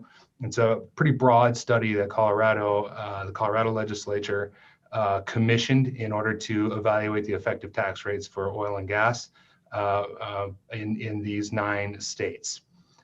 They were looking at it from, of course, a different perspective. They're irritated that it's almost half, that we're almost twice as expensive in Wyoming as in Colorado. I'm sure they'd like to change that. So they're looking at it from that perspective. But Mr. Chairman, this is, in terms of a definitive statement, this is a pretty comprehensive study, and I would urge anyone to read it. You can see from it, of course, that Wyoming is, in terms of effective tax rates overall, the most expensive of these 9 oil and gas producing states. Now you might say that's all fine, but our royalties are low. Why don't we just raise them and see if production happens? Mr. Chairman, this is from a study that you yourselves, the Wyoming Legislature commissioned in 2018. This actually did include royalty rates. I draw your attention to that yellow circle there on the second line about effective royalty rate. What is an effective royalty rate?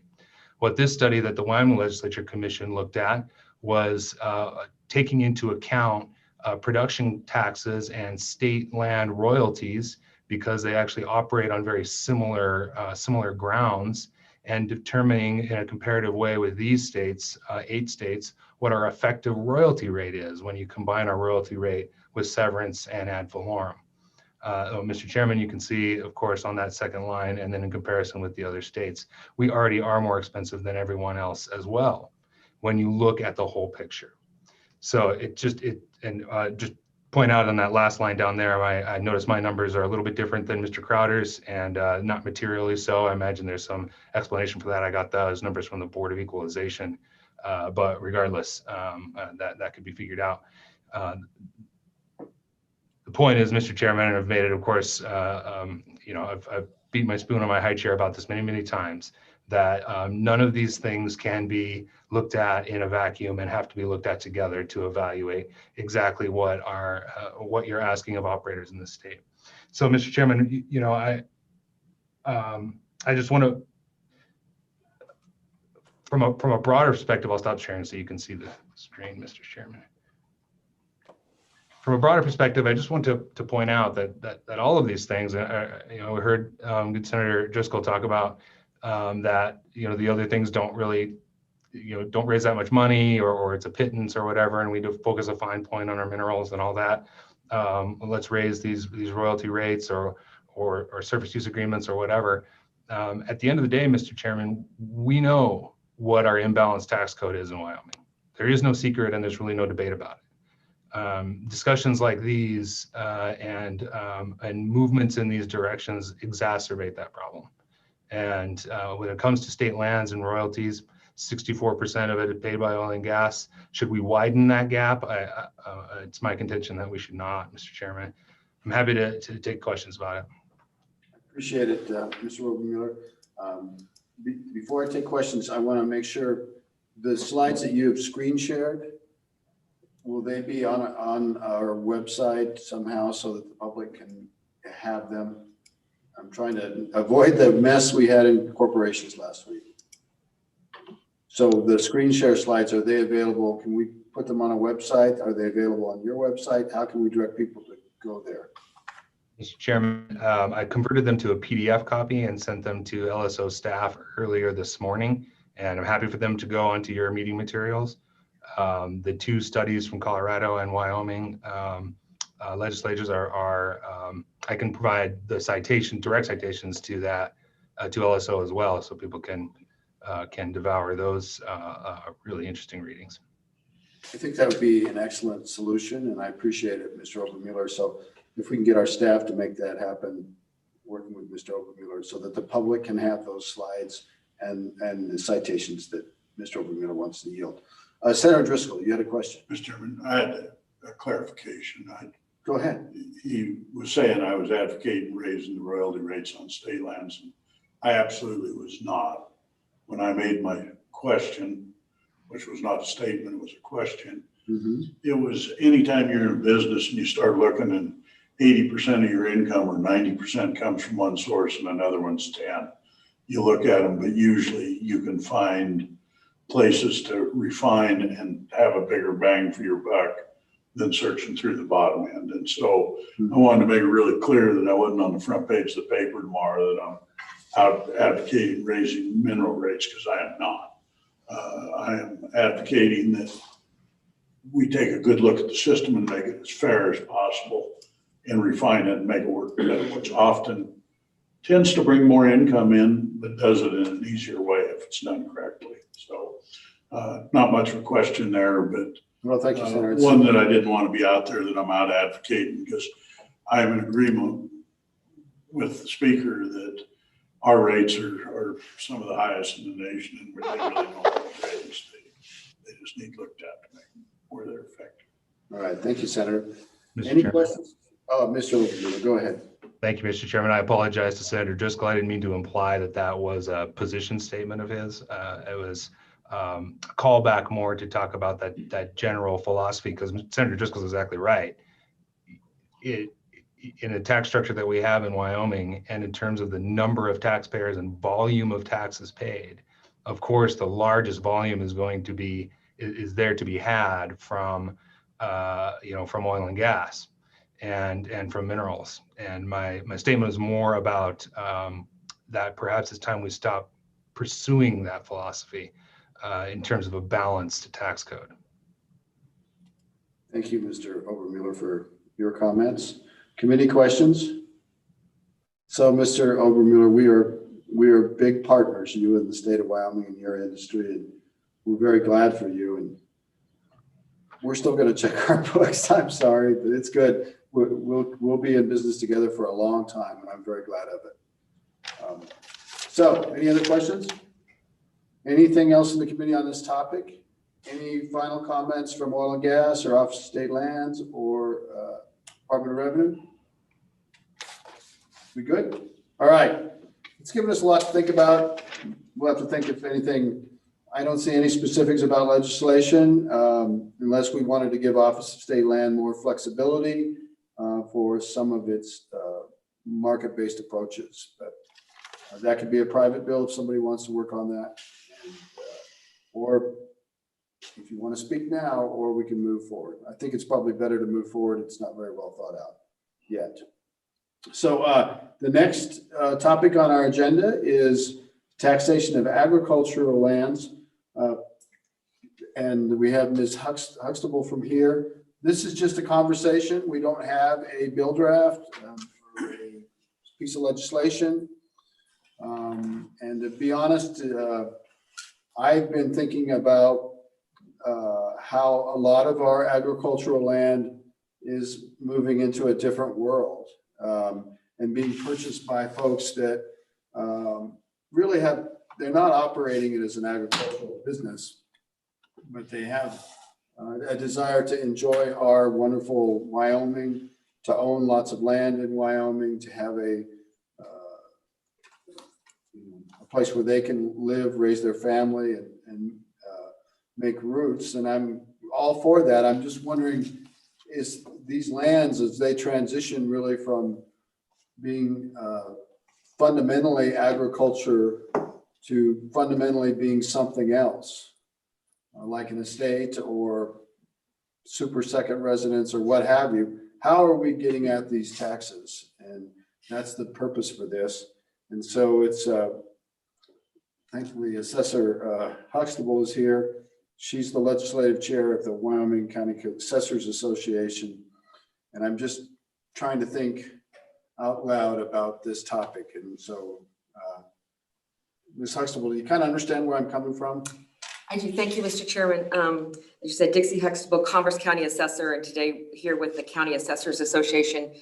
And we're happy to offer as much information as we can about the taxation of agricultural land and the improvements on them. I have a brief presentation that I've made available on the materials list, and I think Katie's going to be able to show it for us. It includes the qualifications, the classification process, the production basis, taxation of the residents and the improvements, and it hopefully will give a brief overview of how we're doing things. And then if there's specific questions, I'm more than happy to address any specific questions that anyone would have. Go ahead. I think that's excellent. Okay, so again, as I said, it's the taxation of agricultural lands, covering hopefully all the process. You have questions. We'll start with the qualification requirements. This is out of our Constitution. I don't think I need to read it to you all, but I think the most important 3 words that I deal with is the last 3 words in this sentence, where it says under normal conditions. Sometimes people forget that. So we are charged to value agricultural land based on its capability to produce an agricultural product under normal conditions. That's per Constitution. Going on to the next page, we get into the statutes. A little bit more clarity on specifically what we have to look for to meet the criteria. But you'll notice in the middle of that first sentence, we're still talking about valuing it based on its capability to produce and an average yield of lands in a normal year. So we're still tied to what is it capable of producing in a normal year.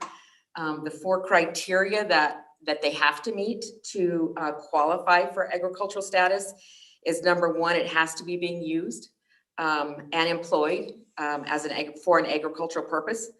Number 2, the land cannot be part of a platted subdivision unless it is in excess of 35 acres and still meets the criteria. Number 3, if the land is not leased land, the owner must derive an annual gross revenue of not less than $500 from the marketing of a product. If the land is leased, the leasee must derive annual gross revenue of not less than $1,000 from the marketing of agricultural products. If you remember, we had a bill last year to address those numbers, but it did not get through the process. So the 500 and the 1,000 are still in place. And the last thing that they must do is the land must be used or employed consistent with its capability to produce. So the agricultural applicant must prove that they're meeting those 4 qualities. They sign an affidavit, they provide the documents needed. They must meet all 4 of those to qualify the land for ag. So then we go to the next page of this short document, hopefully short. So a property owner believes his property is used for an agricultural purpose. And then what happens? Basically 3 things we look at here. The property owner may apply to the county assessor where the property is located for an application to get his land classified as agricultural. The assessor must examine the information provided and either grant or deny the classification. Just as a footnote, typically when land changes hands, when a sale occurs, all the assessors that I'm aware of have a process in place where they require that affidavit from the new buyer. So there's a process in place for when property changes, and then we review property once every 6 years, according to the Department of Revenue rules. And most of us have that built into our process as well. Send that ag affidavit out to every agricultural producer once every 6 years to get that affidavit back. And then thirdly, obviously, we have to look at the statutes, we have to look at the rules, and there is a significant amount of case law where people have appealed their values, and it has went all the way to the courts to determine whether it was ag or not, or whether the assessor allowed or denied it properly. I've never had a case where the assessor allowed it and it went to court. It's always when the assessor denied the ag classification. Funny how that works. Yeah, it is kind of. So on the next page, we're going to presume that all the paperwork is in place, and we're going to determine the productivity. We again look at 3 steps here to determine what is its productivity value. First, we're going to identify the ownership. What are the boundaries? That's the basis to determine first if it's even available, if it's in a subdivision or not. Where are the boundaries so we know what land to include in that request? Because honestly, sometimes the landowner doesn't know. So we start looking at that to see what the classification of it is and where it's located. The land use, there are 3 major categories of agricultural land: irrigated, dry crop, and rangeland. That's the 3 categories that we're looking at for land use. And any or all of them that may be on one piece of land or one parcel. Remember, these could be contiguous, non-contiguous parcels. So we're looking at all of the applicant's land.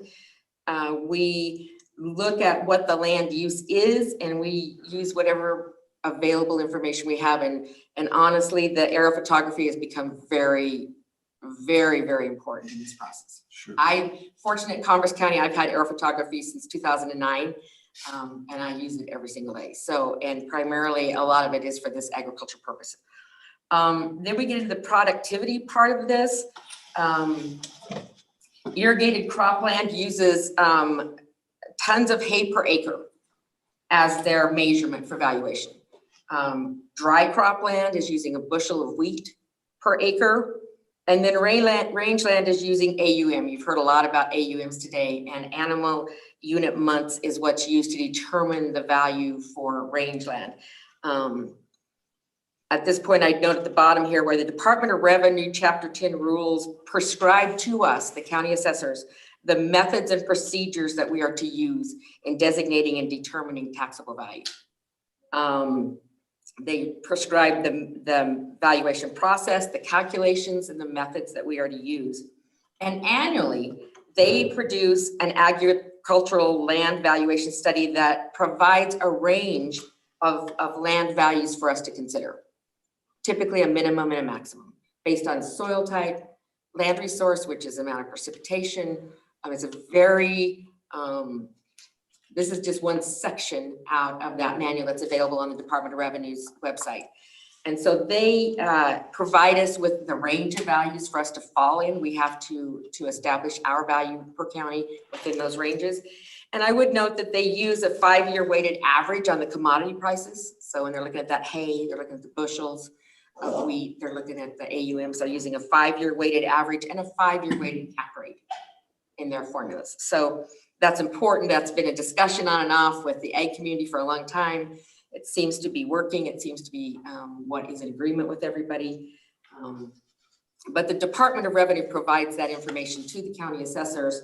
And then the county's assessor can determine within that range how they pick that value, whether they have studies within their county and contact local producers. Maybe there's some special circumstances with the soil in one area, or a fire that had happened in some area that needs to be adjusted for a particular year. There's a worksheet that the department gives us, and we fill in what we believe our capability to produce is, and then the formula calculates the ranges. So that is built into the CAMA system, the computer assisted mass appraisal. We cannot go below or above their minimum maximum. And so that's how we value all classifications of ag land.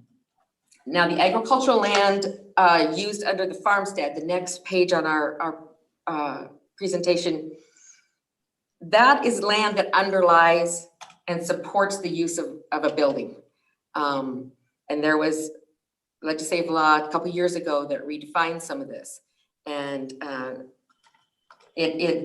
they put into rules some assistance for us or some guidance of how we will do this. So if the structure is used to support an agricultural purpose, as described by Wyoming law, then that land underneath is considered agricultural, even if it didn't produce a product.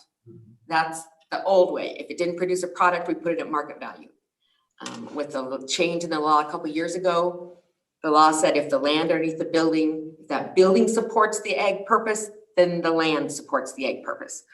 So if the structure is not built for human habitation or used for human habitation, then that building can be considered agricultural. What are the types of buildings that can be considered agriculture? Mr. Chairman, a barn, a loafing shed, a hay shed, an equipment storage building where they store their equipment. Basically any kind of building that's on that ranch that is not for human habitation. The house, the bunkhouse. The interesting thing now is when you get a building that's got both. It's got the barn on one end and the living quarters on the other, that becomes a little bit of a challenge. But typically the land underneath those human habitable buildings is at full value, full market value. So the other buildings are considered agricultural if they're supporting an agricultural purpose. In the rules they added when that law came in, that we shall value that land on a per acre value based on the predominant use. So when you look at that parcel and you look at all the ag, maybe it's got 160 acres of ag land, how much of it is range, how much of it is irrigated crop, how much is dry crop, how much of it is average soil, R3. So whichever one is the predominant, which is the most, that's what we value that land under the buildings by rule. That has caused a few inequities and a few concerns, only because if I have my buildings under the land that's closest to the irrigated land, which is typical, they don't usually put their houses out in the middle of the prairie, but the bulk of the land is considered range land, then I'm valuing that land underneath the hay shed as range, because that's what the rules say. Right. So there's a little bit of inequity, whereas maybe the rancher down the road doesn't have as much range land and has more irrigated on that parcel, so he's getting his valued at irrigated. That's just a factor of the law, and that's what we deal with. We don't have a lot of argument over it, so it's not become a huge issue that I'm aware of, but it does create some inequities when you're looking even just from agricultural person to agricultural. The next page of our slide is talking about non-agricultural lands. Lands whose primary purpose consists of a use other than that defined by ag. Here's where we're talking about the land that's under the house, the land that's not used for ag. And there's a list of 10, there's 2 pages here of 10 items that are specific out of the rules, and I'd be happy to answer any questions on any of them, but I don't want to read through them specifically. I think a couple of them that are very obvious are home site, commercial land used for commercial feedlots is an interesting one, because a lot of times they're tied to an agricultural parcel as well. So that gives some interesting things. Lands, the very first one, lands in active transition from agricultural to residential, commercial, or industrial. I think there's some questions that could come up from that at some point. When does it transition between being the agricultural land and something else, as long as the cattle are grazing on it, typically, because that's the land we're talking about? Is it still ag? And In the subdivision case, it might be platted as a subdivision, but nothing's been sold yet, and there's still. So, Mr. Chairman, by law, if it's platted subdivision, if it's went through the process of platted, it's created a separate plat for it, and those lots are less than 35 acres, they cannot qualify for ag. Got it.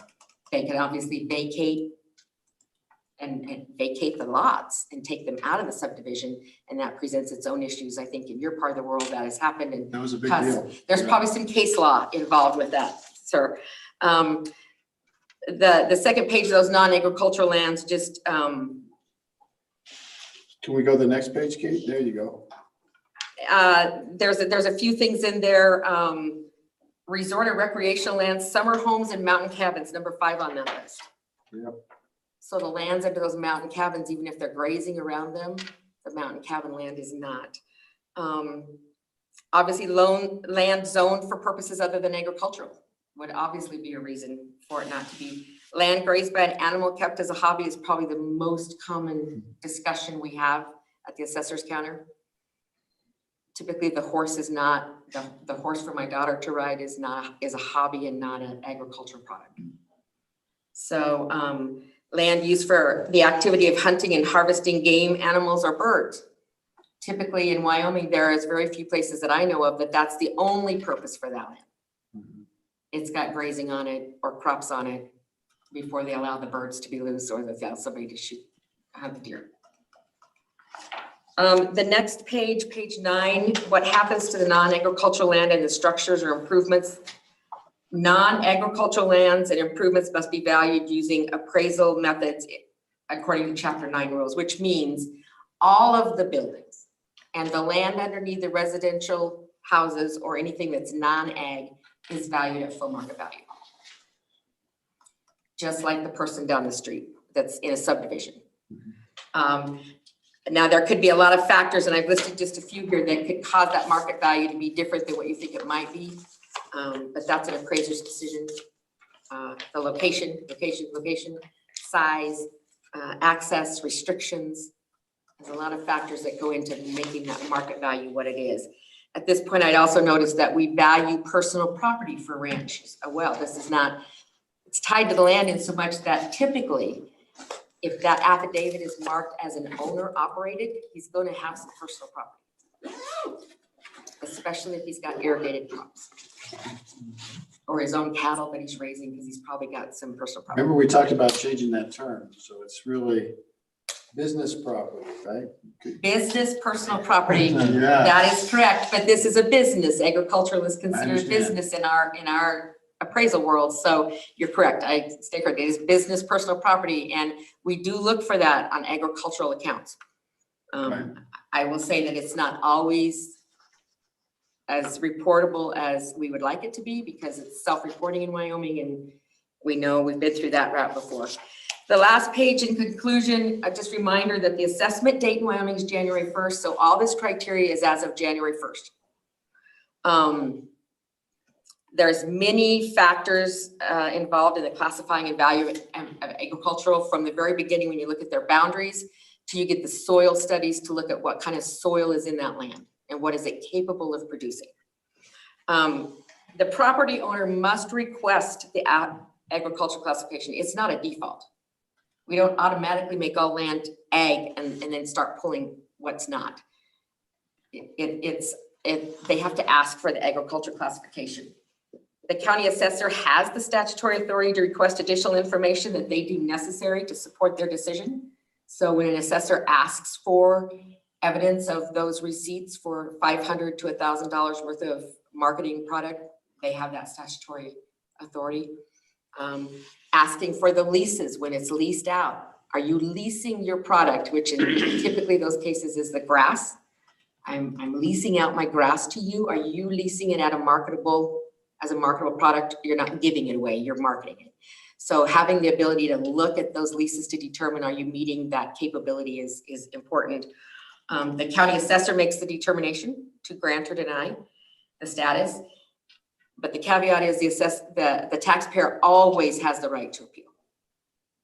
And their tax remedy is to appeal timely. And I can guarantee you these cases go all the way to the Supreme Court. So, the statutes and the rules give us the requirements to follow. The Department of Revenue has rules for us that describe methods and calculations. They provide manuals and formula. Actually, the affidavit form is provided by the Department of Revenue. And every county assessor is striving to follow those guidelines to the best of their ability. But just as you were talking about earlier, every piece of land is different. Every taxpayer is different. The interpretation is different. So you have to look at every piece of land differently. And it may not be the same in my county as it is in Fremont County.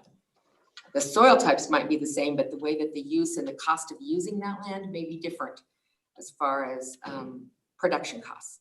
So with that, I would stand for any questions.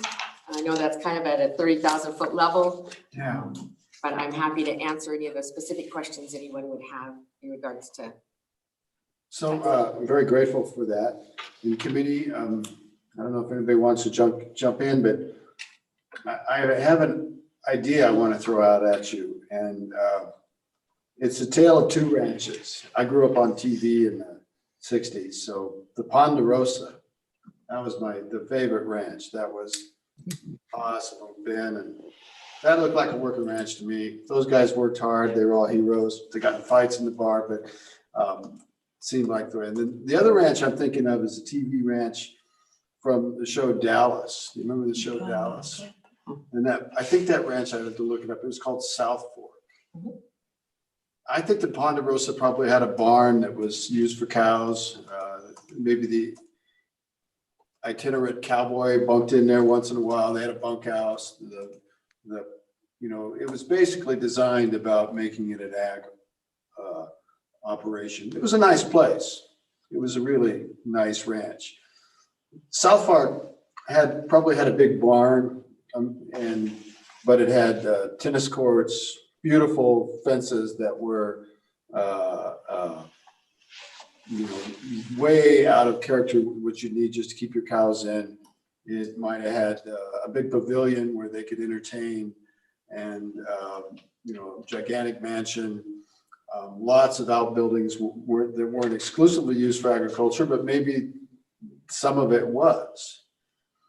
So what I'm really trying to get at here is in Wyoming, we have Ponderosas and we have little places much smaller than that. And then we have increasingly some South Forks where people have come in and purchased producing ranches and probably paid a lot more than any production value would justify on that ranch.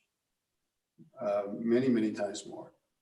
And it has become a residence. It's not just a cabin or a temporary recreational thing, but it is the residence of these folks. And they do live there and they do have agriculture production. Maybe it's even improved from when the previous owner had it. But if you paid 10 times the agricultural production value for a ranch and you've put in tons of improvements, what improvements fall under, does that change their property tax obligation? And I bet pretty much they don't care how much property taxes they do, but they probably do come down to the courthouse and argue for the exemption. Is this a different animal? Is this a different thing than the pure agricultural exemption? And so if I'm in town and I don't have the agricultural classification to begin with, and I decide to put a really nice fence and a really big shop and add on to my house and have a pavilion and put in a swimming pool, all of these things, maybe a concert theater, I'm going to be taxed for it. So how good are we at taxing those kind of improvements and that really changing purpose for the whole thing and separating all of that out from the agricultural piece? And I heard you say habitation. Well, the house is pretty big and I understand that. There may be outbuildings, there may be cabins, but there's a lot of improvements that aren't habitation that have nothing to do with agricultural production or only remotely connect to agricultural production. What, am I all wet? Wouldn't you agree? Am I all Mr. wet? Chairman, no, of course. very, very interesting question, and we deal with that every single day. And unfortunately, the way the law reads right now, that the land, the Ponderosa and the South Fork are going to be valued the same. Primarily with the same, they're not going to have the same value, but they're going to be valued under agricultural methodology, because they probably both would qualify and fill out that affidavit and meet that criteria, that they are actively using it for a product. It's not in a subdivision. They're making at least $500 worth of product off of it. The only thing that might hick them up would be the last one. Are they meeting the capability to produce? Would they be able to show enough revenue that they are actually producing what the land is capable of producing? So just with the land itself, they're probably going to be valued with the same methodology. I have that exact situation, as does probably every county in this state. Could show you some ranches that meet what you're just talking about. And the one that has the large acres and the big barn and the concert hall, riding arena, and the riding arena, the concert hall in it, they're meeting the qualifications. They absolutely meet the qualifications, and their land is all being taxed as agricultural, with the exception of the land underneath those maybe 5 guest houses and 20,000 square foot house that they live in. That house and those land are at market value. They are being valued at market value, just like the guy down the road. Now, if he has buildings that are not supporting an agricultural purpose, they're at market value also. The problem is most of those buildings are going to show you an agricultural purpose. It's very, very difficult. And that's where some of those case laws have come in. And truthfully, very few of them are on the buildings. They're typically on the land. Did the taxpayer, were they able to show that the assessor was wrong when they denied the ag status? The buildings are another animal, because they're very hard even to value. You know, the swimming pool is very hard to value on the market side in town if you don't have a lot of sales of properties that have pools. Did the pool add value or just add cost value? So it's very difficult for me to say on the buildings that we're getting even dollar for dollar. The houses, I feel confident that the residentials are, because most assessors are looking at those. What would this house be valued at if it was in a subdivision, not on ranch land? What kind of adjustments would we be making to it? Market adjustments. Typically, that's what happens. The structures are probably pretty much all at cost, some kind of cost basis. They're being taxed the same way to the guy down the road as they are here, probably, because there's not a lot of market adjustments on those kind of buildings. The land is probably the biggest question, and you're absolutely right. When you're looking at what they're paying for that land, it does not come close to equating to production value, not even remotely. And yet, as soon as they own it, or even, you know, before they own it, it's being valued at ag. And we pull off the buildings that by law say should be at market value. All buildings should be at market value, not just the house, the barn, the arena. All of them are at market value. Problem is, what kind of a market adjustment do you put on those buildings? That's an appraisal question. That's very difficult county to county. Are we getting all we should be? Are they truly ag? Is that South Fork really an agricultural operation? By our laws, yes, sir, they are. They're going to meet that criteria. Have assessors denied ag status because they couldn't meet all 4 of those criteria? Absolutely. I have several of them in my county. You have 160 acres, your land is capable of producing XYZ AUMs, you need to fall within this range. If you're not leasing your land to meet those AUM qualities, you're not ag. So far, the courts have supported us in that argument. So I suspect from the standpoint of the new buyer, they know what they have to do to achieve the agricultural, and they have enough money that they can fertilize enough. They can bring in feed if they have to. They have enough money that they can work around the managerial things so that they can show it meets the statutory test of production. Mr. Chairman, you're probably correct. In my area, the bulk of them are rangeland, so typically a lot of those are leases. And what you find is they buy this land and they lease it to a quote unquote bona fide agricultural producer at a rate that will keep them at their ag status. Let's see if the committee, I think we should probably not have me monopolize this conversation, and probably be lovely to hear from you, any of you. We can also hear from the Department of Revenue, and then take more comment about this issue. And just what I'm reaching for here is there some trigger that we could build into statute that says, you know, if you've paid 10 times the production value of this property and it's really not being used as ag, at least you have to pay some higher value on your taxes than pure ag. So that's kind of what I'm thinking. It's a big reach. Mr. Noble, you look great. How about we go to you if the committee doesn't have anything? Mr. Chairman? Oh, Senator Ellis, please go ahead. Sorry, Mr. Chairman. I do have a question about the $500 threshold. You bet.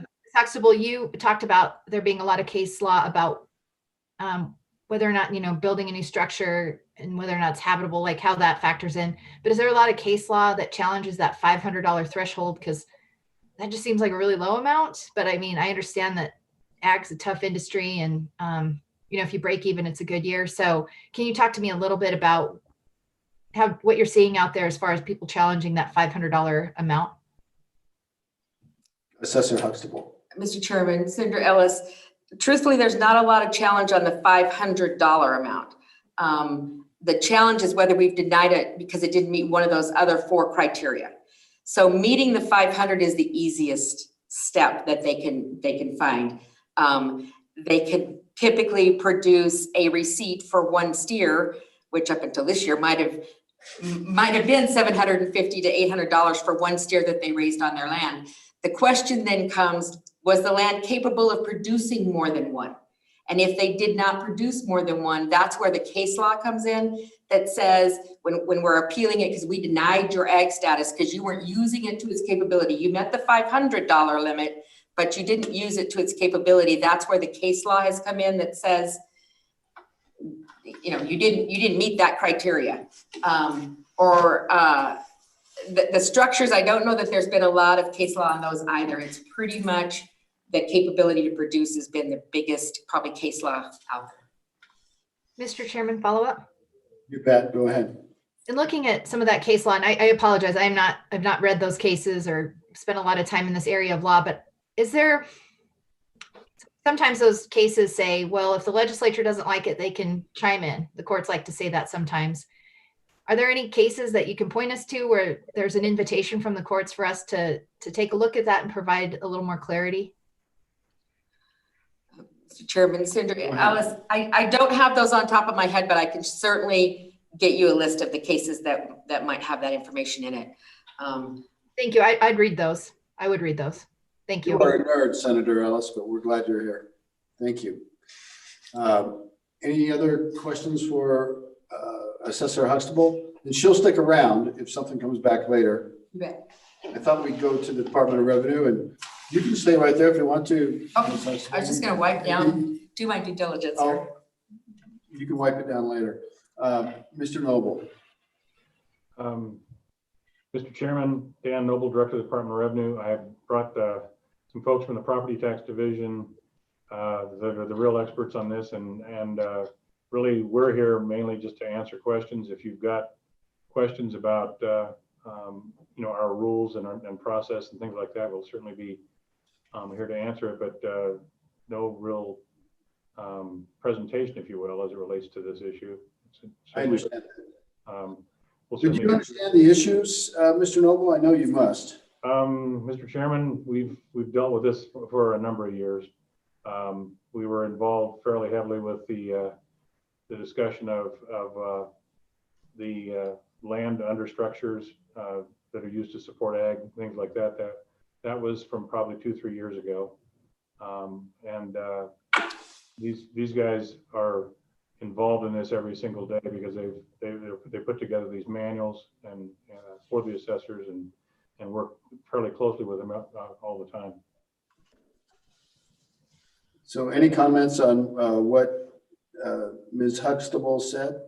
Actually, Mr. Chairman, I think Dixie pretty well laid out the entire process about as well as you possibly can. It is not as, in some ways, it's more difficult than a regular assessment of property. And I guess the real issue is there's not an awful lot of revenue generated from it anyway. Right. Do we have any idea how other states deal with this situation?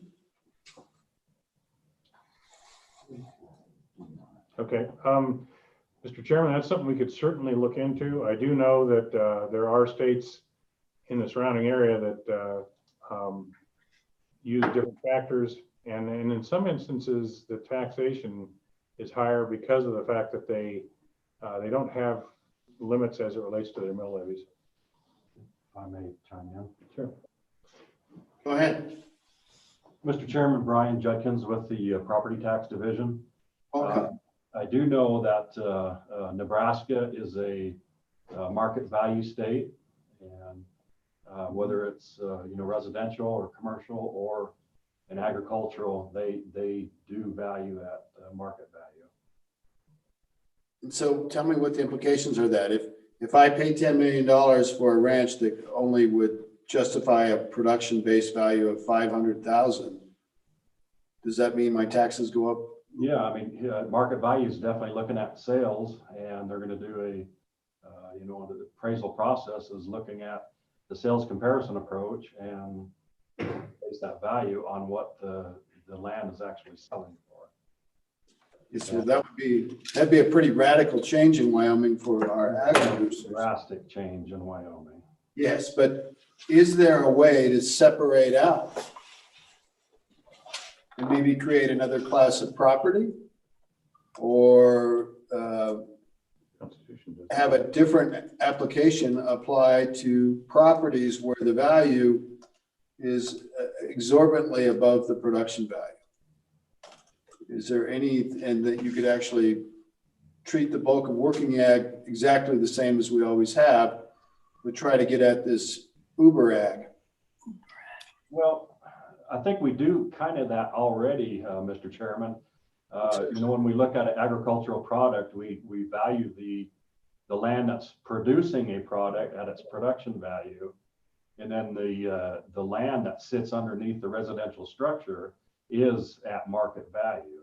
So the land that's not producing a product that supports the residential structure is already valued at a market value per se.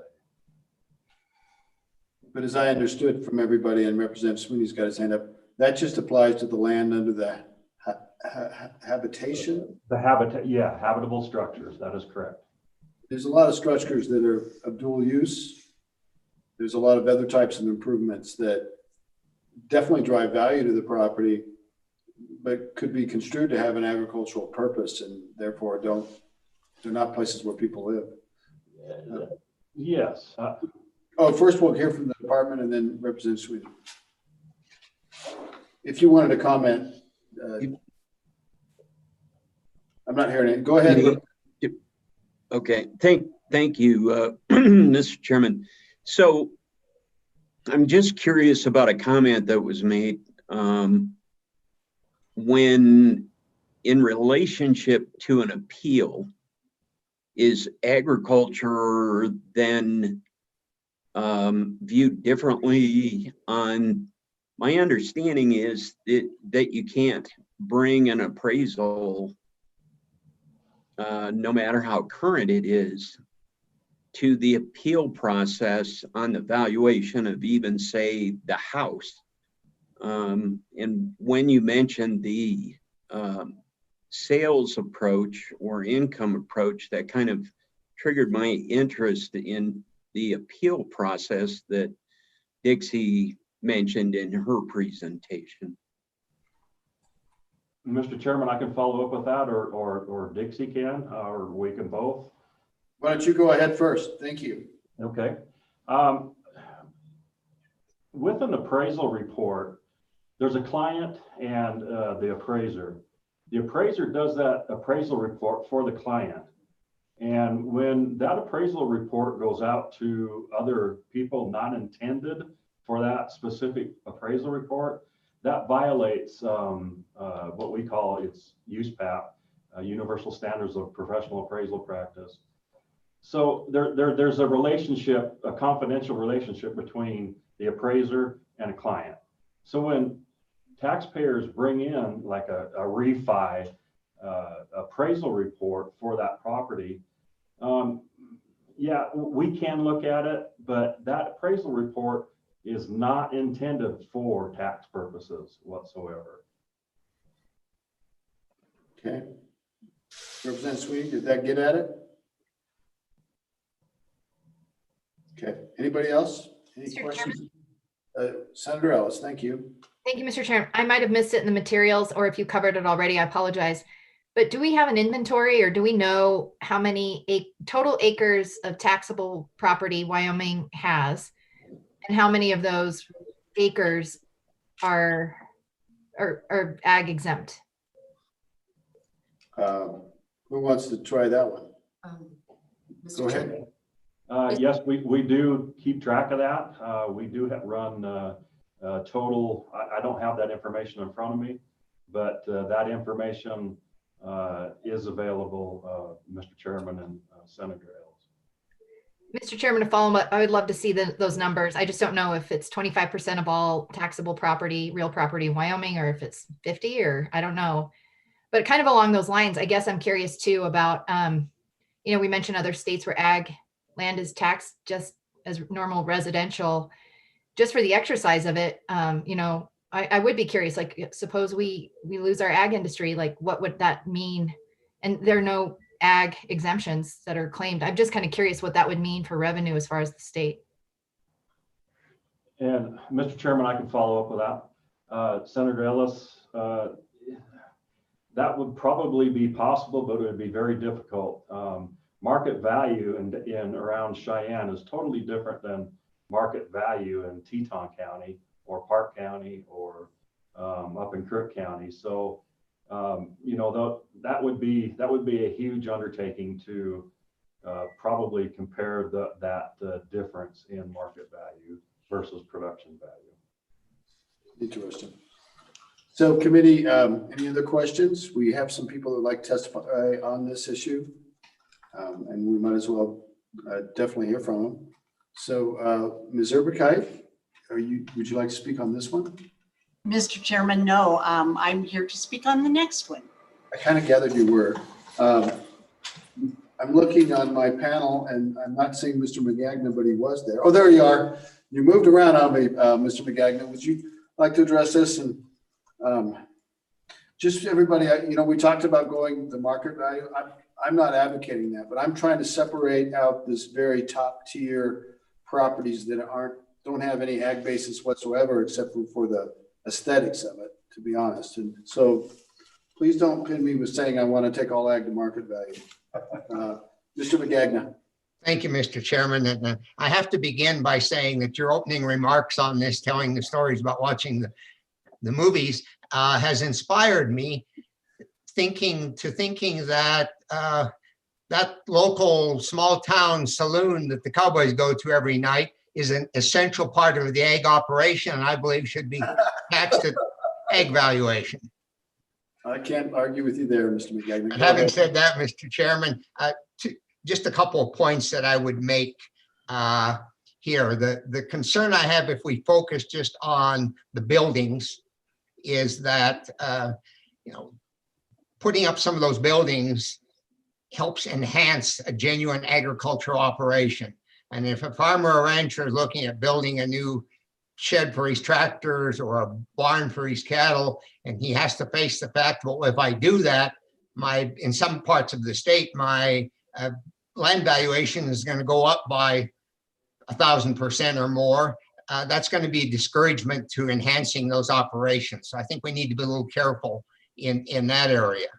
I do understand and relate to your concerns with those who are coming in, buying land and just doing what it takes to keep it in an ag operation. I think that is partly addressed and can be by the assessors in saying you have to use the land to its capability to produce. So if I buy 10,000 delightful acres, I can't put 5 steers on it and meet the ag land qualification.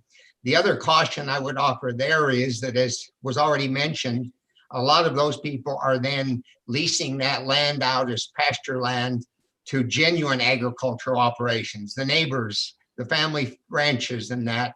And we would want to be careful if we went in that down that path, that we didn't cause those people to demand such a high rate of return on that land to graze it, that then the type of operations we're trying to enhance and protect in Wyoming would not be able to afford the lease rates on that land. So I raised those two things. The final point I would make is that, and I believe you recall that last year the committee did propose a bill to raise that $500,000, and we supported an increase in that. We think that does make some sense, that if all you're able to produce is $500 worth of ag valuation or $1,000 worth, it's probably not a genuine ag operation, and certainly would be willing to take a look at that once again if that seemed to be an area and an avenue that the committee wanted to pursue. And with that, Mr. Chairman, I'd be happy to take any questions. Thank you, Mr. McGagnon. Questions for Mr. McGagnon? Mr. Chairman? Senator Ellis. Thank you, Mr. Chairman. I guess along those lines, I think what we're teasing out is, we've got people moving to our state who are very successful in the entertainment business, who have made money, big money elsewhere in other states. And, they come into Wyoming and it's a haven. I mean, they buy a ranch and they can sell some eggs and that counts and they're done. And so I think part of what we're grappling with is just kind of a cultural one of, how do we do this fairly? I think there's a difference between families that have been running ranches for generations, have homesteaded and all those wonderful stories that we hear versus, this is a tax haven. And so I'm trying to think of, I'm wondering if you're agreeing with that or if your members agree with that. And then along those lines, it probably wouldn't be appropriate to look at the total wealth of these individuals and whether or not the land's real value, and I think we're seeing this though, where land plays kind of dual roles. I mean, as a family's ranch really deriving its wealth from, leasing some wind turbines or leasing it to an oil and gas company, but you happen to have some cattle on the side. I'm just trying to tease through some of that because I think that's where I think one of the issues that we're grappling with is a very big cultural one. Mr. Chairman and Senator Ellis, thank you for that. And I would separate your two examples for discussion purposes. The first one where the wealthy people are coming and buying the land, it would seem to us that can be addressed through that principle that's in the statute of using the land for its relative to its capability. So it's not just producing $1,000. If the land is capable of grazing 1,000 head of cattle and I'm only grazing 100, I'm not using the land to the extent of its capability. And perhaps that needs to be addressed some more or tightened up, but that would seem to be the place in the statute, at least, and in the rules of the department where that could be addressed. As to the second example of having, whether it's an oil well or a wind energy facility on the land, that's not a part of the ag operation, but very often today in particular, those type of things are the only thing that are making the ag operation sustainable for our family farmers and ranchers. So I think that one is a little different because it's not necessarily accruing to wealthy people. It's accruing to people who need those additional dollars to keep the operation viable and pass it on to the next generation. We need to be a little careful in that area. Senator Ellis. Chairman, follow up. You bet. I just want to make sure I'm understanding. So if you're a rancher and you've got great natural resources under you or great wind, you can, if you're technically using your land to its capability, and I guess that's a very squishy defined term, but you get the benefit of the oil and gas development, but then also the benefit of the ag exemption. And I know I'm treading on really sensitive waters here, and I know it's a late hour, so I'm trying to ask this in the most respectful way, but I want to be clear that I understand that you can get the ag exemption for your property that's being leased to an oil and gas company or wind company or some other revenue generation, as long as you've got some cows also in that area or on that area? I don't understand how that works. Mr. Chairman, Senator Ellis, yes, as long as the land continues to provide, if we're talking about cows, forage for those cows. Now, if there's an area that's significant area that's been disturbed through oil and gas development or through the construction of wind towers, and that land is no longer available to provide for its agricultural use, then that land is, as I would understand the statute and the regulations, then the assessors would have the ability to reassess that land, and it's no longer agricultural land, unless it's just a very temporary disturbance. Mr. Chairman, one last follow-up. You got it.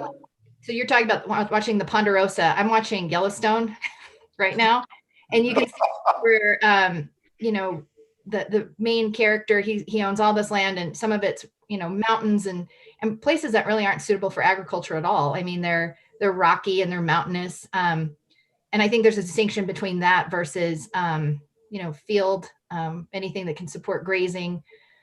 So I'm just wondering, with this ag exemption, if you have, does it go into that level of detail of your property if you have areas that really aren't suitable for ag that happen to be intermingled between your rangelands? Like, I'm just thinking of like a mountain where your cows, there's no forage, so your cows aren't eating anything.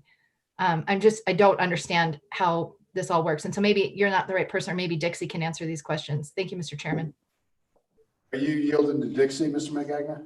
I am, Mr. Chairman. I want to come back to you on the production value thing, but let's take care of this first. Where is Dixie? She's right here. Sure, thank you, Senator Ellis. So you are absolutely correct. If the land is sustaining its agricultural product and meets the criteria, then it's going to be classified as ag. It's not an exemption, so I want to be sure we're clarifying that. It's not an exemption, it's a classification of agriculture, which is at production rates versus market rates. However, I have cases in Commerce County where an agricultural owner leases a piece of land for an industrial purpose, let's say a gas plant, let's say a compressor station.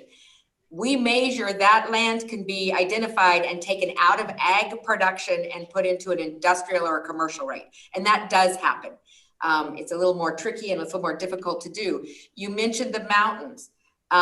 In my county, I have a lot of national forest. I have some national forest and some mountain land and a lot of deeded in between. That land is being grazed, but the AUM capability is very, very low. It takes a lot of acres to run an animal for any length of time. So it doesn't take many animals on that land to create the capability that the statutes say, but they may pay exorbitant, in my opinion, amounts of money per acre that has no correlation to the AUMs at all. And I think that is maybe where the chairman is going with the difference between what they purchased it for and what they're using it for. It is absolutely being used based to its capability because it's probably a lot of waste because of the timber and the rocks. It doesn't have a lot of grazing capacity. It's got a lot of moisture in some days, but it takes a lot of acres to run that cow. And so they meet the criteria as ag, but they certainly didn't buy it based on the value that they paid for the agricultural product. They paid for it for a different purpose and then are using it for ag for the tax purpose. That is pretty much regular in certain parts of the country. And I guess my only tag on all this is if you are really wealthy and you buy some a property that has a production value that's been sustained, you'll be able to keep up that production value even with kind of off management because you'll be able to feed the cows, you'll be able to, you know, you can fertilize more than the previous operators could. You can get the numbers up to where they meet the statutory requirement if you want to put the money into it, which you have money to do that. So I don't see that as being a saving grace to say, well, they won't be able to maintain the production value. Absolutely, if they want to, they can. They've got enough money to do it. But anyway, should we hear from other folks? Anything else from Mr. McGagnon? Does anybody else want to address us on this issue? I see we got people here in the room. Should we go to them? Mr. Moline. I did write it down. Thank you, ma'am. It's not a tax, so I don't think he's opposed to it, so. Can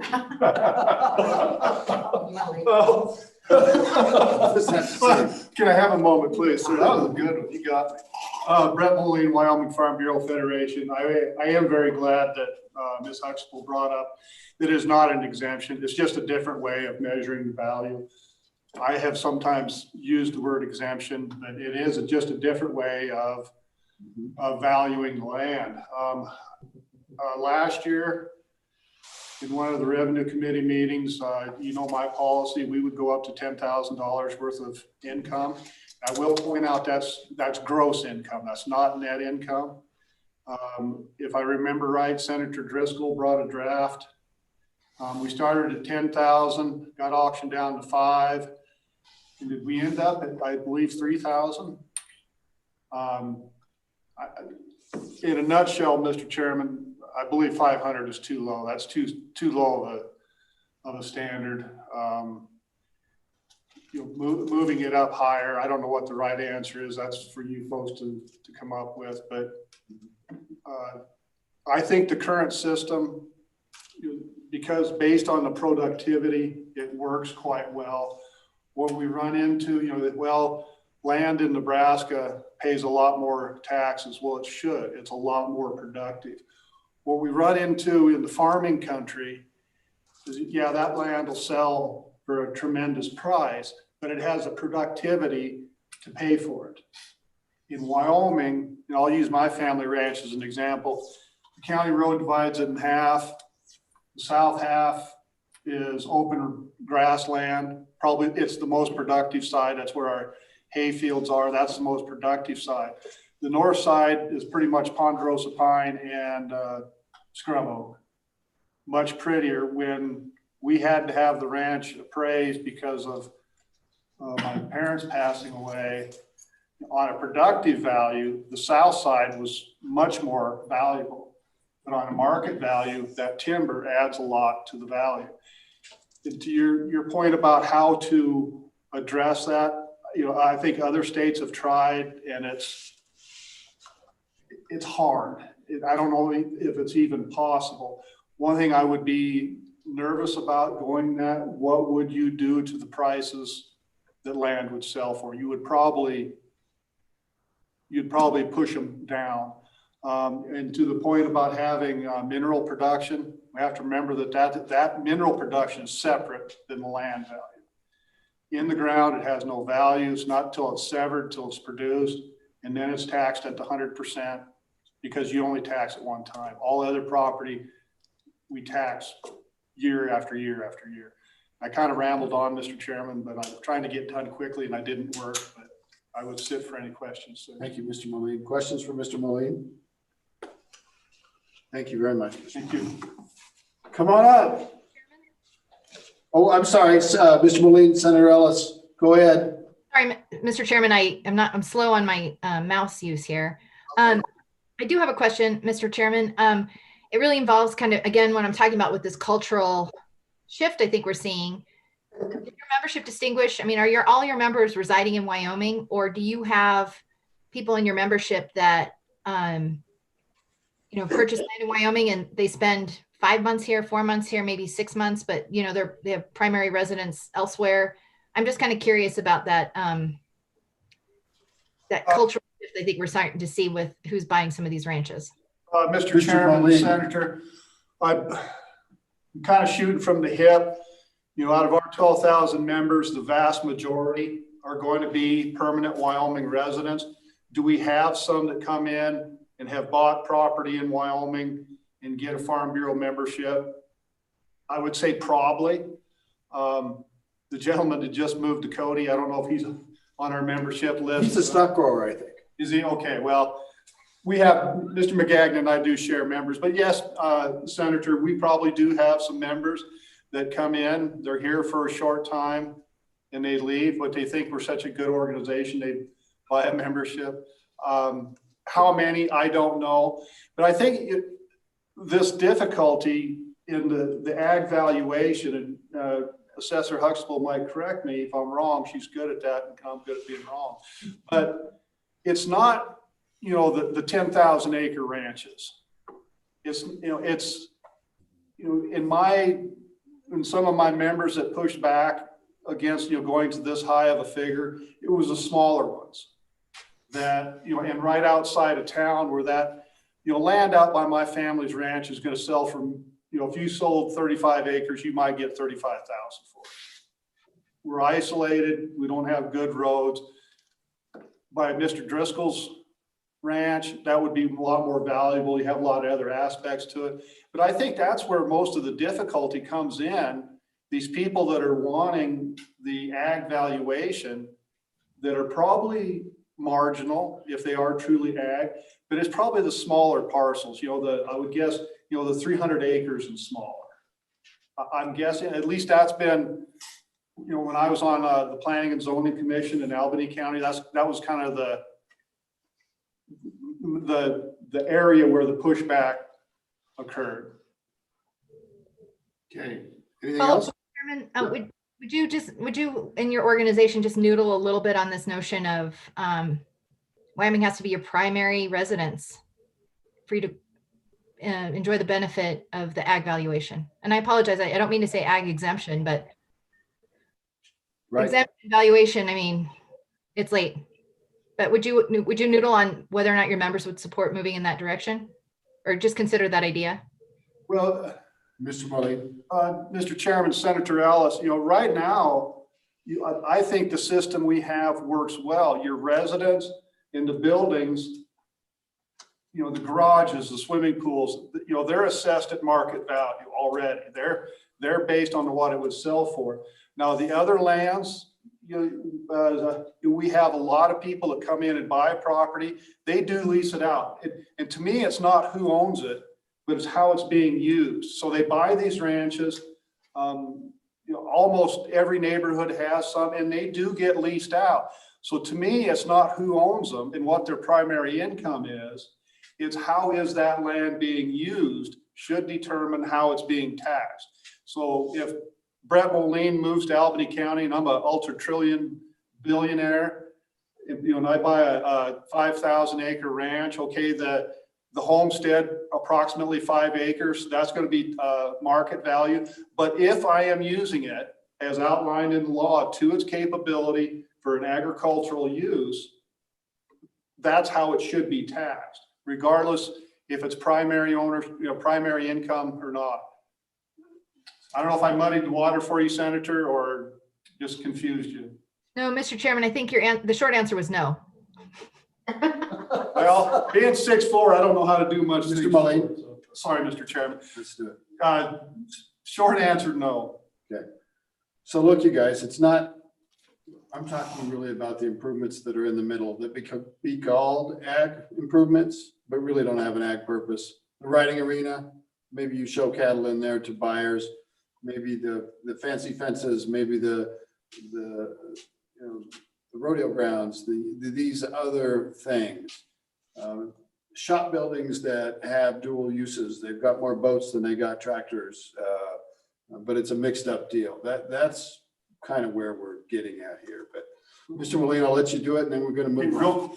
One of the troubles, and I know there's a lot of people that do this, they build a big barn and they use it as a riding arena. During the birthing season, they set up pens.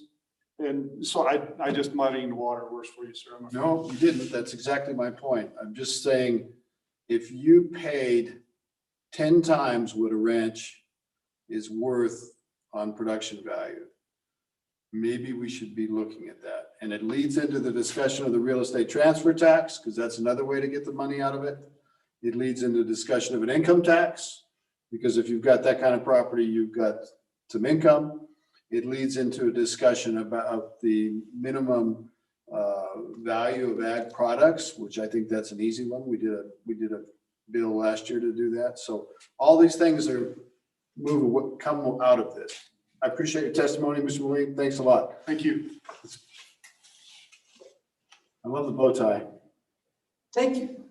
Mr. Chairman, Keith Kennedy with Wyoming Wheat Growers Association. And I wanted to speak very briefly about the irrigated and dry cropland.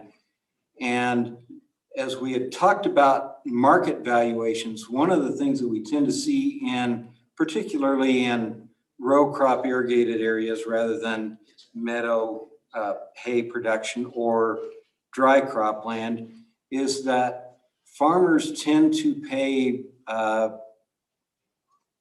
much above productive value because that land very seldom comes to market. And they look at that as a long-term investment that their adjacent ground can be used to pay for. And so that's one caution that I would give you with regard to market value. The other one is that our family, we actually own some rangeland in Colorado, and I would say that its assessed value, which would be very comparable to rangeland here near Cheyenne, is actually assessed at a lower rate. Our taxes on that particular property are about half of what they would be on similar property here in Laramie County.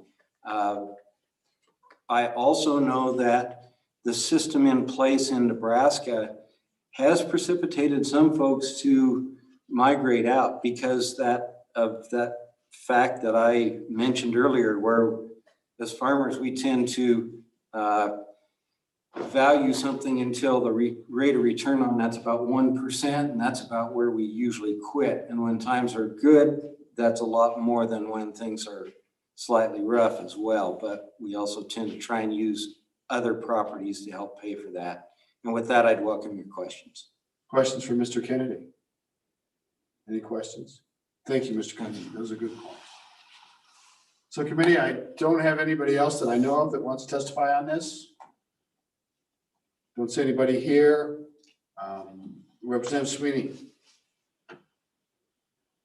Thank you, Mr. Chairman. While Dixie is still there in Department of Revenue, I just have a question: how the assessors might view an individual bill that might put a cap on the property tax valuation from year to year, so that it pick a percentage.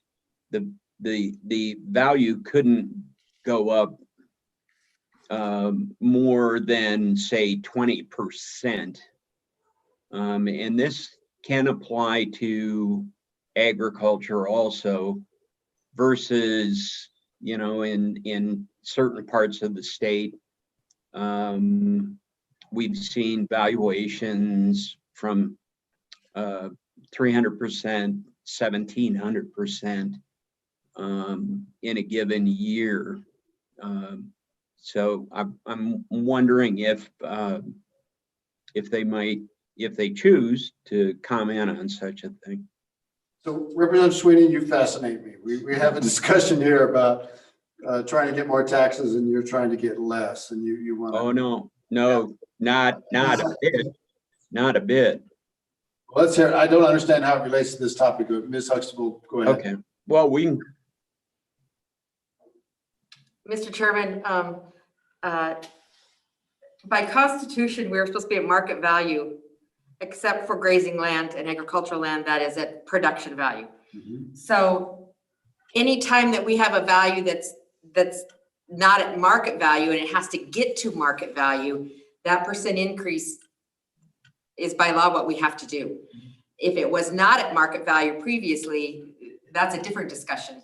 But putting a cap, I don't know is even constitutionally legal, because you wouldn't be valuing everybody at market value. If you said that you couldn't raise it more than 20%, but the market value really indicates it should be 30% higher, have we went against the Constitution? And that's a question I think there's an issue there.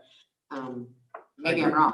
I agree with that. The other premise might be that if the market value really did change by 20% or 100% in a single year, if it really did change, market value 1 to market value 2, Constitution still leads you to do market value 2. But Representative Sweeney, what are your thoughts?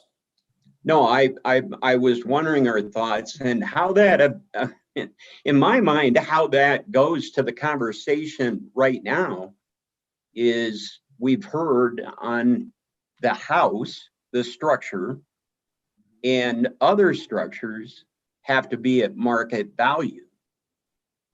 And the ag land, as Dixie just said, was on production value. So that's one of my queries. So, but I appreciate the answer, and we'll take that down a different rabbit hole. Thank you. Thank you, Representative Sweeney. Anybody else? I think this is a good lead into the next topic. And the next topic is real estate transfers. And, real estate transfer tax might get at some of these issues. We have, we'll clear the deck, and then we'll hear reports from WHAM and the assessors. You guys were supposed to be talking. I think Representative Yin might have some input on this, and I believe Representative Schwartz, I don't know if he's on the call. But who wants to start? Bob, you've been laid back all day. Dixie's been talking. You go first. Well, Mr. Chairman, I'm actually going to defer to Dixie because she did most of the work on this. We had a couple of phone calls and we talked more about the mechanics of how it would work than any. So I would respectfully just. Dixie, are you getting hoarse today? I'm very glad you came down. So. Thank you, Mr. Chairman, Mr. McMillard from WHAM. As he stated, the Converse County, or I as a Converse County assessor and a couple of other assessors did meet on a conference call that included, not on Mr. McLaurin, the mayor from Cody, I believe Mr. Hall is his name, as well as Representative Schwartz, to talk about this topic of real estate transfers. And I think our general consensus on that call was that a statewide real estate transfer tax is going to have some opposition, and it's going to be a challenge to get it through. And our concern at the last meeting with the bill that had been presented was with some of the language and some of the mechanics, the logistics. And so we did agree to meet with them and to talk about what some of those things could be that maybe could get corrected or fixed. And I think from the assessor standpoint, the biggest issue we have is that the transfer tax, if it was to go through, has to be based on sales price. There's just really not any other way, and that sales price is going to have to be reported. It's going to have to tie back to the statement of consideration, which is already by law required to be filed. So there's going to have to be a correlation between the two. In the draft bill that is out there on your materials list now, I think our only concern from the assessors is in the case where a transfer happens for nominal consideration or no consideration is reported, what happens? How does that work? The bill refers to the most recent assessed value. That's a little bit concerning because assessed value, as you know, is market value times an assessment level, and it can be misconstrued. So I think that the language further in that draft bill that's out there, actually on page 6, at one point it talks about using a value as determined by the county assessor for the previous calendar year. That might be some language that would be preferable to saying that you're going to use the most recent assessed value. Clearly, there's going to be some times when those documents get filed and they don't give you the full sales price for whatever reason.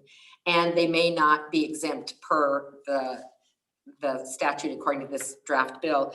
So there has to be some methodology or some trigger in there to allow the clerks, that's where this is getting filed at, the authority to get that information. So there's going to be some more language that's going to need to be considered, giving them the authority to get documentation on the sales price. Or at the very least, go back to the prior year's county assessor's valuation. The other issue that the assessors have, and it's not really an issue except in this bill, opposed to the one that was presented at the last revenue meeting, has agricultural being exempt. A transfer that included agricultural lands was exempt from this transfer tax as it's been drafted in this version. That might be a problem. Well, we just had a discussion about that, and it triggered me thinking that maybe if you didn't exempt the agricultural land, you're picking up some of that value. You're getting some tax on some of that value between the exorbitant high price they paid for it and the actual production value. Not proposing that, I'm just saying that that might be an option. But again, I would go back to at least say use the prior year's classification, because you're going to have this debate. The assessor did not classify it as agricultural in the prior year, but at this time of the sale, the new buyer wants it to be agricultural because now there's no transfer tax. So there's going to have to be some language or some logistics worked out. You know, simplest thing, if you're going to do an exemption for ag land, then it has to have been classified as ag in the prior year. Something along those lines. And the same thing with the industrial, because I believe this version also excluded or exempted industrial land, industrial property. So again, it wasn't classified as industrial. Should it be considered for the tax? Those were concerns that the assessors that were on the call, we have not met as an association, so I do not have an opinion from the association. These were just Teton County, Laramie County, and Converse County assessors throwing our heads together, trying to come up with what the problems could be for a transfer tax and how it could be administered, and how we can help from our side, saying, let's just use what was previously on a, you know, maybe some language of as determined by the most current assessor's notice. Thinking along the lines that you're going to have transfers all through the year. And our notices go out the fourth Monday in April. Right. Is there a way that, you know, a transfer before then would be using the prior year, and a transfer after that would be using the notice of value? There's some different language we could offer if this goes forward to help maybe clean that up. If that is in fact something that this body is interested in. And I think that was the bulk of the questions that the assessors had. Really, other than giving somebody a value, we were kind of out of the loop. So clerks and treasurers might have more comment. Fair enough. Any questions for Assessor Huxtable at this time? I'm going to let Mr. McLaren go, and then I see, of course, that we've got Representative Schwartz on. We'll get you next. How's that? So let's go to Mr. McLaren. Mr. Chairman, the Board of Directors of WHAM has not taken a position on this, but so what my own perspective on this would be, I think the best way to proceed, with all due respect to the bill that's before us, is the local option. I don't think this makes any sense from a statewide perspective. The fact of the matter is, let's talk about what we've been spent the last 2 hours talking about, that the state of Wyoming drew the tax structure and sends second home development. There's nothing wrong with that. The question becomes, what's a fair and appropriate way to that the state should fund its operations? We believe that a local option voted on by the people of a specific county would be the best way to go. And people in Teton County are interested in this. I have friends in the real estate community. I understand the position that Mrs. Urbicite takes and her organization takes, but there are realtors in Teton County that will support this. But we believe that the local option is a more appropriate way to go. The fact of the matter is, there's not a lot of second home development in some of these counties in our state. That's all I have, Mr. Chairman. Okay, questions for Mr. McLaren? Representative Conley. Thank you, Mr. Chairman. Mr. McLaren, I mean, we don't have the local option one before us. That was something that was looked at last year, and I understand that there are some issues with that. But I am curious about a comment that you made regarding realtors in Teton County and the bill that we have before us. The distribution of the tax in the bill before us treats it like a sales tax, where about a third goes to the localities and 2/3 goes to the state. Would that be something that you would continue to be in favor of? Mr. McLaren. Mr. Chairman, Representative Conley, I have not talked to them specifically about that, but my colleagues and friends that are in the real estate business in Jackson Hole understand that one of the things that attracts this type of buyer are the amenities, not just the mountains and not just the rivers, but the fact that you have a full-time paid fire department that we didn't used to have. that when you call 911, if you're on the West Bank, you're gonna have an ambulance at your door in about 3 minutes. They understand that the folks that are buying this property expect services and that services have to be paid for. So I can't answer your question directly, but conceptually, there is an understanding that this helps pay for services. So Representative Conley, I'll tag on that a little bit. But I think Representative Conley's question was with regards to sharing with the state. Those were all seemed like county and city services that you were talking about. Is that right, Representative Conley? Am I close? Mr. Chairman, right on. Mr. Chairman, Representative Conley, I believe that the people of Teton County would not object to that. We have lived off the largesse of the mineral industry for many, many years, and this is our contribution to the state. We don't have oil and gas. We don't have minerals. We have second home. We have the real estate industry, and this year it's going to be a $2 billion industry. According to the report I just saw, it's about 1.8 now, and by the end of the year, they're anticipating it's going to be $2 billion. And what's going on with price escalation in Teton County as a result of COVID, the tax structure is the price escalation. I lived in Jackson Hole for 30 years, and it's nothing like I've ever seen before. Not too good way. Anybody else? Questions for Mr. McLaren? Representative Schwartz, would you like to address the committee next? Thank you very much, Mr. Chairman. I would. So basically, the draft you all are looking at started of a statewide draft that was based on the county option bill that I presented to this committee 2 years ago or 3 years ago. I've presented it to this committee so many times I lose track. So it's not, I changed this some to make it as simple as possible in terms of a statewide bill. So that's why I just said we'll exempt ag, because obviously in your last conversation, you got into a lot of the complications of how ag assessments and values work. Originally, my bill was only for residential, but commercial had been included in the draft that was prepared for this committee earlier, so I left it in. But essentially, Representative Connolly got to the main point. I'm considering this a sales tax. And basically, I view the purchase of real estate as the same as the purchase of a large motorhome. I mean, often they are of the same value. You pay the tax on the motorhome, and then every time you register it, you pay property tax. I'm looking at real estate in the same fashion. I made an estimate. So yeah, I'm sorry, it's been a long day. I've been doing multiple Zoom meetings while you guys have been doing this. It's a long day for you. I'm trying to be brief. A lot of the numbers I put in here are placeholders, essentially.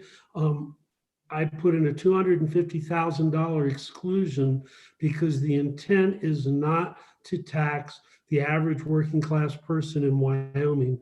As Mr. McLaurin discussed, we're really talking about a whole different class of residential development. So the first $250,000 of any residential sale would be excluded, or any commercial. The percentage I put was 0.5%. I'm willing to discuss whether it should be higher or lower, but I had to pick a number.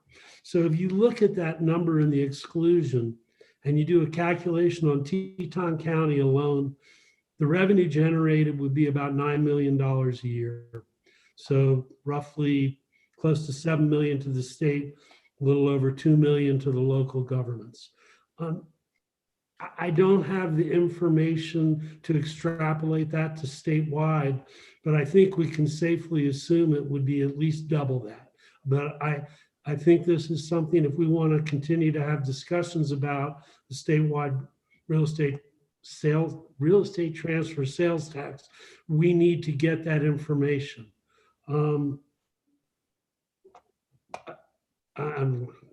I guess at this point, I'll just say I'm happy. Ooh, I turned off my video.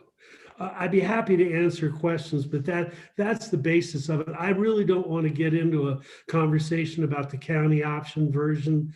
I didn't prepare it for you all today, and it's got some complicated issues that I'm not quite ready to say it's a bill that we should be discussing. Okay. Representative Sweeney, questions for Representative Schwartz? Thank you, Mr. Chairman. So do you believe, Representative Schwartz, that, I just brought up on the agriculture, trying to figure out if it would be able to do a cap. So do you, and I found out that may not be constitutional. Do you believe the county option would raise to the muster of constitutional in our, or are you concerned about that? Because is that then fair and equitable? Go ahead, Representative Schwartz. Thank you, Mr. Chairman. Representative Sweeney, I'm not really qualified to answer the constitutional questions. I've been discussing them with LSO. I think it gets more complicated if we're splitting the money with the local governments and the state. And if it's a county option bill and the money stays within the county, it's less of an issue. But if you then decide that we're going to consider it like any other sales tax, and 70% goes, 69% goes to the state, then it might raise that constitutional issue of creating different classes of property owners. And I haven't gotten a final opinion on that. I may not, but that's the crux of it. Gotcha. Okay, who else has questions for Representative Schwartz? I'm not seeing anybody. Oh, Representative Roscoe. Thank you, Mr. Chairman. Representative Schwartz, are other states using a real estate transfer tax? Back up. There you go. Try it again.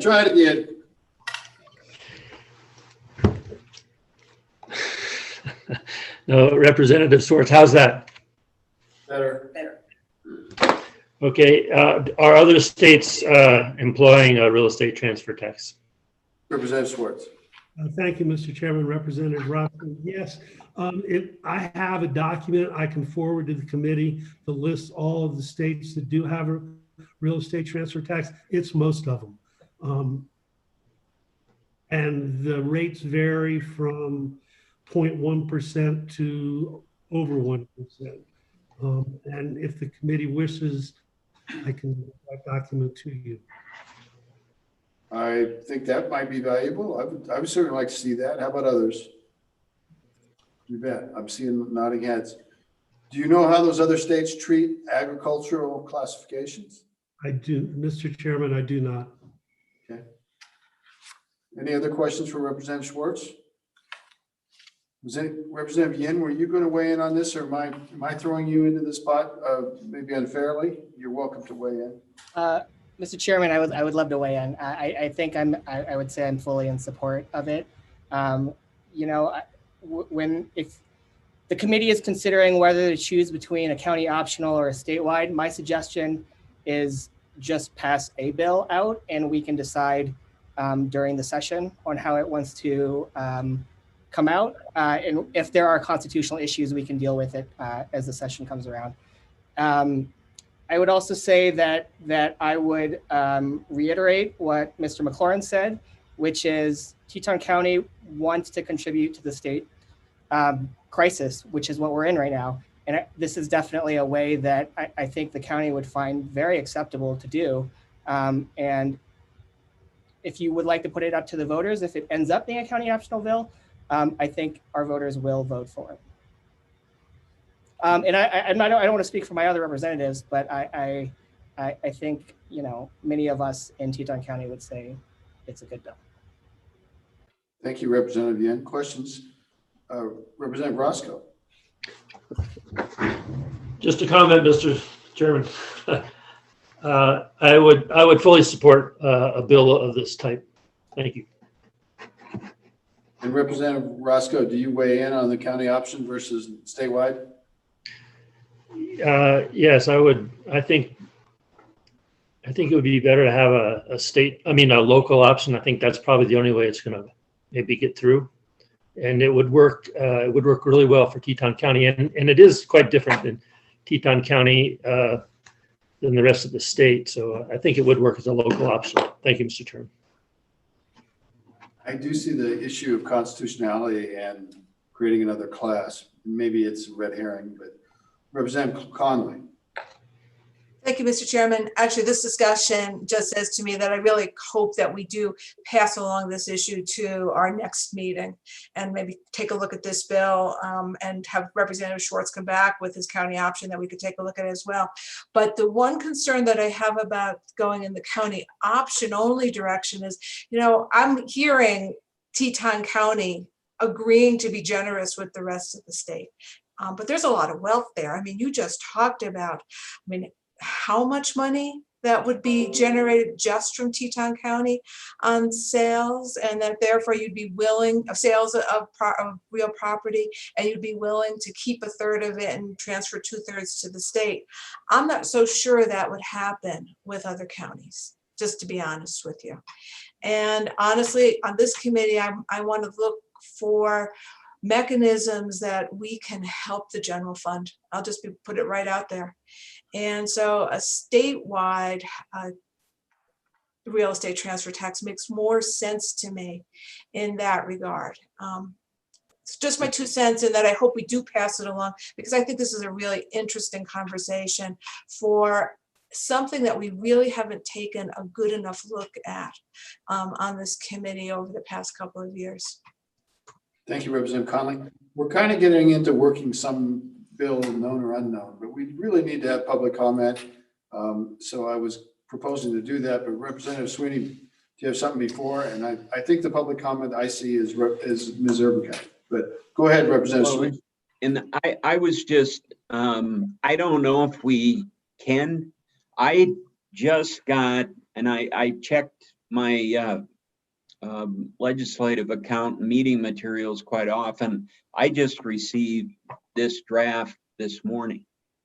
So, and I don't know if that's the same with, and maybe I missed it earlier. I'm just pointing that out. So did we notice it properly? Let me be clear. We're not voting on a real estate transfer tax today.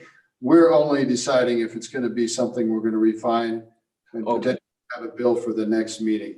There is no way to work this or notice it properly. You are absolutely correct. But the only motion that would be in order would be to take it up and give staff some direction on how to have one at the next meeting, if we so choose. So let's be clear on that.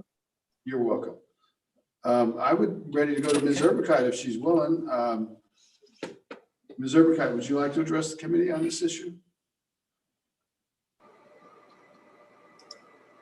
Mr. Chairman, there I go. I got my camera turned off for a minute. All right. Yes, Mr. Chairman, Lori Urbica with the Wyoming Realtors. No surprise, we are not in favor of this draft. I'm with Representative Sweeney. I only saw it first thing this morning. But I must say, on the agenda, I had my feelings hurt for a little bit because it appeared there was a task force and I hadn't been invited to the party.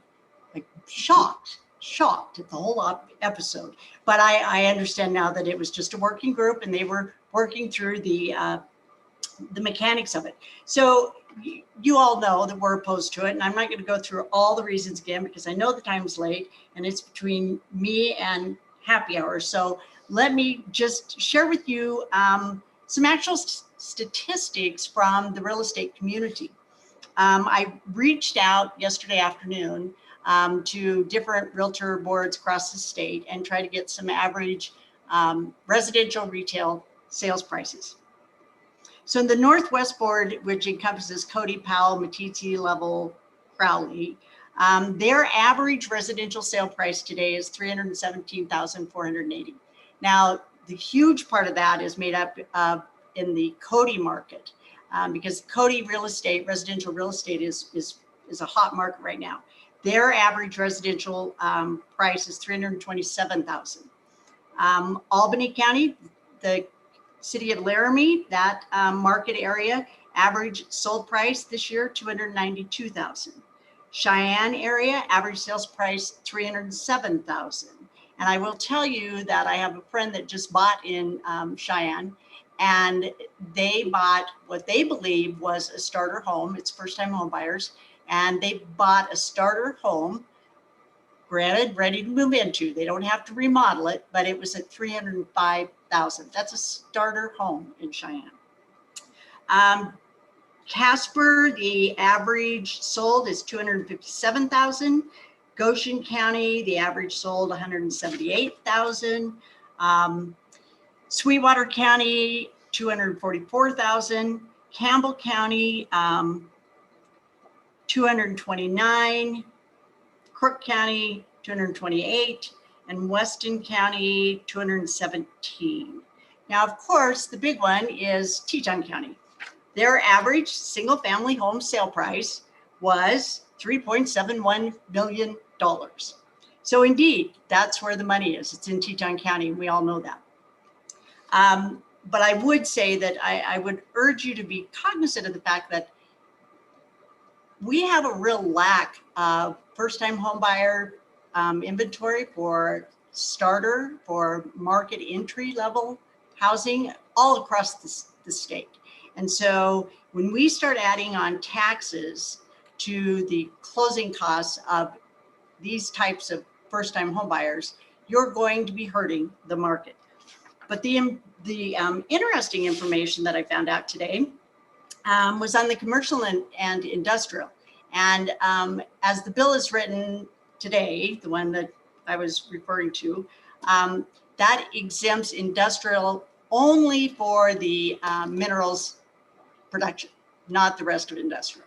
So I checked with a couple commercial brokers in Laramie County, Cheyenne. They said their commercial and industrial market is holding its own. They haven't seen any type of decline. That is not what's happening in Natrona County. And the commercial brokers I spoke to in Natrona County, obviously they said a lot of our commercial, our industrial property is related to the oil and gas industry, to the extractive minerals. Their commercial properties, and commercial they define as hotels, restaurants, retail shopping. That's where they have seen a 33% decline from last year, year to date to this year. Their industrial is down 52%. They had a property that was purchased 15 years ago for $1.5 million, and it just went under contract for $800,000. So people are not doing well in the commercial and industrial sector in the middle part of the state, and certainly not in any of the areas that reflect the oil and gas industry or coal and mining. The actual commercial dollar amount, the first number I gave you, the 33%, that was the number of sales they've had. The actual dollar amount is down 59.4%. So I wanted to share those with you. I can do a much deeper dive if you decide to carry this bill forward into December. So I can give you actual numbers from all across the state on how many residential sales and commercial and industrial would be impacted by this type of a tax. I literally just didn't have time to get that done, but I will. The one thing that I want to remind you that we talked about the last time we have discussed this real estate transfer tax is it equitable? And obviously the way this one is written with ag exempt, it is absolutely not. Ag is an industry, ag is a business, the same as any other business that buys and sells real estate. So ag absolutely should not be exempt. It appears to me we're picking and choosing the winners and losers, which we do not support. And then finally, if we're rewriting the bill and going to take a hard look at a county option bill, and I don't understand why this is even in the bill, but the bill refers to that it will be paid by the grantee. Most states allow the buyer and seller to negotiate that. Why do you care where the money comes from? It comes out of the transaction is where it comes from. So who pays it is not really necessary in any bill draft. And that'd be like one less thing I can pick apart the next time we get together if you decide to move this forward.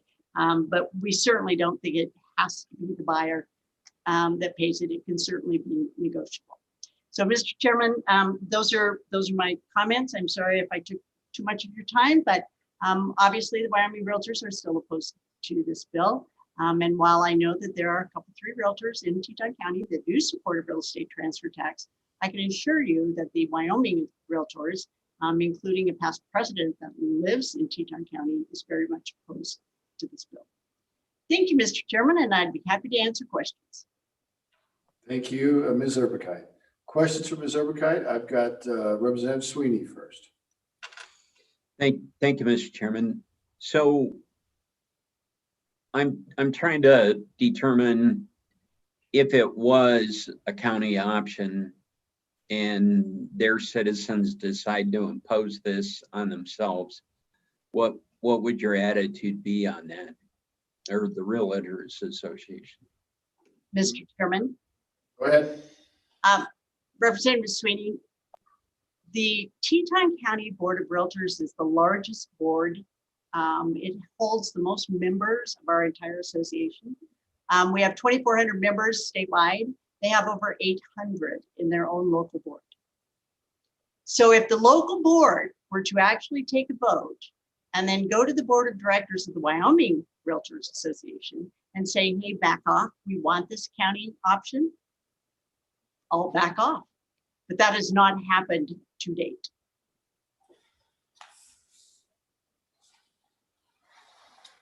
Go ahead. Who else?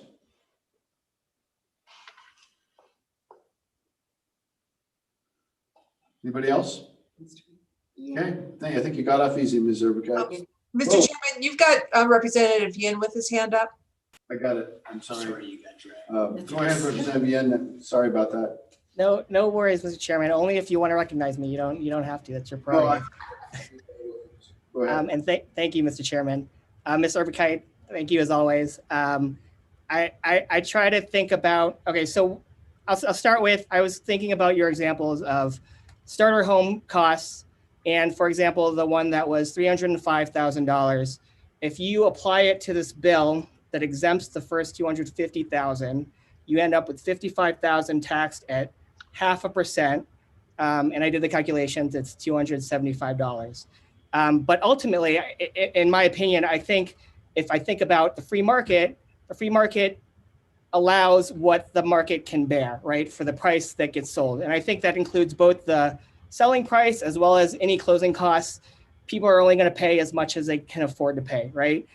So in essence, the question to me is, will the seller still make it worth their while to sell the property?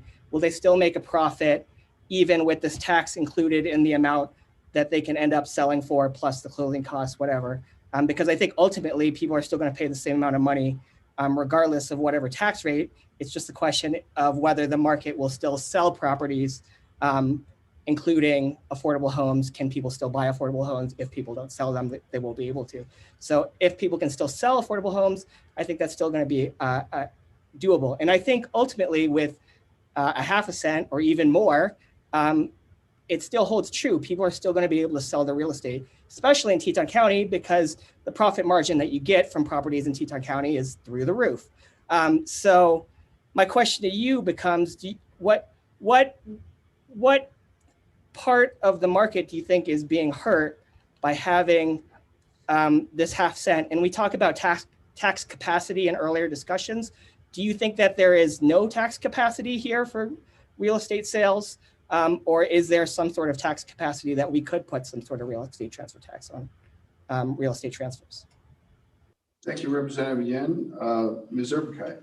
Mr. Chairman, Representative Yen, so yes, while that starter home in Cheyenne is going to incur $200 and some more in closing costs, when you have first-time home buyers that have saved for a couple, 3 years so that they can pay their closing costs, adding more is only going to delay that purchase. It's going to end the world? Probably not.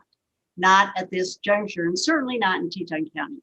But look at the market, and again, I will do a deeper dive on all these numbers.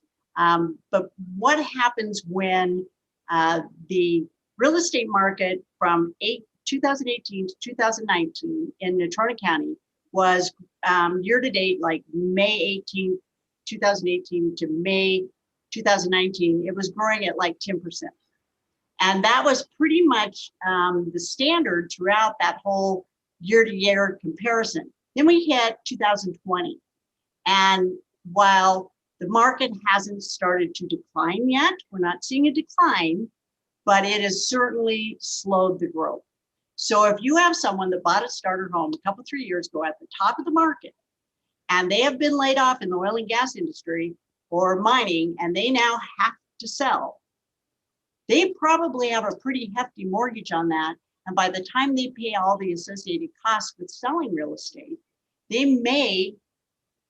that $275 may make the difference between them writing a check so that they can leave this state and find another place to get a job or not. I've lived through those markets. When I first started in real estate, every other house in Riverton was a foreclosure with a HUD sticker on the door.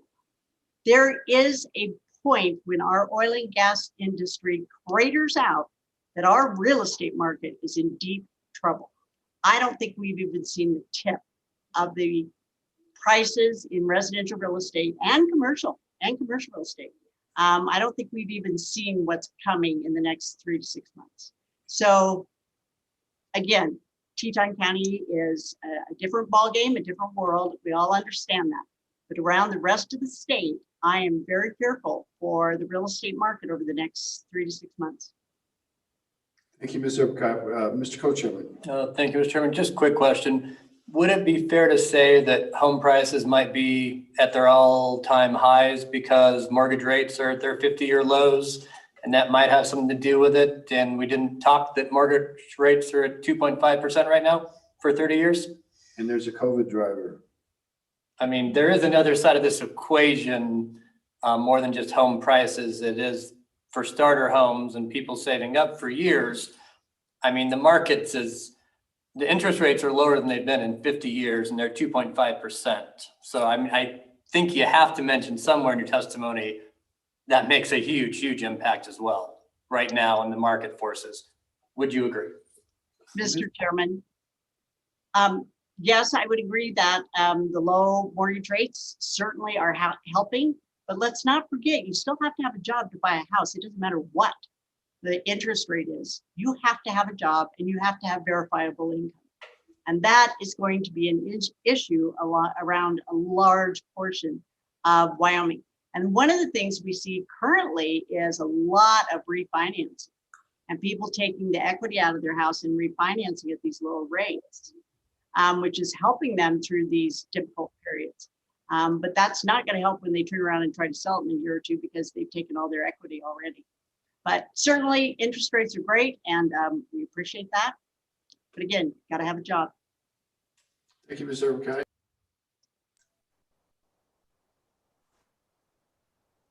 Mr. Chairman? I'm sorry, Representative Conley, I accidentally muted myself. Maybe that was a good thing. So would you go ahead? Yeah, thank you. Thank you, Ms. Erbikai. And I would like you to bring those figures for the next meeting where we hopefully discuss this more. But I just wanted some clarification on the figures that you gave us to start with, and then kind of the discussion about the starter home. Because I thought you were giving us either a mean or a median for the Northwest, Albany County, Cheyenne, Casper, Goshen. Is that true? You were giving us the median, Mr. the average. Mr. Chairman, some of the local realtors that I talked to gave me the average and the median. Some only gave me the average, so I went with the average. If you want the median, in Albany County, the median is 277,000, where the average is 292,000. So, but for a deeper dive, and I will get a hold of every MLS across the state of Wyoming and try and get you much better and much more in-depth information on the sale prices of all the real estate. And granted, this is only the real estate that goes through our multiple listing service. So it had to be somebody that utilized a realtor. There are properties that are sold by owners. There are properties that are sold new construction, obviously, may not have a realtor involved, but I will get you all the information that I can on the market data that the realtors have access to. Yeah. Thank you, Mr. Chairman. Follow up. Follow up, and then we do have more public testimony, so. Great. So thank you, Mr. Chairman. So really, my point was that, I mean, while I don't kind of disagree that you had a client that bought a starter home for $305,000, that with Cheyenne, the median being 307, that's right about an average home sale from the figures that you just gave us, whereas obviously there would be half that are below that figure and half above that figure. But also that the bill, the way that it's written, it has an exclusion for the first, and the way it's written is 250, and that's just a placeholder. It could be 300,000. And so with the figures that you gave us, to me, the way that the bill is written, with the exception of Teton County and maybe Cody, that virtually every home sale would be exempt from paying this. That's the way that I read this bill. And so I would appreciate you bringing forward at the next meeting kind of those figures so that we could take a better look at them. Thank you, Mr. Chairman. Thank you, Representative Conley. Are we good? Ms. Urquhart, you good? Mr. Chairman, I'm good. Okay. We've got more public testimony. We have Kristen Gunther. She's here. She's with the Wyoming Outdoor Council. So Ms. Gunther, go ahead. Welcome. Thank you, Mr. Chairman. Members of the committee, I know the hour is late, so I will try to be succinct and non-repetitive. But I do want to touch on a couple of themes that you've already heard from earlier conversation. I'm from the Wyoming Outdoor Council. As you may recall, we have come before the committee before to support this tax measure. And so I'm just echoing and underscoring some of our earlier comments. Since the last revenue committee meeting, the real estate boom, has continued. Obviously, all of us know that, both anecdotally and by the numbers. And I don't mean to double or triple down on these Teton County numbers, but there is a comparison that we continue to think is relevant here. So according to the Jackson Hole real estate report at the end of the third quarter, at that time, there was $1.558 billion in terms of volume of real estate transactions, with another $622 million under contract at the close of that third quarter. So that's $2.18 billion that was in the works or that had been completed in that first 3 quarters of real estate sales. And those are pretty large numbers, as we've talked about. At our last committee meeting, we cited price and production estimates from the Craig report, just to compare the amount of real estate sold in Teton this year to the total value of Wyoming natural gas sales in 2019. And according to that Craig estimate, it was around $4.5 billion. So with this new data from the third quarter, real estate sales just in Teton in the first 3 quarters of this year, totaling up to $2.18 billion, that gets us close to half the natural gas sales produced by the entire state in 2019, according to at least my back of the envelope math. It's 48.4%. And that's, we're not done selling land in Teton County this year. So I think that's worth paying attention to. And why is this happening? I'm going to quote directly from that third quarter report when the Jackson Hole real estate report said, quote, "A recent Wall Street Journal article by Nancy Keats says it all. Home sales surge in resort towns as COVID looms large over ski season.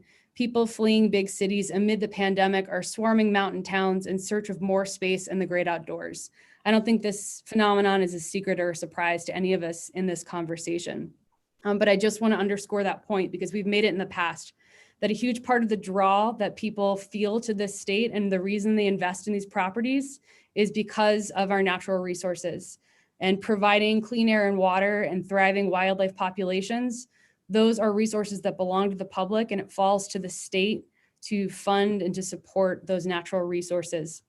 So I think given the connection between this boom in real estate and people coming in and buying up these properties, it makes sense to look to this sector and this boom that we're having right now to think about, whether we ought to see some benefit for the state out of that. Additionally, this boom is bringing more people here. And of course, as more people come here, they need more services. Those services demand more investment. That's no surprise either. So on this bill, my comments are very general. We just want to offer our general support. We think the rate, the tax is pretty modest in here, and the exemptions that the committee is considering make a lot of sense. We continue to support this being implemented in any way that will support the well-being of this state and our future. We know that cuts are necessary to get us through this moment, but they also cannot solve the current problem on their own. I want to underline and reiterate our commitment to talking to our membership as much as we can about this budget issue and about the revenue challenges that the state faces. We've already been doing some public outreach. We'll continue to do that. We think it's really important that all hands are on deck to help us navigate this current situation. We also know that a lot of the challenges we face as a state right now are due to market forces outside of our control and decisions that are being made outside of our state. But right now is an opportunity to actually benefit from some forces outside of our state that are pushing people here. And it truly is a boom. It's just a boom of a different kind.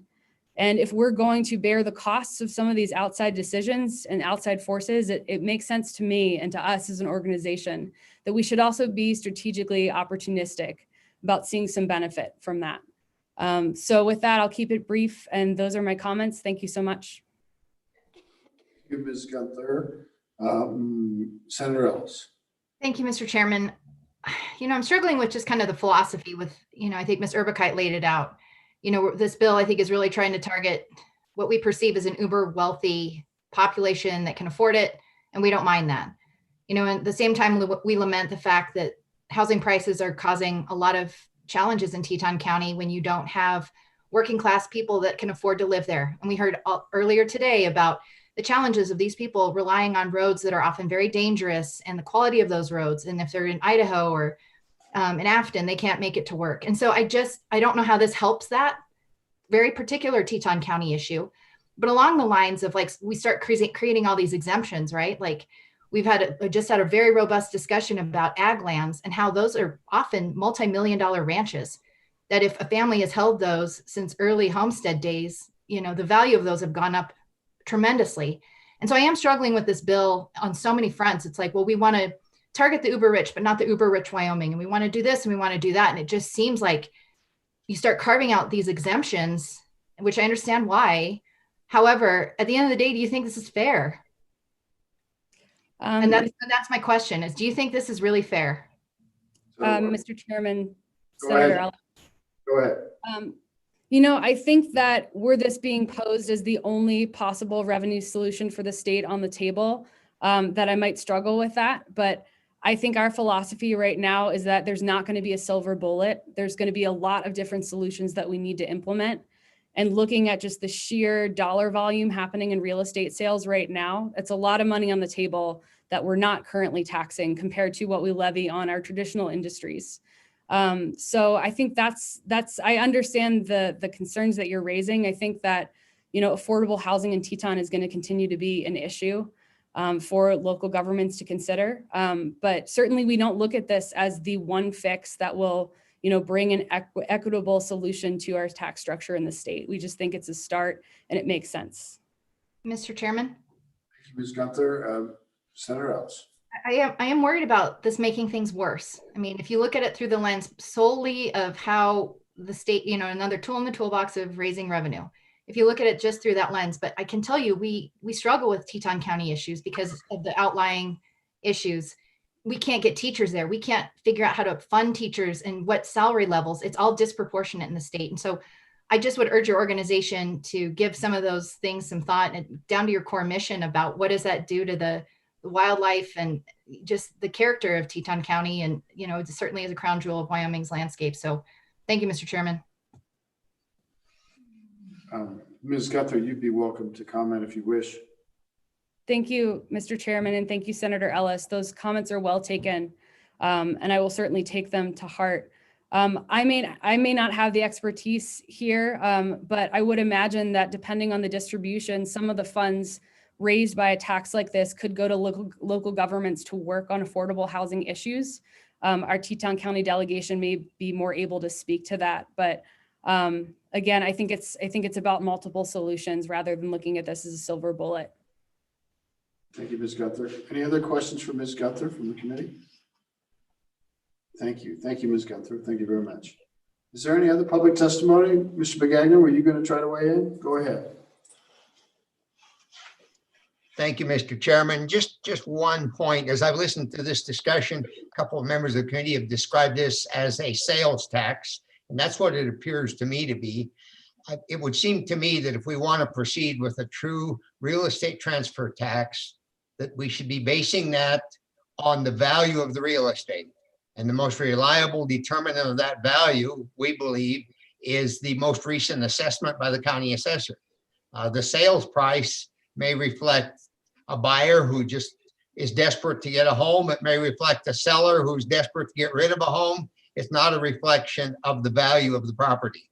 And so we have opposed real estate transfer taxes for at least my 20 years here, and I'm not prepared to say tonight that we're ready to support one, but I concur that it's kind of hard to justify exempting agriculture. But if we did this on the basis of the assessed value, then the concerns of agriculture would be addressed to a relatively high degree. So, Mr. Begagna, what you're suggesting is the assessed value is determined by the production value. Mr. Chairman, in the case of agriculture, it would be. In the case of other property, it would be whatever the assessed value is most recently by the assessor based on the current criteria we have for assessing all kinds of property, rather than exempting certain property. We could still put an exemption for up to a certain value. That I don't have a problem with that, but rather than basing it on a sales price, basing it on the most recent assessed value of that property. Fair enough. So kind of the way that happens, if you've got the person that buys the trophy ranch and pays 20 times what its value would be if it had to run cows, then you're still going to get the same value, the 1/20th.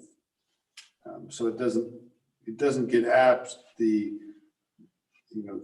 great price that's actually paid by a willing buyer and a willing seller. Mr. Chairman, that's correct. It doesn't, but it's based on the value of the product that was put up for sale. And if it sells it again at some point, those high prices, then it would be paid on that. But it just seems to be, to me, and to our discussions, that's fundamentally what a real estate transfer tax is. It's not a sales tax on how much someone paid me for a piece of real estate. I'm turning into a ghost on my screen. I can see this. Thank you, Mr. Begagna. Thank you very much. Thank you, Mr. Chairman. Any other questions for Mr. Begagna? Any others? Mr. Chairman? Representative Conley. Thank you, Mr. Chairman. Mr. McGagnon, I'm just kind of curious about your desire to have it be the assessed valuation rather than the sales price. And I'm thinking of the example that Representative Schwartz gave when he did his presentation, that we charge sales tax on the transfer of like an RV, and it's based on the value of the transfer, not on a blue book value, for example. So I am curious about your desire with going with that assessed valuation rather than that example of the expensive RV, for example. Mr. Chairman, Representative Conley, I'm looking at it that in the case of that RV, we're saying it's a tax on the sale. In this case, we're talking about a transfer tax, which by definition to us is reflective of the value of the property, not the sale price. And it's a matter of labeling. If we want to call this a real estate sales tax, then I believe that would more adequately describe what this legislation is and more fairly describe it to people who are determining whether to support it or be in opposition to it. Fair enough, Mr. Begagna. Anybody else? This question of agricultural land is important in this, as the bill that we're kind of looking at has them exempted completely Going back to the previous discussion we had about a lot of the real estate transactions that are occurring are people seeking agriculture and other properties for their rural agricultural-like characteristics. So I'm hesitant to exclude them completely. I think that would eliminate a lot of people that maybe should be paying it. However, it's a real problem, and it is true that agricultural operations, their land appreciates, and when, especially if it's a family transaction,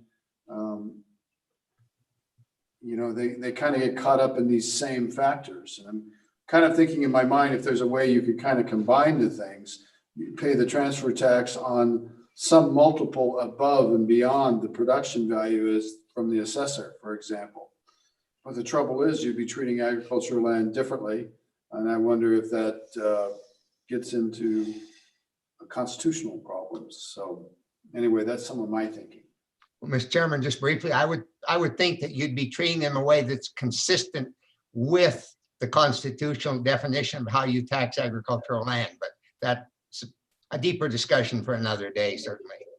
I agree, and I think we're going to have if this bill moves forward, I think what we're looking for is direction from the committee to consider a bill at our next meeting. And that's kind of a yes or no, but we could put some parameters on that bill. And let's just, I don't know any other way to work through it. And I don't see any other public comment. And so I'd just like to try to figure out and get to a decision whether we want to see this bill going forward. So let's just poll the committee. Do we want to take this up in our December meeting? And if so, how? Let's hear your thoughts. Mr. Co-Chair. Thanks, Mr. Chairman. I guess I will move that we see a bill draft at our December meeting. I guess pretty much similar to the one that's before us that was brought by Representative Schwartz, with the direction that LSO has a amendment to take it into a county option that we could discuss at that time. If that is constitutional, I would hope LSO has that work done by then, as well as a discussion on what the ag inclusion might entail. I guess my ultimate concern before I have a strong feeling in the bill is what are the revenue numbers associated. I know Ms. Gunther talked about, you know, it's comparable to oil and gas.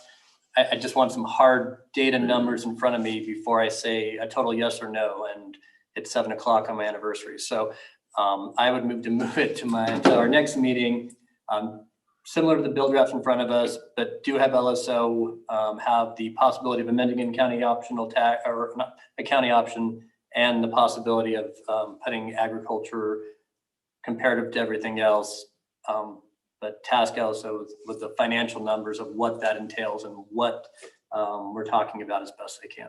So let me say happy anniversary. And would your motion include the suggestions that Ms. Huxtable made? You had a few kind of housekeeping amendments. They were big to you guys.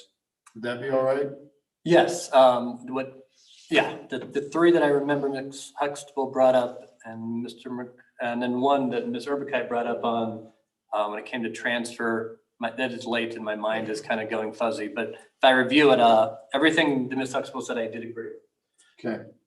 Well, I guess for this motion, we need a second. We have one from Representative Conley. And so I do think we'd have to settle whether it's a county option or not at the next meeting. I don't think it'd be possible to take a county option bill into the legislature or take a non-county option under the bill title because we're under more restrictions. But anyway, we would settle that next time. Let's just see if there's pushback. You want to just vote it up and down and see if we got the votes to move this forward? Might be the most expeditious way. Are you guys just ready for the question? Okay, all right, let's just do it. All those in favor of seeing the bill draft at our next meeting and considering it as suggested by the co-chairman and seconded by Representative Conley, please raise your hand so I can see them. I'll count out loud. Okay, I've got Dayton 1, Zawaniser 2, Roscoe 3, Baldwin 4, Conley 5, Case will be 6, and then all of those opposed. I've got Western, no, that's 1. Blackburn, no, that's 2. Sweeney's, no, that's 3. Larson, no, that's 4. Hallinan, no, that's 5. Alice, no, that's 6. It's a tie vote. You get Bateman? I think I did get, well, I don't see Bateman. Oh, I have 7. Thank you. I didn't see you, Senator. You were merging in your flag, and I apologize. Thank you very much. So it's a 7-6. I don't think we have anything else for today. And this topic won't be part of our next meeting. Doesn't mean we haven't learned some things so you folks bringing individual bills, so more power to you. Anything else before we go? Senator Ellis. Mr. Chairman, you just kind of raised that issue that I was concerned about with making it, if someone happens to bring this as a private bill, I think there's some issues with just trying to make it permanent when it's a county option. If you think of our pennies, like they're usually for a specific purpose, or there's, a renewal that people have to go back and ask taxpayers. So I would just ask if anyone wants to pick up this bill individually, that they give those issues some thought. Fair enough, Senator Ellison. Thank you for that. Are we missing anything else? Have a great evening. Have a great evening. Happy anniversary to co-chairman. Right on, co-chairman. Justin, that would be wonderful. We wish you the best. All right, so we'll still have time for discussion of general bill drafts we might want tomorrow. Everybody get a good night's sleep, and thank you very much. Appreciate all your good work today. Sorry it went so long. All the best.